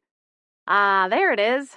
I laughed. Okay, fine, I'll be here. And I'll try to stay civil, but you have to pay for lunch. Deal. Now we just have to tell Candace that she has to stay late and deal with Chloe. Never mind, I'll pay for lunch. You tell Candace, I replied. Oh no, it's not going to be me. Don't worry, I got your fries. I'll order them right now. You go on up front and tell Candace. Jasmine reached for the phone. Not going to do it, I sing-songed. I'll pay for my own fries. I'll even go pick them up myself. I skipped out of her door and called over my shoulder, I'll bring you back in order. Laughing, I ignored the grumbles coming from behind me and headed out to Whimsy's Deli. And then maybe I'd stop by Merlin's Well and see about those margaritas. Popping the last of the pastries onto a plate, I picked it up and carried it to a small table set up in the corner of the decorating department. Sugar Shack did its tastings chef's table style, with seating in the actual kitchen so that potential customers could see the process while they tried their cake and petit fours. It had worked well for us so far. Most people love to see where their treats came from. I smoothed out the linen tablecloth covering the wrought iron table and fussed with the napkins, folding them into fan shapes, something I'd learned from my mom when I was just a kid. I made sure there was enough cutlery and then went to fetch a couple of goblets of ice water. I stepped back and observed the table with a critical eye. Fresh flowers, crisp linens, and a large assortment of baked goods made for a pretty picture. It looked like the perfect tasting table to me. But then again, this was Aunt Rebecca and Chloe. They'd probably wonder, aloud, why we used paper plates and not fine china. Candace wandered in from the front of the bakery. The table looks great, Ella. Ooh, are these the new coffee ones? She asked, already reaching for one of the small square pastries. Lunging forward, I smacked her hand away. Ouch! She pouted. I just wanted a bite. It'll mess up the balance of the plate, I said, reaching down to turn the plate a quarter of an inch. Balance of the plate? Please, Candace snorted. You know Aunt Rebecca will find something wrong with, well, probably everything. Nothing is ever good enough for her. You're right, I agreed, but I figure if we all just nod and agree, then we can get this whole thing over faster. I hope you're right. A commotion from the front of the bakery caught our attention, and Candace turned to me. We're about to find out. They're here. I'll go get Jasmine. She darted off toward Jasmine's office before I could say anything. I plastered a smile onto my face and turned to see one of the shop witches escorting Aunt Rebecca and our cousin Chloe around the front display cabinet. Aunt Rebecca, hi! I leaned in for the double-cheek air kiss I knew was coming. As far as I knew, Aunt Rebecca's lips hadn't actually touched anything in years, including food, if her Pilates thin body was any indication. Sweetheart, hello. I didn't know you'd be here. Chloe, be a dear. Come tell your cousin hello. Aunt Rebecca swept her arm around, indicating Chloe standing behind her. Hi. Chloe practically spat. Mother, can we get this over with? I really need to get back to Dragon's Gold. Sounded good to me. I wanted to get them out as quickly as possible, too. Jasmine and Candace finally came out of the office, and I gave them a tight-lipped grimace behind Aunt Rebecca's back. Hi, Jasmine said quickly, sounding out of breath. She took her air kisses like a champ. So, we've prepared a tasting for you. Her hand swept toward the table that I'd set up. Have a seat, and we'll just get right into it. Candace has order forms. You can just tick off which ones you'd like and the quantity, and we'll go from there. Right here? In the kitchen? Aunt Rebecca's hand hovered around her throat. Is it even sanitary for us to be in here? I'd hate to get flour or something all over this dress. It's Chanel. Candace dipped her head, and I knew she was snickering behind her hand. At least she was trying to keep it discreet. Oh, it's fine, Aunt Rebecca, Jasmine said. She snatched the order forms away from Candace, and I just knew her face was pinched into a "don't you dare" scowl. You won't come into contact with flour or any other baking ingredients. Here, have a seat. She waved at the chairs flanking the table. Aunt Rebecca and Chloe, with a lot of fuss, finally managed to settle into the chairs. Chloe wrinkled her nose and looked around. Where am I supposed to put my purse? Certainly not on the floor. I'll stash it in the office for you if you'd like, Jasmine offered with a tense smile. No, that won't work. I'll just hold it, I guess. Hermes, she explained. Wow, it's amazing how convincing knockoffs are these days, Candace said, with feigned interest as she leaned forward to appraise the stitching. Chloe looked ready to shoot laser beams out of her eyeballs. Excuse me? This is authentic. It's okay, Chloe. It happens to the best of us. It's really easy for these eBay sellers to falsify the certification paperwork for their listings. Candace clucked her tongue as she leaned back in her chair. I'm sure no one will even notice. Chloe's overly plucked brows peaked as she flipped over her bag to look at the place Candace had been staring. I turned around to keep from laughing. Just let me grab something. I stepped away quickly and around the corner of the baking racks, trying to keep my laughter quiet. I wiped the tears from the corners of my eyes and stepped back around the racks. Okay, are we ready to get started? Jasmine had her lower lip sucked in between her teeth, and I knew she was worrying the skin off. Candace smiled sweetly at me, pleased with herself. Chloe was still twitching the fingers grasping her purse. Let's get started, I declared. This is a selection of petit fours. We have a lemon berry, white chocolate raspberry, and coffee liqueur.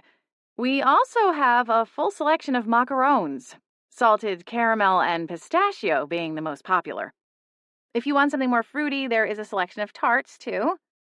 So, no croquembouche? Aunt Rebecca sniffed, her gaze flickering over the assortment.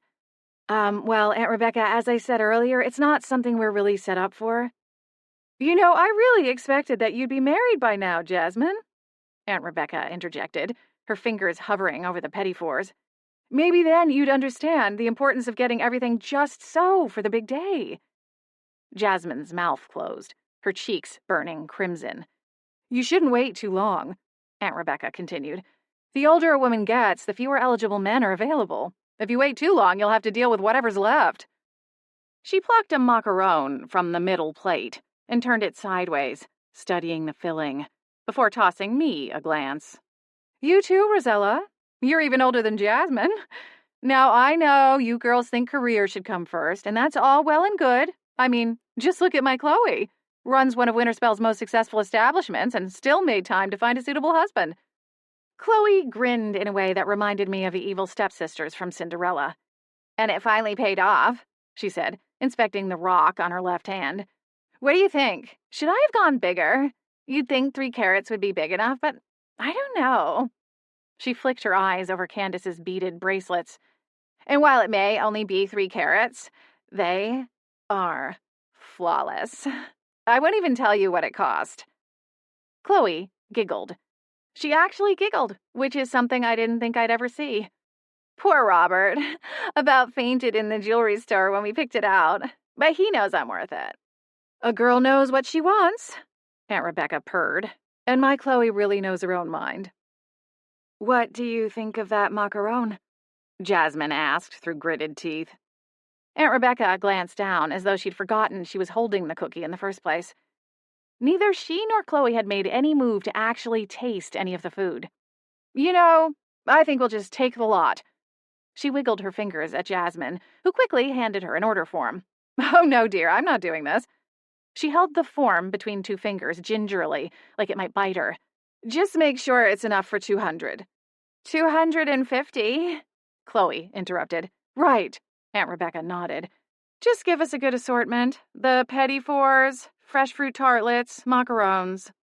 Oh, can you do those small single-serving sizes of mousse? Yes, we can do them in blown sugar for the... Jasmine started, but Aunt Rebecca just waved her off. Okay, do that then. Maybe a pistachio or raspberry cream, anything but chocolate. Too common. Are you getting this? Aunt Rebecca raised an eyebrow at Jasmine, who was hastily scribbling the order down. Aunt Rebecca, I said, don't you want to taste some of the samples? She ignored me. I'll call James and see what we can do about the croquembouche. Maybe he knows where we might get one. Honestly, if he wants to keep this place up and running, he should consider expanding the menu from time to time. Aunt Rebecca stood up abruptly and brushed imaginary crumbs off of her dress. Just send the bill to your uncle, dear. He'll take care of it. Then she turned on one red-soled heel and marched out of the bakery. Chloe hitched her Hermes bag over one shoulder and quickly followed her. Oh, man, Candace said, picking up one of the coffee liqueur petit fours and biting it in half. Was that bag really fake? I asked, unable to conceal my grin any longer. Candace nodded, pressing her fingertips to her lips as she chewed. Totally, I snorted. Chalk one up for karma. It's Chanel, Jasmine said in a high-pitched voice. It's 3 carats, Candace mocked, trying not to choke as she giggled. You think her fiancé has any clue? I asked. Imagine having Aunt Rebecca as your mother-in-law. I'll light a candle for him tonight, Candace said, reaching for a macaron. Only the goddess can help his poor soul. Do you think they just came to gloat? They didn't even eat anything. Jasmine gazed sadly at the carefully prepared samples. I can't imagine what it's like to be so miserable. It's okay, Jazzy. Candace wrapped an arm around Jasmine's waist and laid her head on her shoulder. We'll still love you, even if Aunt Rebecca thinks you're just an old spinster. Hey, Ella too, Jasmine argued, then laughed. And she's already got a head start on the house full of cats stage. Hey! Okay, you're not wrong, I shrugged. And if it means being as insufferable as those two, then I'll just stay an old maid. Goddess, yes, Jasmine agreed. Now come on, there's a whole plate of baked goodness here. Can't let it go to waste. She picked up the plate of samples and took them to the office, where we spent the rest of the afternoon doing our own tasting. Chapter 16. You know, maybe decorating really isn't your thing. Frowning, I glanced up at Jasmine. Gee, you think? It's like you completely forgot about the Valentine's Day disaster. With a quirked smile, Jasmine set down the frosted cupcake she'd been appraising. All right, I'll let Blanche know we need to move some things around. How do you feel about cross-training up front at the counter? Jazz, she sighed. Come on, Ella, I can't give you a pass. How would that look to everyone else? Besides, your only objection to sales is that you think people will come in and look at you funny, right? I planted my fists on my hips. You think people want the cursed witch of Winterspell dishing up their Danish? Jasmine fluttered her gaze to the ceiling with a heavy exhale. When are you going to get over this complex of yours? Literally no one thinks you have supernatural cooties, Ella. People don't scream and run if they see you coming down the sidewalk. or cover their children's eyes when you step inside a shop. So you're saying no one in this town thinks I'm cursed? They don't whisper or point or stare at me? I gestured at my shocking white ponytail, kept neatly tucked away in a hairnet. It's not like I can hide who I am. Jasmine's expression softened. You don't have to hide, Elle. That's my point. Sure, some people are jerks, but by and large, people are just curious. And maybe that comes across as rude, I get that. I frowned, one brow lifting. Jasmine held up a hand, stopping me from interjecting. Okay, you're right, I don't know what it's like, but I do spend a lot of time with you, running errands or hanging out, and I think maybe you have a tendency to zero in on the one person staring. And you fail to notice that the other 99% are just going about their business without giving you a second thought. As much as I hated to admit I could be wrong, the attention did seem to be fading. Maybe I'd been back in Winterspell long enough for some of the gossip to die down.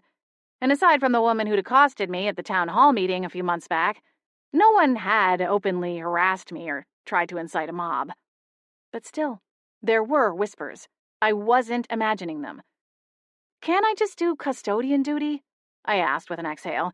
I'd literally rather scrub toilets than deal with the counter. Jasmine opened her mouth, the spark in her eye suggesting she was ready to argue further, but somewhere between the thought and the words, she changed her mind. Okay, she sighed. Fine, I'll set you up with Victor. Thanks, I grumbled. Glancing at the clock, I was surprised to see I was 5 minutes past the end of my shift. I'd better get out of here, I told Jasmine. I need to start working on my article, officially, and I was hoping to call Marigold and make sure she's all right. Jasmine nodded. I'd caught her up on the visit over dinner the night before. Good luck. I'll see you later. After clocking out, I headed to my car, intent on going home and giving everyone one final pass before starting the rough draft of my article. I'd already resigned myself to the fact that it was going to be little more than an anniversary piece, with no new information or angle. My mind was already worrying over the first line when I stopped at the intersection in front of the Winterspell Police Department. Without a fully conscious decision, my hands moved on the wheel, making a right turn into the small parking lot. I pulled into a spot right in front of the squat brick building. It wasn't large. It didn't need to be. Winterspell wasn't exactly crime-ridden. In fact, aside from the sheriff, Winterspell only had 4 deputies, and I think they spent most of their time parked in front of Dragon's Gold Coffee or on the highway, trying to catch speeders. It was the closest thing to action most of them got. The late February air was chilly, and I tugged at the collar of my coat, protecting my neck from the whipping wind. I opened the heavy glass door and stepped into the lobby of the Winterspell Police Department. The lobby was lit with yellowish lights, bright enough to illuminate the scuffed linoleum floors that vaguely reminded me of the floors in the prison where Marigold was housed. Was there some kind of bulk law enforcement discount on cheap gray linoleum floors? The smell of stale coffee and industrial cleaner itched at my nose, tempting a sneeze. A low Formica counter topped a half wall blocking off the bullpen area from the lobby. I approached the desk, and a deputy with a closely shaved head rolled into view, riding a worn office chair. "Can I help you?" he drawled, not glancing up from his phone. "I sure hope so," I said, digging in my bag for my press ID. "I'm looking for—" He glanced up and his eyes widened. "Rosella Midnight? It is you, isn't it?" he interrupted. "I thought I heard you were back in town. How's it going?" "Oh, it's fine, you know."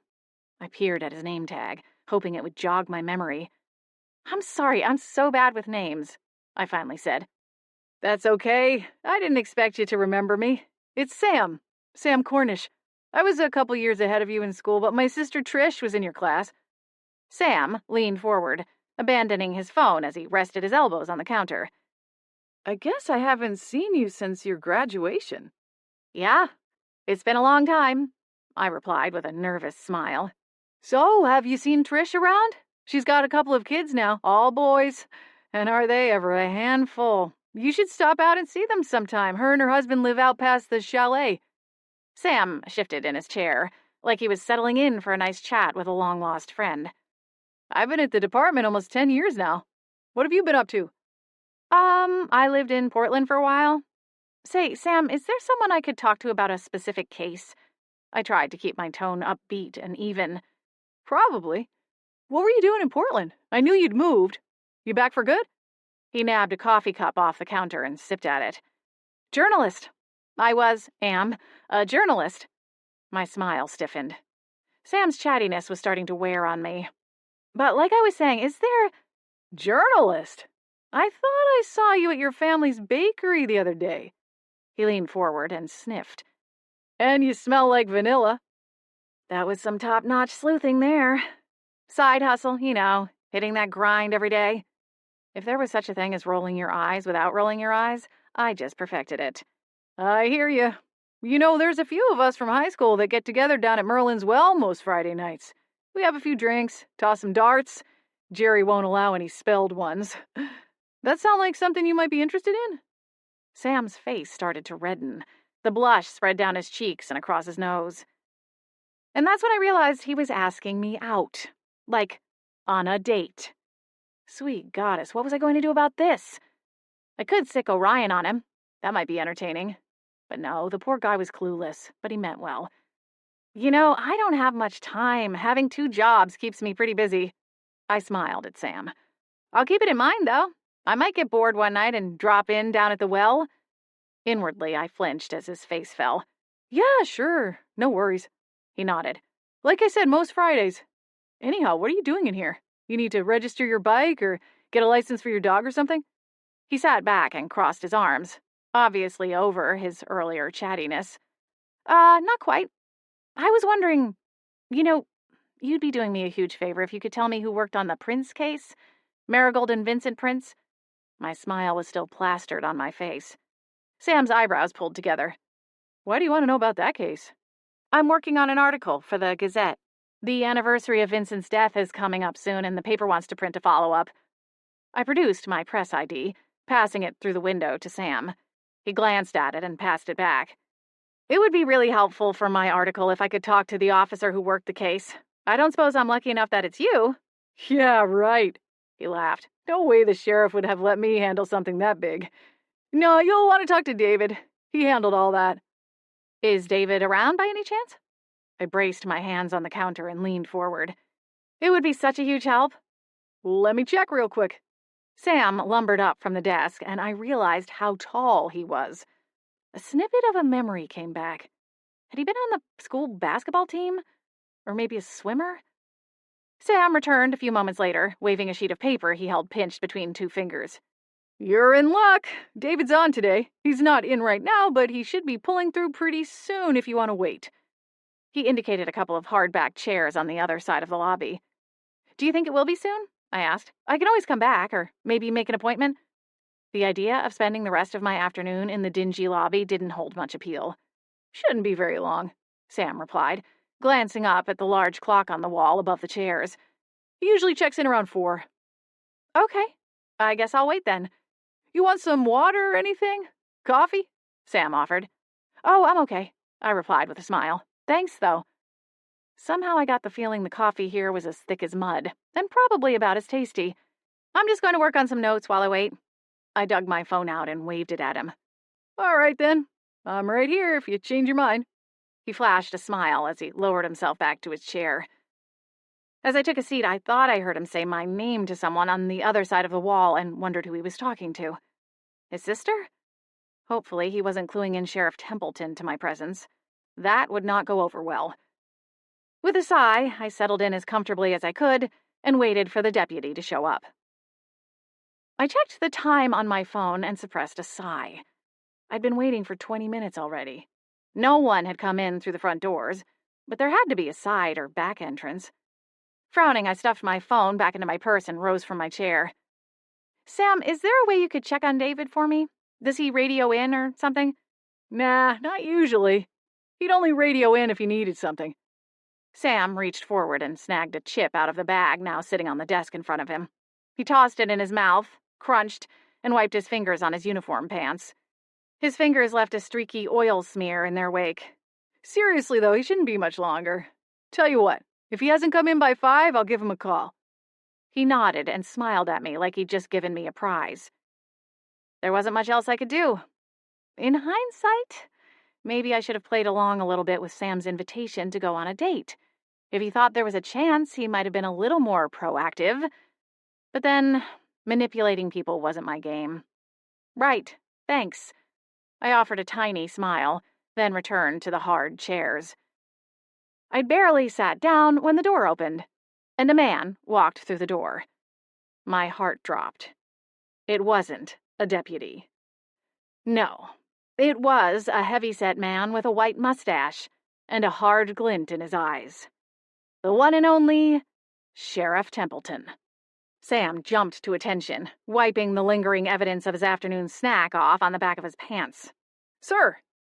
Sheriff Templeton smiled as he wandered through the lobby like he owned the place, which I supposed he did, at least to a certain degree. I cringed, trying to shrink in on myself. Please don't say it, please don't. "Maybe you can help Ms. Midnight," Sam said, gesturing toward me. Sheriff Templeton spun on his heels and fixed me in his sights. His nose flared, and red spots appeared high up on his cheeks.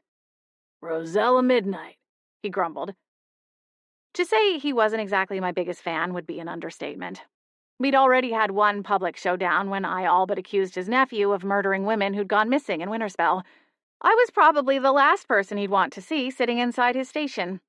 But there wasn't much I could do about that now. Sheriff Templeton's lips thinned so much they disappeared. He faced me and snatched his sheriff's hat off his head. "I'm waiting to see Deputy, David?"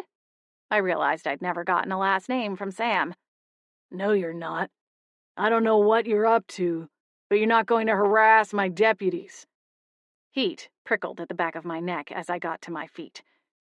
"Excuse me, Sheriff, but I am a citizen of Winterspell, which means I am allowed access to this station. I'm also a journalist, and I'm not going anywhere until I talk to your deputy and get my questions answered." "Journalist?" Sheriff Templeton sneered. Sam looked nervous, a gleam of sweat forming on his brow. Yes, sir. I saw her ID from the Gazette. It looked legit." Sheriff Templeton scoffed, his face deepening to a Merlot color. "I don't care who you're with," he spat. "I could lock you up right here and now for harassment. If I were you, I'd just go back to baking cookies. Leave the investigations in this town to the police." He slammed his hat against his leg in frustration. My nostrils flared. Sam looked between the pair of us like his head was on a swivel. Granted, this was probably the most excitement he'd seen since joining the force. "You should welcome questions, Sheriff. That is, unless you have something to hide." I leveled him with a gaze. "The press is the unofficial check on the justice system, which includes you and your department. I am doing my job, and my duty." Sheriff Templeton smashed his hat back on his head. "Oh, yeah? And just what do you have your nose poked into this time?" "I'm investigating the murder of Vincent Prince." Sam blinked. "You said you were writing an anniversary piece." "That case has been solved," Templeton growled. "There isn't anything to investigate." "Well, in that case, you shouldn't have any issue with me asking a few questions," I shot back, unable to bite back a triumphant smile. There was nowhere for him to go now. If he denied me, it would make him look like he was hiding something. And now he knew I had a platform to use to spread my message to others in town. Which, sure, might do nothing. But then the next election wasn't too far off, and there had to be a glimmer of doubt in his mind over his assurance at retaining his position. In the past, it was all but guaranteed, but things had started shifting as of late. And we both knew it. I took a step forward, then another, until I was standing almost toe-to-toe with the sheriff. "I'm trying to do what you should be doing, making sure justice is served. If that means I have to stand up to you and the whole department, then that's what I'll do. If you won't let me talk to your detective, I'll just file a request with Warden Quinton's office." My smile widened. "You might have heard I know someone very close to the warden." Sheriff Templeton's jaw ticked. Once. Twice. "You've got 10 seconds to get out before I pull out my cuffs," he growled. My smile fell. "You go ahead and file whatever request you want, girl. I know I handled that case by the book. Marigold Prince is exactly where she belongs. If you drag Warden Quinton into this, you'll only make yourself look like the little witch who cried wolf." And Leona isn't the type to give you a second chance, so I'd think long and hard about how you want to use your boy toy to get what you want." Suddenly, it was as though all of the stale air in the place had been sucked out through a vacuum. Past Templeton's shoulder, Sam stood as still as a statue, all trace of color drained from his face. Scoffing, I took a few steps away, long enough to snatch my bag up from the floor. Marching to the door, I paused long enough to twist back and glower at the man standing in the center of the lobby, his meaty fingers tucked into his belt. "This isn't over, Sheriff." I slammed the door behind me so hard it might have shattered, had it not been spelled with enchantments. Stalking across the lot to my car, I felt heat between my shoulder blades, and when I turned around to yank open the driver's side door, I found Templeton in the doorway, making sure I left. Newfound resolve flooded through me as I cranked the engine and pulled out of the lot, all under Templeton's hateful glare. If Marigold was innocent, I was going to stop at nothing to make sure she went free. And after that, I'd see Templeton overthrown, no matter what it took. Chapter 17. I drove home with one eye glued to the rearview mirror, just in case Sheriff Templeton decided I needed an escort. When no blue lights appeared behind me, I let out a shaky breath. I considered myself fairly level-headed, but Sheriff Templeton had the ability to rile me like no other. I didn't know if it was because he pushed back at me every time we met up, or if I was fed up with the way he handled the cases his office was responsible for. He was more concerned with shooting the breeze down at Merlin's well and spending his weekends fishing to do much more than rubber stamp anything problematic that came across his desk, even if that meant cutting corners or jumping to conclusions. Heading toward the house, I briefly considered a stop at Merlin's well for a nice, neat whiskey, but thought that since running into an ex or someone from high school was a possibility, I'd probably be better off in my room at the farmhouse. The sun was just starting to sink as I turned into the driveway, and all the windows of my family home glowed copper in the dying light. I pulled into the drive, cut the ignition, and sat back, just staring at the reflection of the fading glow. It felt somehow appropriate. Pushing open my car door with an aggravated huff, I grabbed my bag, stepped out of the car, and headed towards the house. I wiggled the keys into the front door lock and pushed my way into the house. It was quiet. There were no sounds coming from the kitchen, no footsteps sounding from overhead. I shrugged and headed for the kitchen. "Hello, dear," Grandma Rose greeted from her place at the table. She sat with a steaming cup of tea in one hand and a book with a windswept, bare-chested pirate on the cover in the other. She barely looked up when I walked into the room. I dropped my bag into one chair and flopped myself into another. Leaning my head against the frame, I released a frustrated sigh. "You wouldn't happen to know how to turn someone into a toad, would you?" She lowered her book, but took a pensive sip of tea before answering. It's hard to find suitable newt's tales these days. I know your stance on animal-based ingredients. Who are we trying to hex, anyway? Does it matter?" She gave a soft shrug. "Not really. Call me curious." I cracked a smile. "Sheriff Templeton." Grandma Rose scowled in a way that made me love her all the more. "We're going to need something stronger for that one. I'm fairly convinced he's already at least half toad." I giggled.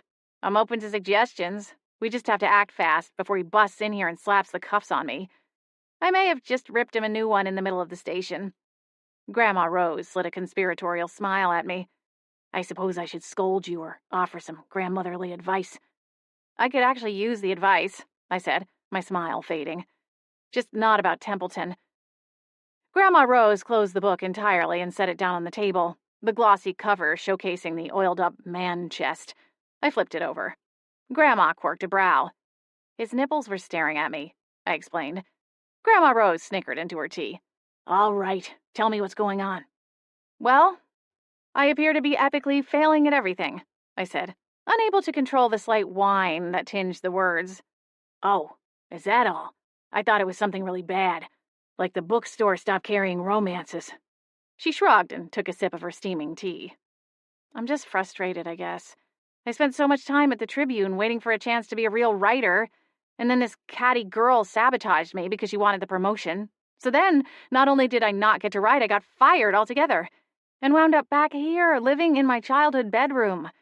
And then I started getting some positive momentum again, and even got to write a real bona fide article, and there was all this success.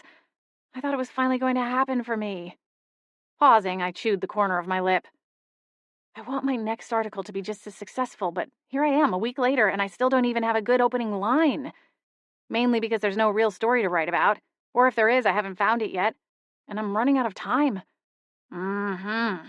Grandma Rose murmured. Nothing like a little swim in the pity pool. Hey, I'm not swimming in the pity pool. I frowned, staring up at the kitchen cabinets. Okay, maybe I am.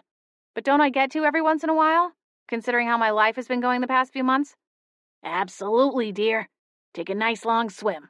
Just don't stay in too long or you might get a cramp, Grandma Rose said archly. Is that all the advice I'm going to get? I asked. She smiled and patted my hand.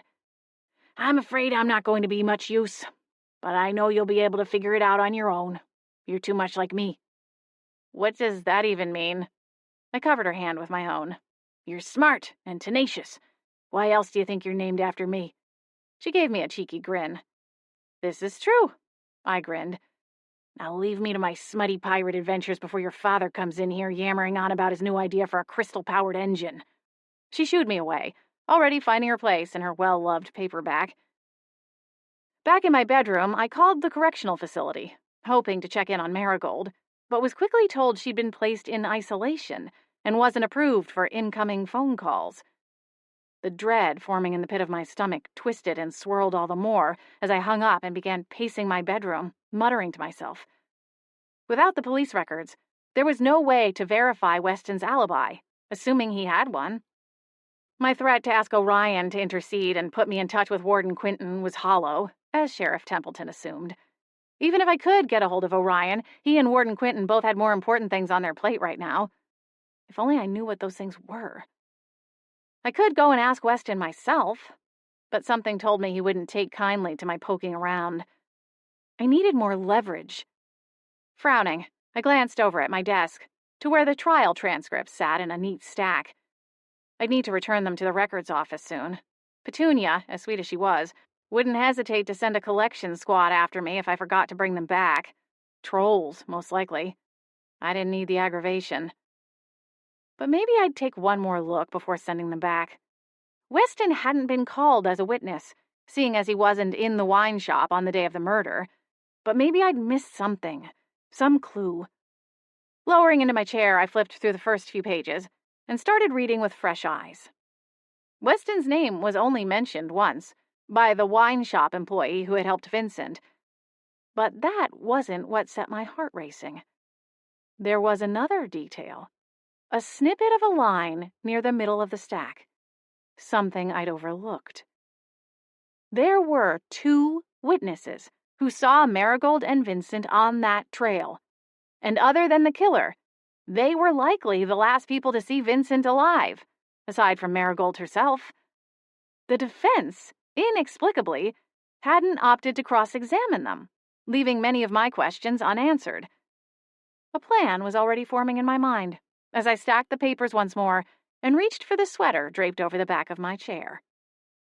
A quick search through the Winterspell white pages turned up phone numbers for both of the hikers who testified as witnesses in Marigold's trial. I spoke with Marty Simmons first, and he agreed to wrangle Jack, the other witness, and meet me downtown for coffee. To my surprise, he suggested Julia's Cafe, not Dragon's Gold. But considering the tasting with Cousin Chloe, I doubted I'd be allowed to step foot in that establishment ever again. Grandma Rose waved as I blitzed back out of the house, and within a few minutes I was walking inside the small coffee shop. A man in his early 30s sat at a table near the window, still bundled in his coat and scarf. Oh, hello, Rosella, a tiny voice squeaked from the front of the shop. Smiling, I waved at a small fairy, nearly concealed by a heavy fog of sparkling pink dust.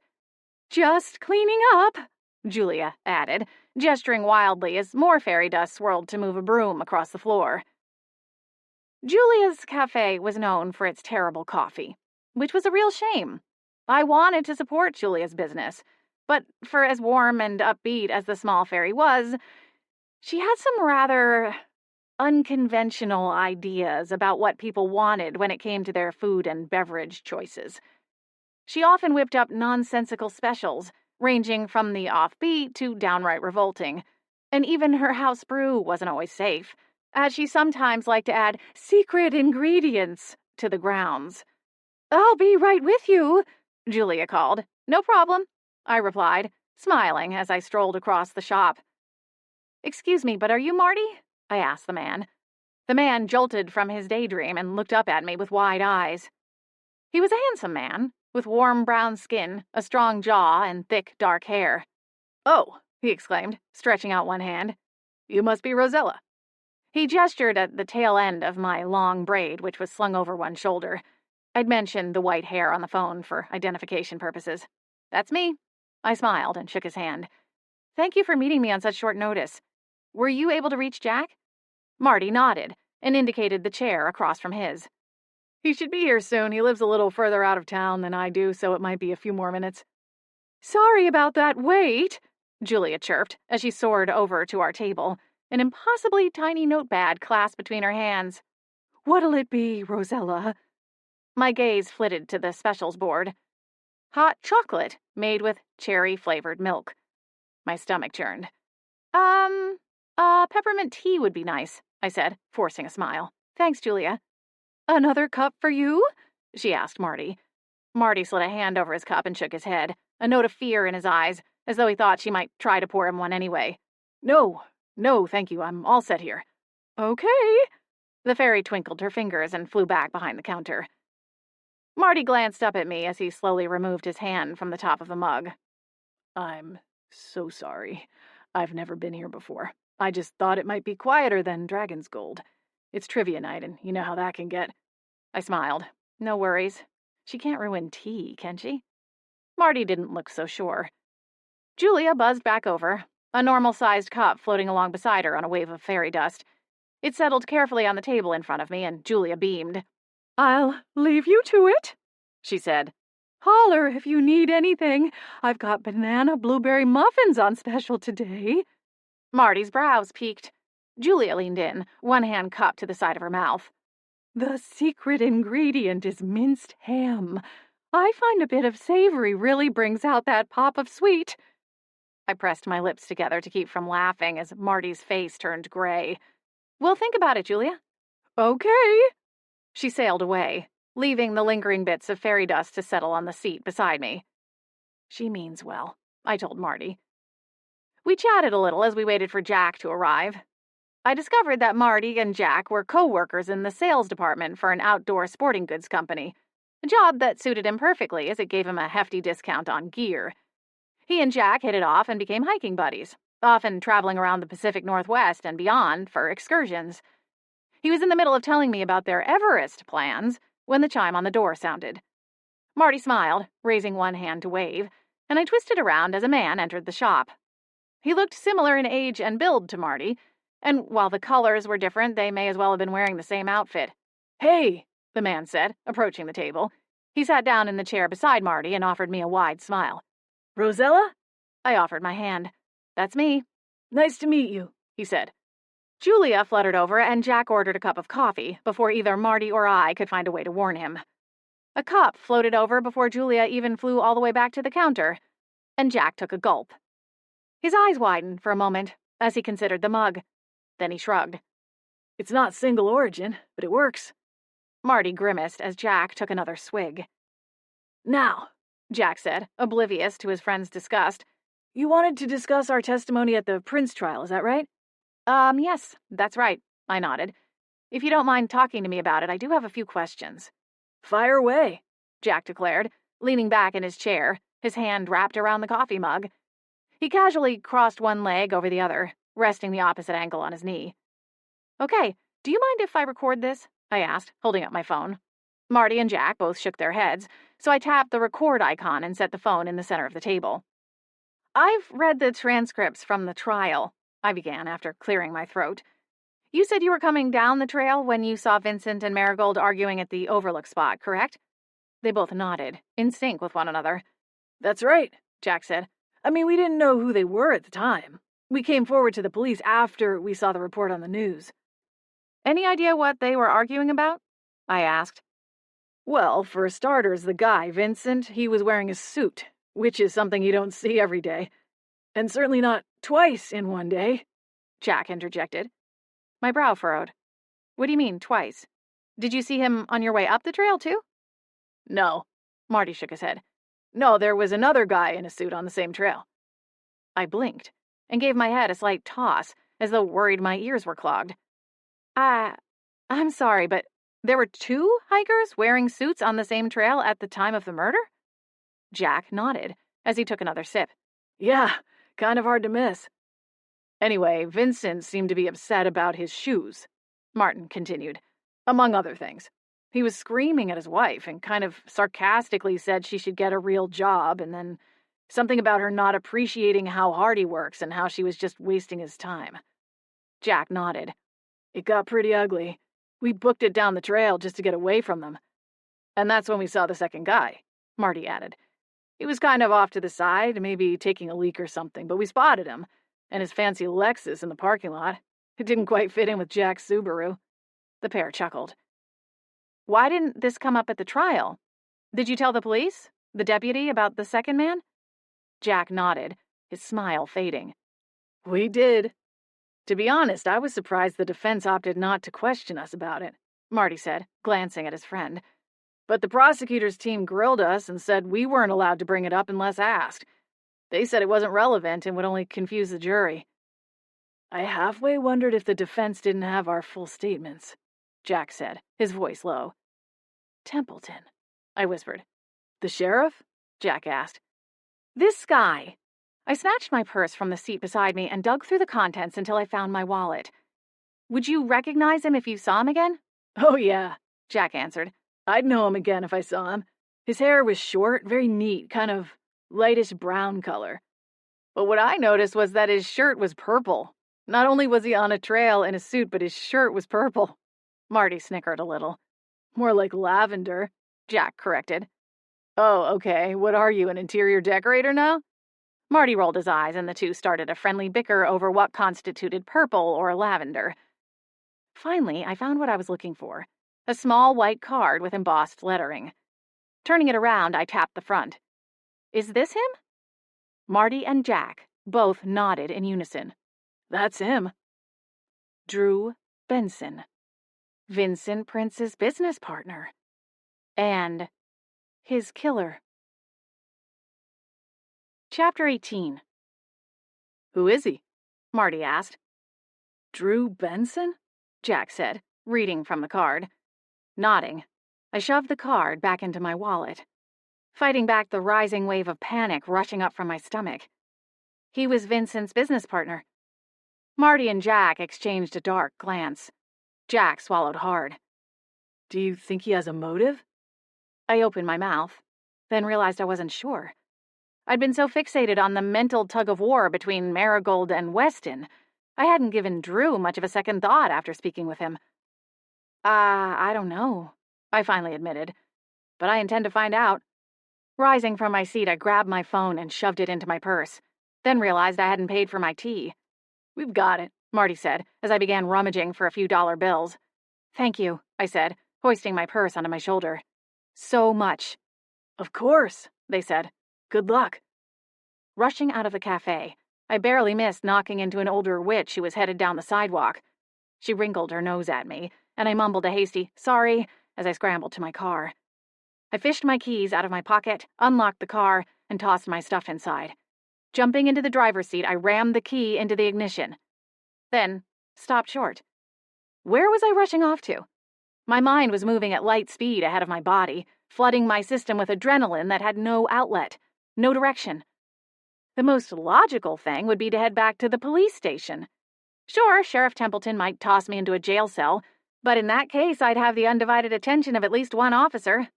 And besides, Grandma Rose was already on standby with a hex or two. My jaw clenched tight as I slid the car into reverse. Someone was going to listen to me, one way or another. At the station, Sam Cornish was still seated behind the desk when I pulled open the glass door, though he shot out of it like he'd been launched from a cannon the moment I stepped inside. Oh, no, Rosella, no, you cannot be here, He raised one hand. You gotta go. Sheriff Templeton will have my badge if he finds out I let you back in here. I know who killed Vincent Prince, I stated. We all know who killed Vincent Prince. She's in prison. Now come on, get out of here before you wind up arrested. Marigold didn't kill her husband, I insisted. I can prove it. I have 2 witnesses. Sam pinched the bridge of his nose. Okay. Listen, I believe you. He's on a call right now, but I will get in touch with him and let him know what's going on. I'll even give him your number so he can call you the moment he's free. The urgency in my chest screamed at me, not wanting to accept the promise of a call back. But I tamped down the panic. Drew Benson wasn't a danger to society. Whether he got arrested today or a week from now, it really didn't matter in the grand scheme of things. Well, aside from the delay only adding to Marigold's unjust sentence. Here, Sam said, passing me a slip of paper. Write down your number here. I did as he asked, then moved for the door. Please, Sam, this is really important. He nodded and picked up the phone, already dialing. I'm on it, trust me. Back in the car, I sat and drummed my fingers along the steering wheel, trying to figure out my next move. Could I really just go home and sit around, twiddling my thumbs? I knew Orion would probably prefer if I did. His warnings echoed in my mind for a moment. I promised I would be careful. But while I sat debating, the door of the station opened and Sheriff Templeton stepped outside, his eyes locking on me like some kind of bird of prey. Crap. Despite my bravado, I didn't really have bail money, and while my family would pay to free me, it wasn't worth it. I turned over the engine and eased out of the parking space, still under Templeton's watchful eye. Somewhere along the way, my autopilot kicked on, and before I fully committed to a plan, I was pulling into the lot outside the brick building that housed Drew and Vincent's posh office. I parked underneath a tree that probably provided much-needed shade in the summer, but was bare and gray now, its branches stretching toward the sky. A low-slung black sports car sat a few spaces away, and I wondered if it was the same one Marty and Jack had seen that day, in the lot at the foot of the hiking trail. When the driver's side door flew open, I jolted in my seat, not having seen someone sitting inside thanks to the dark-tinted windows. Drew emerged from the small car, and I studied him through the lens of my new information. The only word for him was unassuming. Nothing about the man screamed killer. He was average height, average weight. His hair was a medium brown. The only remarkable thing about him was his expensive suits and even more expensive car. But being rich didn't make him a killer either. I kept my eye on him as he pulled a briefcase from the car, took care in making sure the car door was locked, and headed for the building. Why would he want to kill Vincent? And why did he decide to do it on a hiking trail while wearing a pair of his undoubtedly pricey loafers? None of it made sense, but somehow it had to be right. If Marigold was telling the truth, and Vincent was alive, but fuming when she left, then it made sense Drew could have attacked him once Marigold was gone. In fact, Marty and Jack said Drew was standing in the woods off the trail. Had he been hiding, waiting for Marigold to leave? It would explain why she hadn't seen him, a detail she surely would have mentioned to someone. I glanced at my phone, wondering if I should try to call her again, but then she was probably still in solitary confinement. Across the lot, Drew slipped inside the office building, and a renewed tension tugged at me, as though there was some invisible bungee cord tied around his waist and my own, urging me to follow. I checked my phone again. Still nothing from the deputy. I was on my own. With a sharp exhale, I cut my engine and slipped my phone into my front pocket. The front desk in the lobby was left unattended, so I scurried across the marble floor and down the hallway to Drew's office. The thick carpet in the small waiting area muffled my steps, and I paused outside the enchanted door with his name on it, just long enough to turn on my recording app. After making sure it was running, I tucked the phone back into my coat pocket, double-checking that the fabric concealed the faint glow of the screen before opening the door. Drew was sitting at his desk, a pair of reading glasses perched on his nose. He was flipping quickly through a stack of paperwork and was so absorbed in his task that he didn't notice me standing in the doorway. Was I looking at a killer? The mild-looking man in front of me didn't look like he could swat a fly, much less toss a man off a cliff.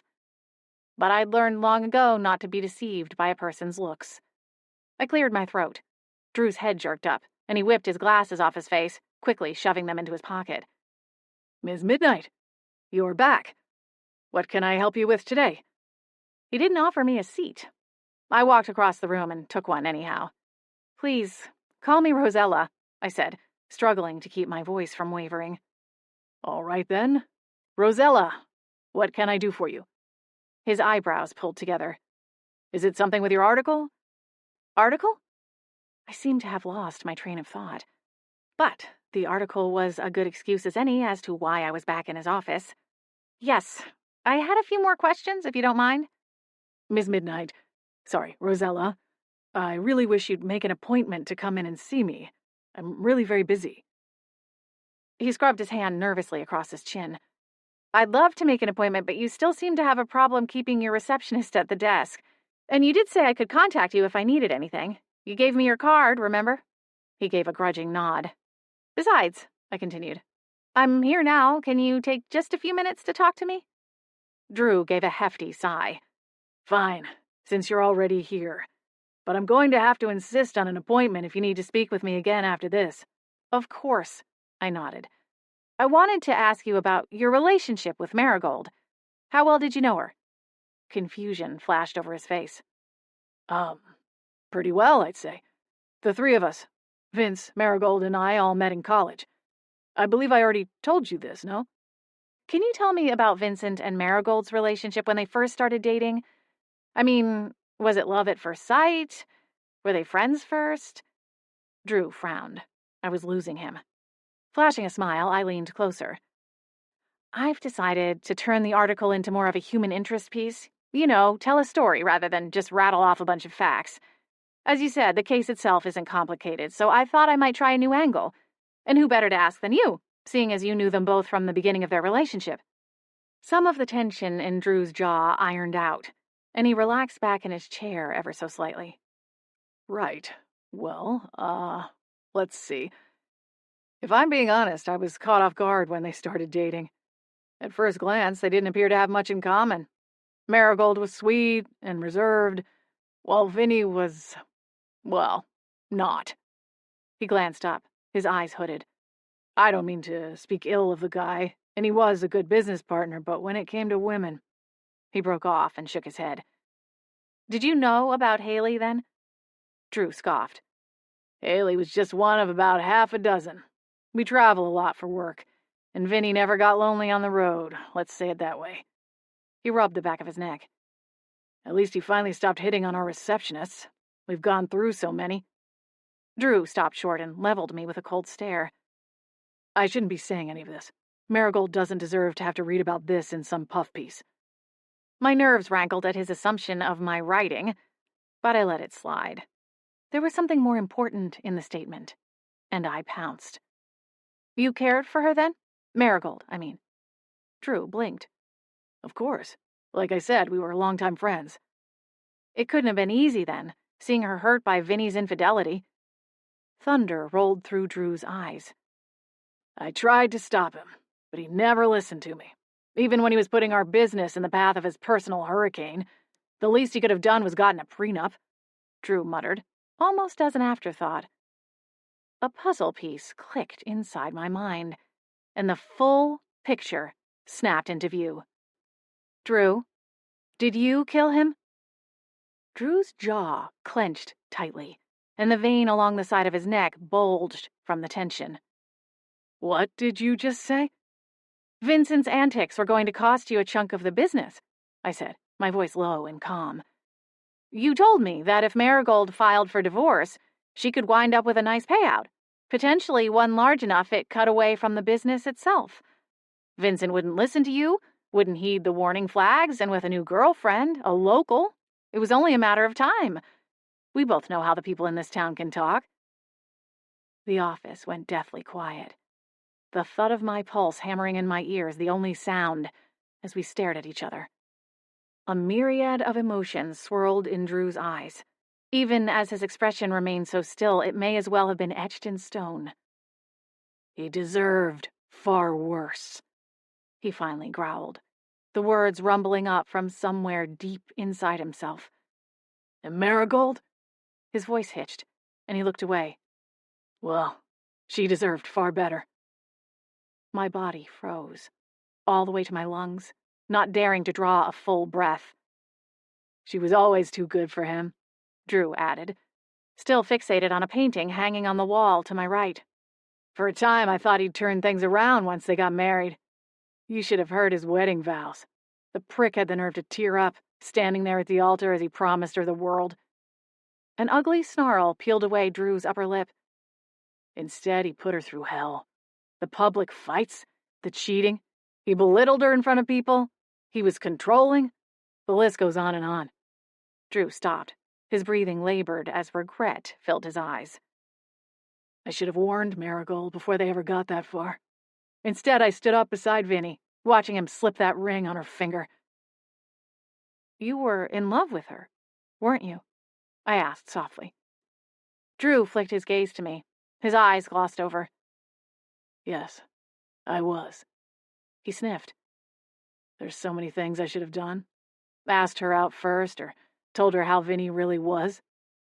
But I was a coward, so I just sat back and watched while he treated her like a toy he got tired of playing with." "Tell me what happened that day," I prompted. Drew leaned back, his shoulders sagging under an invisible weight. His gaze drifted to the ceiling. "Vinny called that day, complaining about Marigold again. He told me he was in the parking area of the trail, and he kept railing on about how stupid the whole thing was, how stupid she was for thinking he would enjoy being pulled away from work for some scavenger hunt." Drew paused, shaking his head. "And I don't know. I snapped. It was like a red haze swept over me. And before I even realized what I was doing, I was in my car, driving to the trailhead." I held my silence, leaving him space to continue, hoping he couldn't hear the frantic pounding of my heart. "He wasn't in his car when I got there," Drew continued. "But I knew the lookout spot where she'd be waiting for him. So I started up the trail. And when I got close, I could hear Vincent shouting at her." On the desk, Drew's hands balled into fists. "I didn't know what I should do. I thought about going down to the end of the trail to wait for her. I thought maybe I could give her a ride home. That we could talk." He slid a glance toward me, his brows pinched. "It truly wasn't about the money. I was there to make sure she was okay." "What happened next?" I asked. "I heard her voice, coming closer, and I panicked. I'd stepped off the trail when a couple of hikers passed by, and when I heard Marigold coming, I hid behind a tree. I saw her when she passed." A flicker of pain crossed over his face. "Her eyes were red from crying, and something about it just filled me with rage."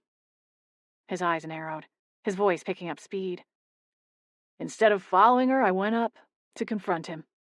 He was surprised to see me there, of course. I didn't give him much room to ask questions, though. I laid into him, telling him exactly how little I thought of him. I finally said all the things I'd wanted to say for years and years. Vinny pulled the first punch, but I was a wrestler through junior high and high school. My reflexes were still pretty good, and I dodged the punch. That only enraged him more. He came at me again. I picked up the tree branch, and I hit him with it." "Is that when he fell over the side?" "We scuffled a bit more. I thought he was going to kill me. I was fast, but he was stronger." Drew stared at the surface of his desk, unblinking.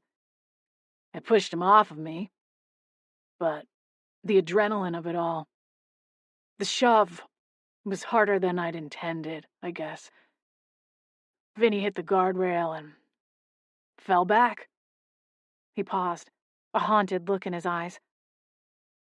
I'll never forget the look on his face in that split second when we both realized what had happened. It was like something from a movie. The world just stopped. And then he was gone. "It was an accident?" My breath hitched in the back of my throat. Drew gave a miserable nod. I didn't mean to kill him. I only wanted to knock some sense into him. Why didn't you come forward then? Anger rose, sharp and fast, in my chest. Marigold, this woman you claim to care about, she's been sitting in prison for almost 2 years now for something she didn't do. Drew's face crumpled. I know. But who would believe me? I had no business being on that trail. They'd think I planned it. I'd get life. What about Marigold's life? I asked, unable to rein in my fury. I never thought she'd get convicted. I paid for her legal team. They assured me she would be found not guilty. They said there was no evidence, no proof. Everything was circumstantial. You have to come forward, Drew. You have to tell the truth. For Marigold. Drew's eyes flashed, the despair washing away in an instant, replaced by something cold and dark. I won't do it, and neither will you. My phone buzzed, drawing Drew's attention to the bulge in my coat pocket. You aren't recording this, are you? You would have to tell me if you were, right?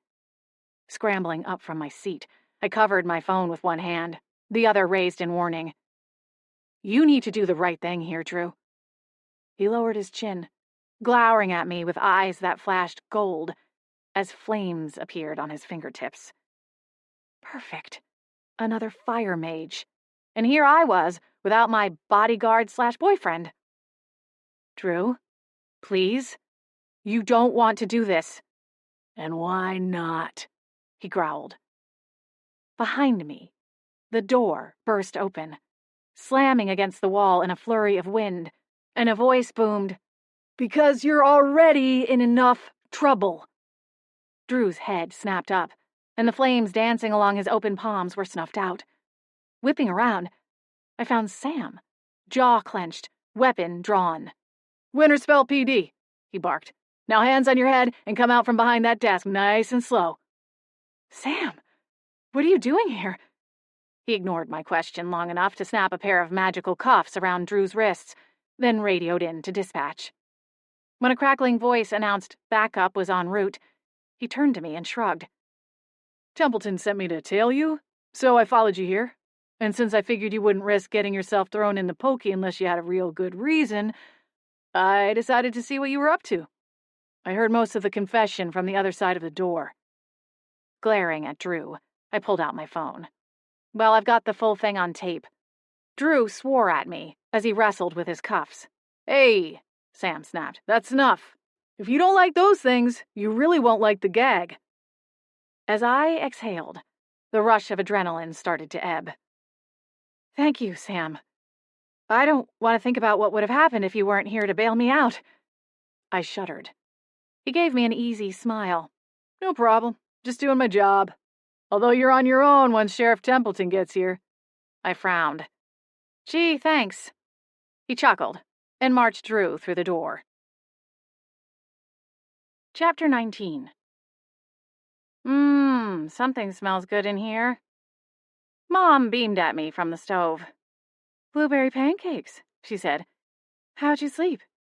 I rubbed my eyes as I navigated toward the coffee pot, carried along by the scent of the bold roast. Like the dead, for once. I think my stress dreams are finally going away. "Good," Mom replied. "If they start up again, you let me know. I have a potion for that." I sipped at my coffee and enjoyed the warmth of the kitchen. "Will do. Where is everyone?" "Already off for the day," Mom said with a smile, before drawing my attention to the digital clock on the microwave. "It's already 9:30. Jolting, I nearly sloshed my coffee down the front of my oversized t-shirt and leggings. "Goddess, I overslept." Mom's brow creased. "I'm sorry, honey. Your alarm went off, but you slept right through it. And since you don't have work today, I thought I'd let you sleep in." "Marigold Prince is being released this afternoon," I explained, before downing 2 mouthfuls of coffee, searing off a few taste buds in the process. "I need to get on the road now if I'm going to get there in time to see her." "Oh, ginger snaps, I'm sorry, I didn't realize." Mom hurried to flip the perfect circles of blueberry-speckled batter. "I'll wrap these up so you can take them to go." "Thanks, I'll be right back." Setting the mug down, I lunged down the hall and hurried to get changed.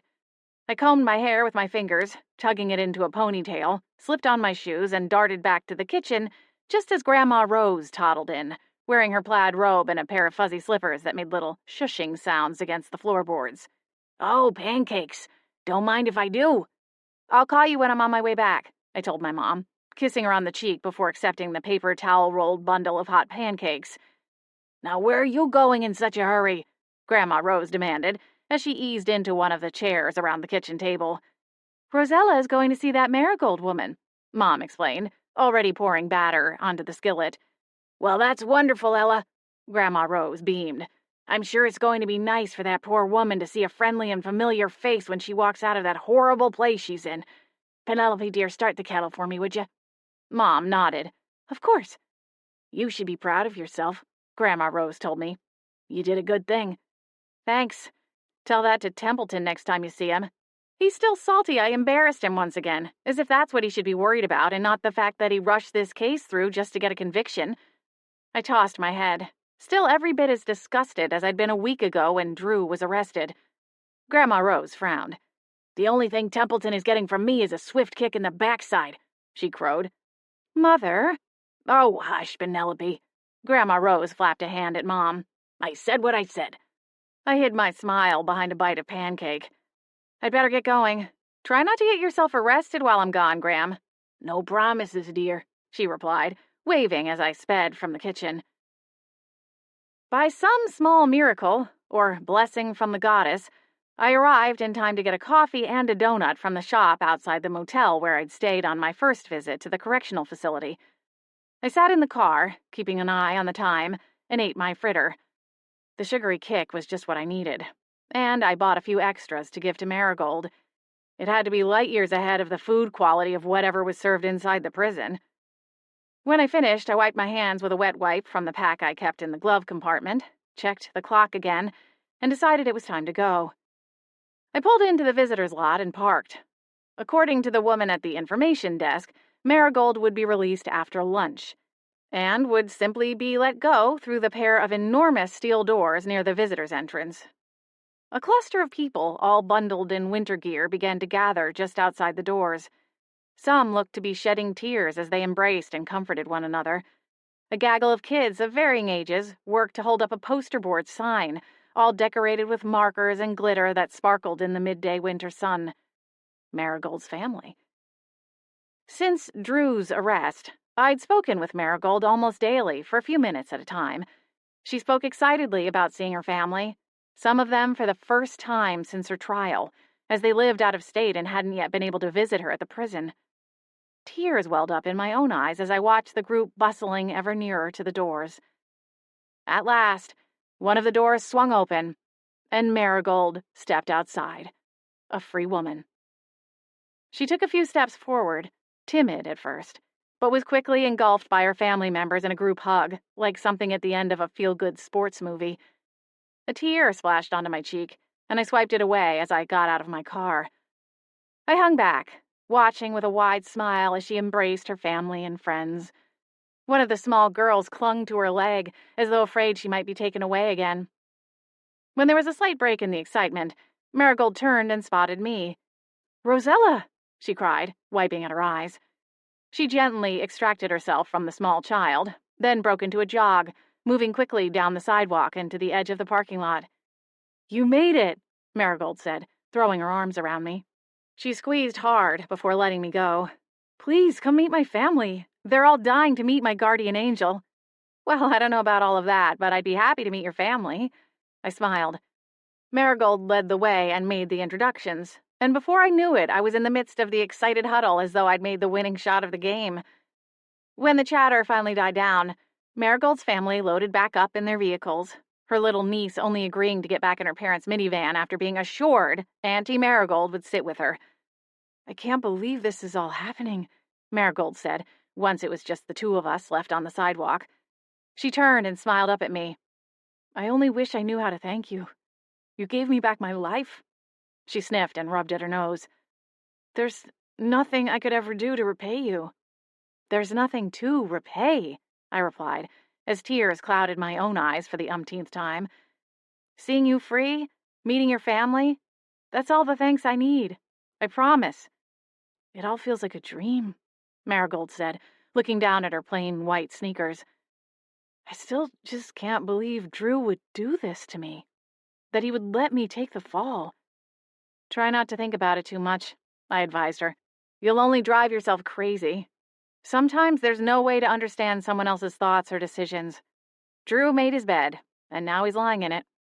Marigold considered the prison wall, and I wondered if she was trying to imagine Drew now in her place. So what are you going to do now?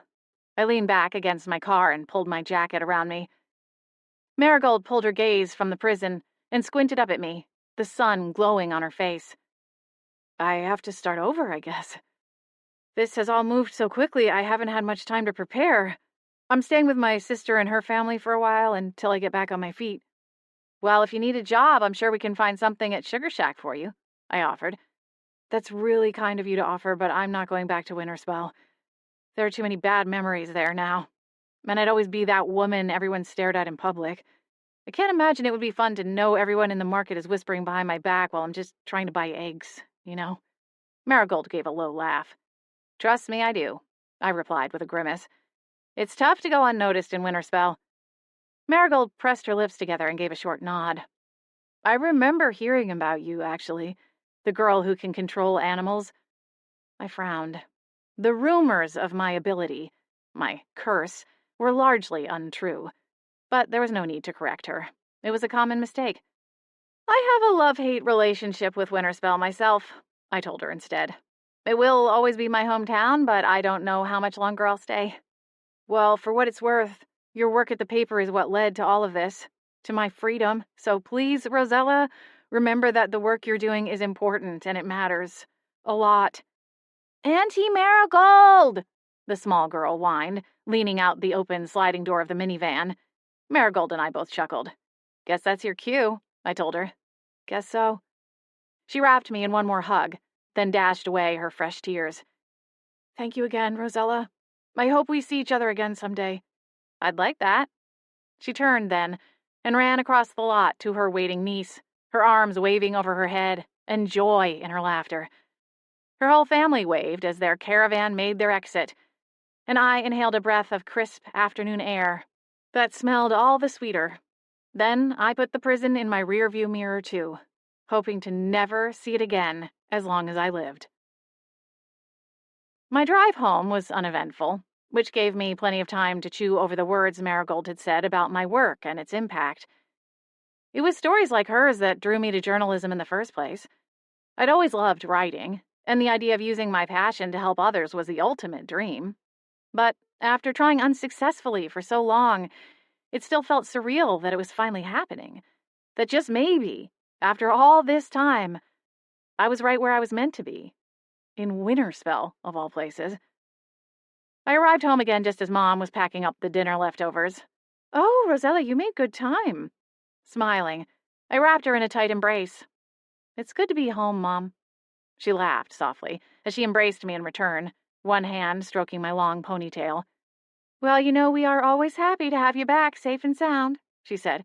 Now how about I fix you a plate? After dinner, I was at the kitchen table, my laptop on and my notes on the Prince murder case spread around the table. I was tapping away at the keyboard, my hair shoved into a bun on the top of my head, held in place with 2 pencils. I'd already published one article about Marigold's case and was working on a follow-up piece, covering the details of Drew's sentencing and Marigold's release, rounding it out with a couple of photos I'd snapped on my phone of Marigold with her family. It was getting late, the house quieting around me as I worked. I was so engrossed that I didn't hear the knock on the front door, only alerted to it when Samantha started woofing under her breath, woken from a deep sleep where she'd been muttering something about peanut butter. Glancing up, I frowned as Grandma Rose shuffled into the kitchen, a wide grin on her face. Rosella, honey, you've got a visitor. She stepped to the side, and footsteps sounded in the hallway behind her. Who is... A man stepped into the light, and my words caught in the back of my throat. Orion. Lunging from my chair, I wasn't sure whether I wanted to kiss him or smack him. In the end, I did a little of both. Well, okay, maybe one more than the other. Missed me, huh? He teased. as I buried my face into his chest and inhaled the scent of rain and pine and a touch of campfire smoke. Maybe a little, I mumbled against the fabric of his shirt. He chuckled. I missed you too. We'd spoken a few days ago, and he hadn't mentioned anything about wrapping up his trip.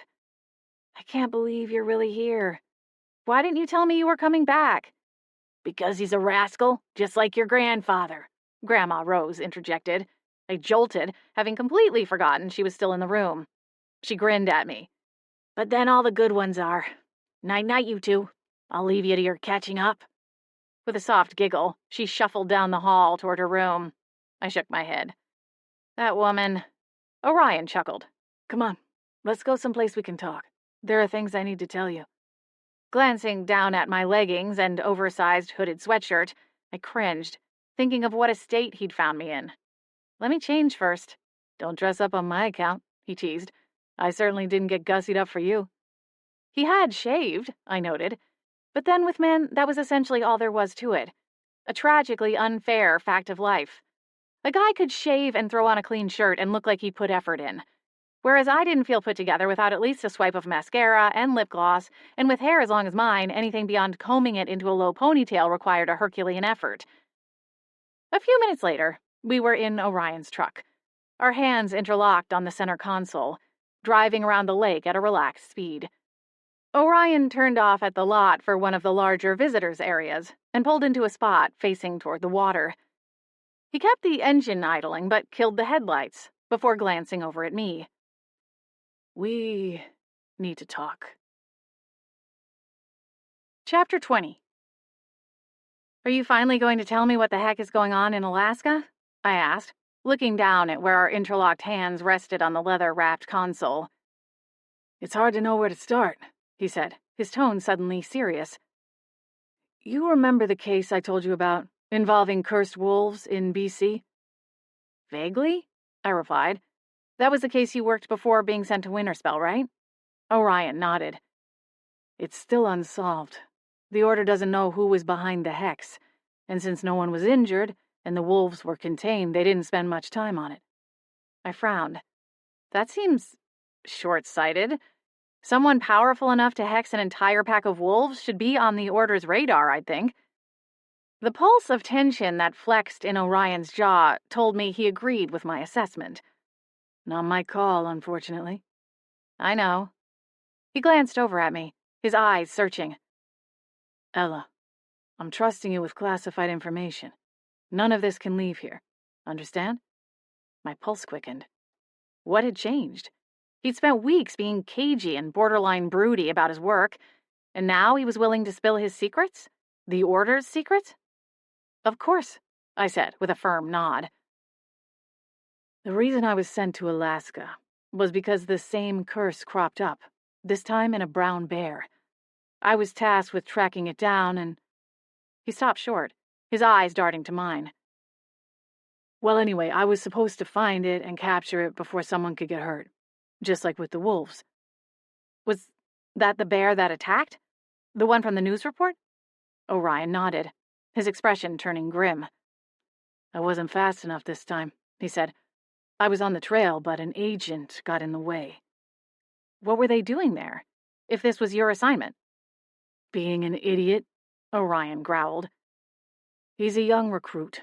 I don't know how he got past the final exams. One of the things the instructors are supposed to weed out is anyone who can't follow commands, or acts impulsively. It's too risky to put cadets like that on the force. How did he even know about the bear? Wasn't your assignment directly from Warden Quinton? I was tasked with tracking and containing the bear, but there was a contingent of agents in the area assigned to the larger investigation. They were there to find out the who and the why. When I arrived, I had a briefing to give them all the information I'd gathered from the mission in BC with the wolves, and then I was sent to Admiralty Island to do my job alone. Or at least I was supposed to be alone. So the hotshot junior agent wanted the glory and to take credit for your work, I said, putting together the pieces. Yup. And instead, all he got was a busted-up leg and a one-way ticket out of the Order. Orion added, with a shake of his head. Like even after all this time had passed, he still couldn't quite believe it. Anyway, As you can imagine, it threw off the original plans. A whole bunch of other people had to get involved, and the more red tape, the harder my job gets. It took a week before I was released to go back to the trail, and by then it was cold and I had to start from square one. I'm just glad you were okay. I held Orion's hand a little tighter. When I saw that news report, Orion shifted, letting go of my hand for a moment to lift the console out of the way. Come here, he said. A swell of emotions crept up, surprising me. Weeks had passed since the day I'd been in that motel room, glued to the news, panic and dread swirling in my gut. But suddenly those same feelings emerged again as I scooted close and let Orion swallow me with his arms. For a long moment he held me, not saying a word. He pressed a kiss to my forehead and let his lips linger before he spoke again. I'm sorry I scared you, Ella. Believe me when I say it took every ounce of resolve to keep my boots planted and not jump in my truck and drive all night to get to you. I never want to hear that much fear in your voice again. Pressing my face into his chest, something else plucked at me, something more dangerous and terrifying. Orion, I said, my voice quiet. I don't know if I can do this. I don't know if I'm strong enough. Orion's muscles tensed. He held his breath, then exhaled slowly. I understand. Tears pooled in my eyes as I looked up at him, hating myself a little for not being able to handle it, for being weak. I'd never been the kind of woman who had to have a man. But with Orion, there was something I couldn't put my finger on, a feeling I couldn't name just yet. I didn't want to lose him, but keeping him might end up being more painful in the long run. It's not your fault, I said, around the lump in my throat. This is your job. It's a part of who you are, and I would never ask or expect you to give it up for me, especially when I can't promise you anything in return. Long distance is hard, Orion said, still holding me tightly. Even under different circumstances with regular communication. And I can't even guarantee that when I'm out on a job. It's not just that, I replied, studying the trio of buttons at the neck of his shirt. It's the secrets, the not knowing. Well, he paused and scratched the side of his jaw. That part is about to change. My brow furrowed and I propped my chin against his chest to look up at him. What do you mean? I came back to Winterspell to see you, of course, but there's more to it. We need your help, Ella. The Order has given me permission to bring you in on this investigation. What? Why me? I'm not trained. Stars, I couldn't even tell you the last time I went for a proper jog. I shook my head. There was no way I'd be able to pass the physical requirements of being an agent.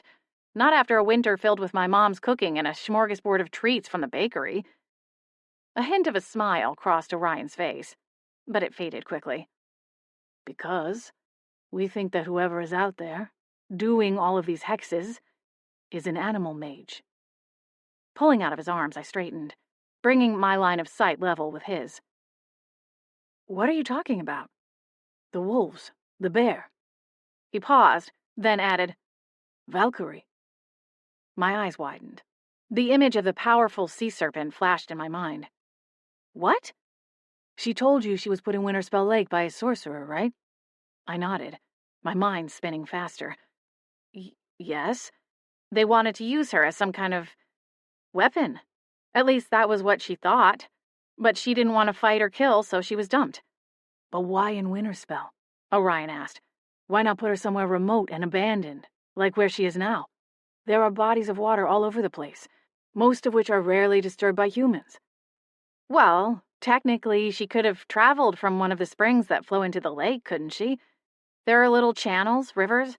She was probably a lot smaller then. Orion canted his head to the side.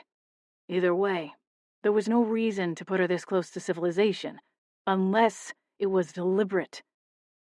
What are you saying? How does it link back to the wolves and the bear? I think it was all the same person. And I've managed, after much discussion, to convince Warden Quinton, too. That's why she's agreed to let me bring you in. If you're willing, that is. Okay, but wait. What am I going to do? I don't even have magic. At least not like yours. I can't take down bad guys with a swish of my hand. And why do you think an animal mage is behind this? I mean, that's incredibly rare magic. Most earth witches have familiars and can communicate on some unspoken level. The more powerful may have skills like mine, where they can converse with their familiar, but beyond that... You're right, Orion interjected. That's why we need you. There are signs these hexes are not curses, but rather spells that have backfired. One of the Order's top arcane specialists said they think the spells are familiar bonding spells. I shook my head. Bears and wolves can't be familiars. They're too wild. It would be too risky. Oh, believe me, I know, Orion said. I've had many cases of Earthwielders getting the not-so-bright idea that having a white tiger or a jaguar as a familiar would be a cool party trick. I probably don't need to tell you how most of those stories end. I cringed. What makes this different, then? How do you know it's not someone like that? They watched one too many episodes of Game of Thrones and decided they'd make their own version of a direwolf. Well, for starters, whoever did this wasn't trying to get one wolf. They cast the spell on the entire pack. So they're cocky, I argued with a shrug. Also, how does that have anything to do with Valkyrie? Whoever this is might have started with reptiles. They're generally easier to forge a bond with, because their brains aren't as complex as large mammals, especially not apex predators. My thoughts swirled and congealed together. None of this was making much sense, especially not the part about how the Order thought I would be of any assistance. I think the person behind this is looking for something, and they're trying to use animals to find it. A pack of wolves can cover a lot of ground. It's a lot of eyes and ears and noses, which means a lot of information. The wolves were in BC. The bear was in Alaska, not far from the Canadian border. And Valkyrie? She said she was captured to be a weapon, not a spy. I'm not sure that's the full story, Orion said. That might be what she knew, but even a perfect bond doesn't mean full transparency, right? I tilted my head, awarding him the point. Okay. So you think whoever put her in the lake was planning to come back for her? See what she knew? Maybe. Or maybe she was meant to go somewhere else and wound up in the lake and eventually grew too large to leave it. Like you said, she could have originally been placed in one of the smaller streams. We're quite a ways from BC or Alaska, though. Orion's face shifted. That's the part I was getting to, he said. We need you here, in Winterspell, working on the Order's behalf. We believe there are a series of power stones somewhere in the woods surrounding the town. Stones that can amplify magic. A memory popped in my mind, like the explosion of an old-timey flashbulb. The elf. The one from the North Pole. He warned us there is something here in Winterspell, something dangerous. Orion nodded. There are too many connections for all of this to be mere coincidence, Ella. What would I have to do? And where would you be? Orion smiled as he brushed his thumb over my cheekbone. Well, that depends on where you want me. My heart ached a little more. I want you here. But Orion... Then here is where I will be, he said firmly. I can't promise you much, Ella. Certainly not as much as you deserve. But until you tell me to leave you alone, I'll be here. How can you say that, though? What about your job? I ducked my chin, letting his hand fall to the side, my gaze fixed on the buttons of his shirt again. Even if I say yes and take this on, it will eventually come to an end, one way or another, and the Order will send you on your next mission. Maybe not, he said, reaching to scratch his jaw again, as though the clean-shaved skin was bothering him. I frowned. Come on. You love your job. He met my gaze and lowered his hand. Something shone in his eyes. His lips parted.